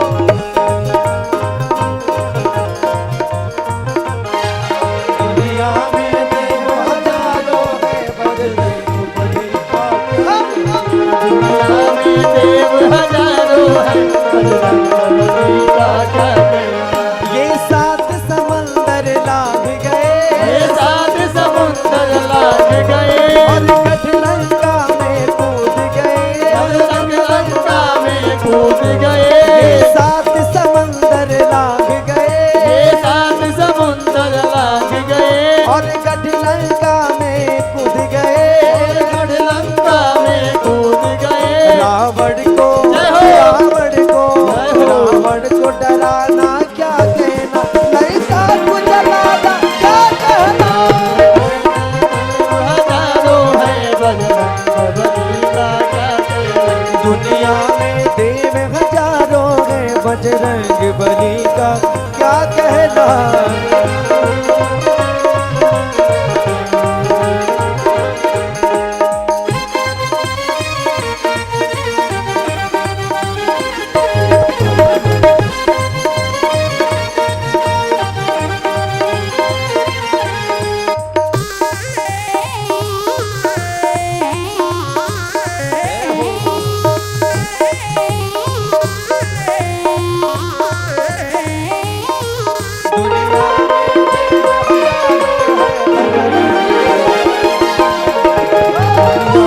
देव हजारों हैं, बजरंग बली का क्या कहना।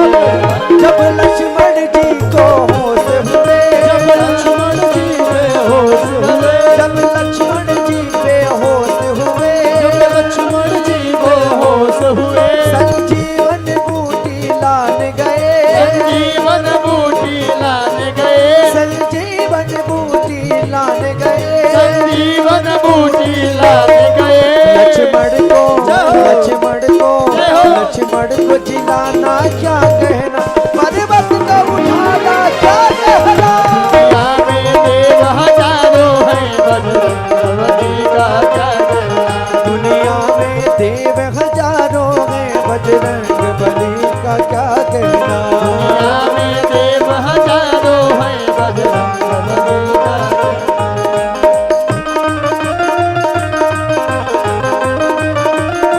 जय श्री राम।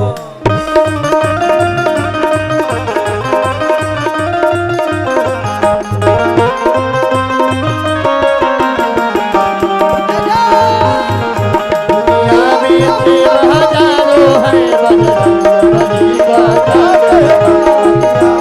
देव हजारों हैं, बजरंग बली का क्या कहना। राम जी के सीने में, राम जी के सीने में, राम जी के सीने में, श्री राम जी के सीने में, राम जी की जोड़ी रहती है। श्री राम की जोड़ी रहती है, सिया राम की जोड़ी रहती है। श्री राम की जोड़ी रहती है।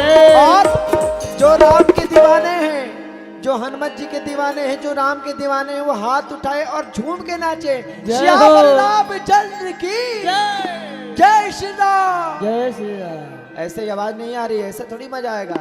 सब लोग बोले जय श्री राम। हाथ उठा के सभी लोग जय श्री राम। ये राम दीवाने दीवाने दीवाने दीवाने दीवाने, ये राम दीवाने गाते गुणगान जमाने। क्या कहना दुनिया में देव हजारों है बजरंग बली का क्या कहना। दुनिया में देव हजारों है बजरंग बली का क्या कहना। दुनिया में देव हजारों है बजरंग बली का क्या कहना। और कहना है छम छम नच देखो वीर हनुमाना, छम छम नच देखो वीर हनुमाना। चम चम नच देखो वीर हनुमाना। वीर हनुमाना देखो वीर हनुमाना। वीर हनुमान देखो वीर हनुमाना। वीर हनुमाना देखो वीर हनुमाना। वीर हनुमान देखो वीर हनुमाना। छम छम जय हो। छम छम नच देखो वीर हनुमाना। चम चम नच देखो वीर हनुमाना। छम छम नच देखो वीर हनुमाना। चम नच देखो वीर हनुमाना। राम राम सिया राम, राम राम सिया राम। राम राम सिया राम, राम राम सिया राम। ओ राम राम सिया राम, राम राम सिया राम।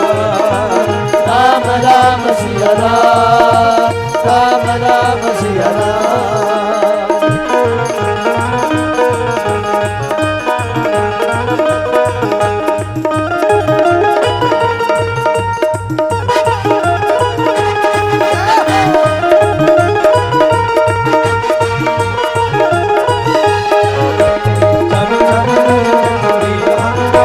छम छम नच देखो वीर हनुमाना। चम चम नच देखो वीर हनुमाना। पाँव में घुंघरू बांध के नाचे, पाँव में घुंघरू बांध के नाचे। पाँव में घुंघरू बांध के नाचे। पाँव में घुंघरू बांध के नाचे। राम जी का नाम इन्हें बड़ा प्यारा लागे। राम का राम जी का नाम इन्हें बड़ा प्यारा लागे। बड़ा प्यारा लागे। राम जी ने देखो इन्हें खूब पहचाना। खूब पहचाना। राम जी ने जय हो। छम छम नच देखो वीर हनुमाना। चम चम नच देखो वीर हनुमाना। छम छम नच देखो वीर हनुमाना। चम चम नच देखो वीर हनुमाना। राम राम सिया राम, राम राम सिया राम। राम राम सिया राम, राम राम सिया राम।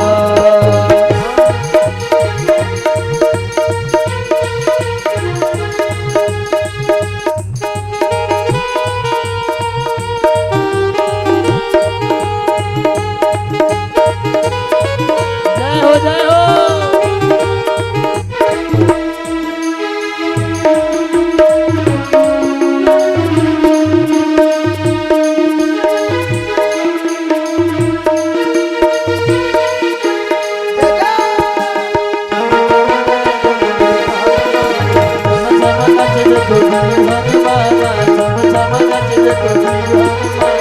जहाँ जहाँ कीर्तन होता श्री राम का,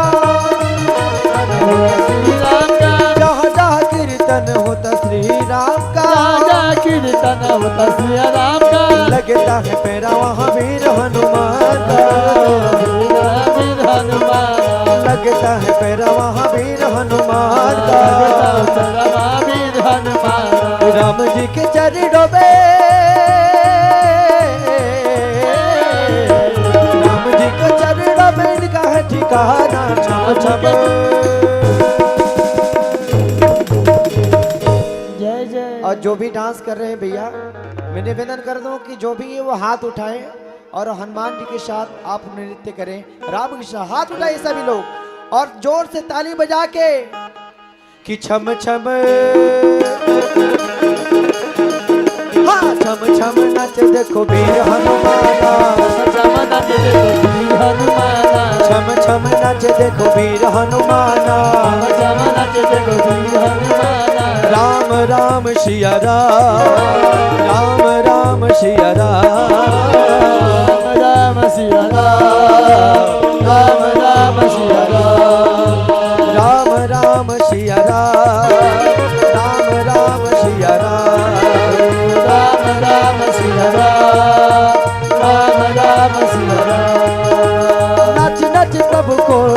को रिझाए हैं, नाच नाच प्रभु श्री राम को रिझाए हैं, नाच नाच प्रभु श्री राम को रिझाए हैं, बनवारी रात दिन नाचता ही जाए, बनवारी रात दिन नाचते ही जाए। भक्तों में बड़ा, भक्तों में बड़ा दुनिया में मन छम छम छम छम नच देखो वीर हनुमाना, देखो वीर हनुमाना, छम छम नच देखो वीर हनुमाना, छम छम नच देखो वीर हनुमाना। राम राम सिया राम, जय हो राम राम सिया राम, राम राम सिया राम, राम राम सिया राम, राम राम सिया राम, राम राम सिया राम, राम राम सिया राम, राम राम सिया राम, राम राम सिया राम, राम राम सिया राम। बोले श्री रामचंद्र भगवान की जय। जय श्री राम।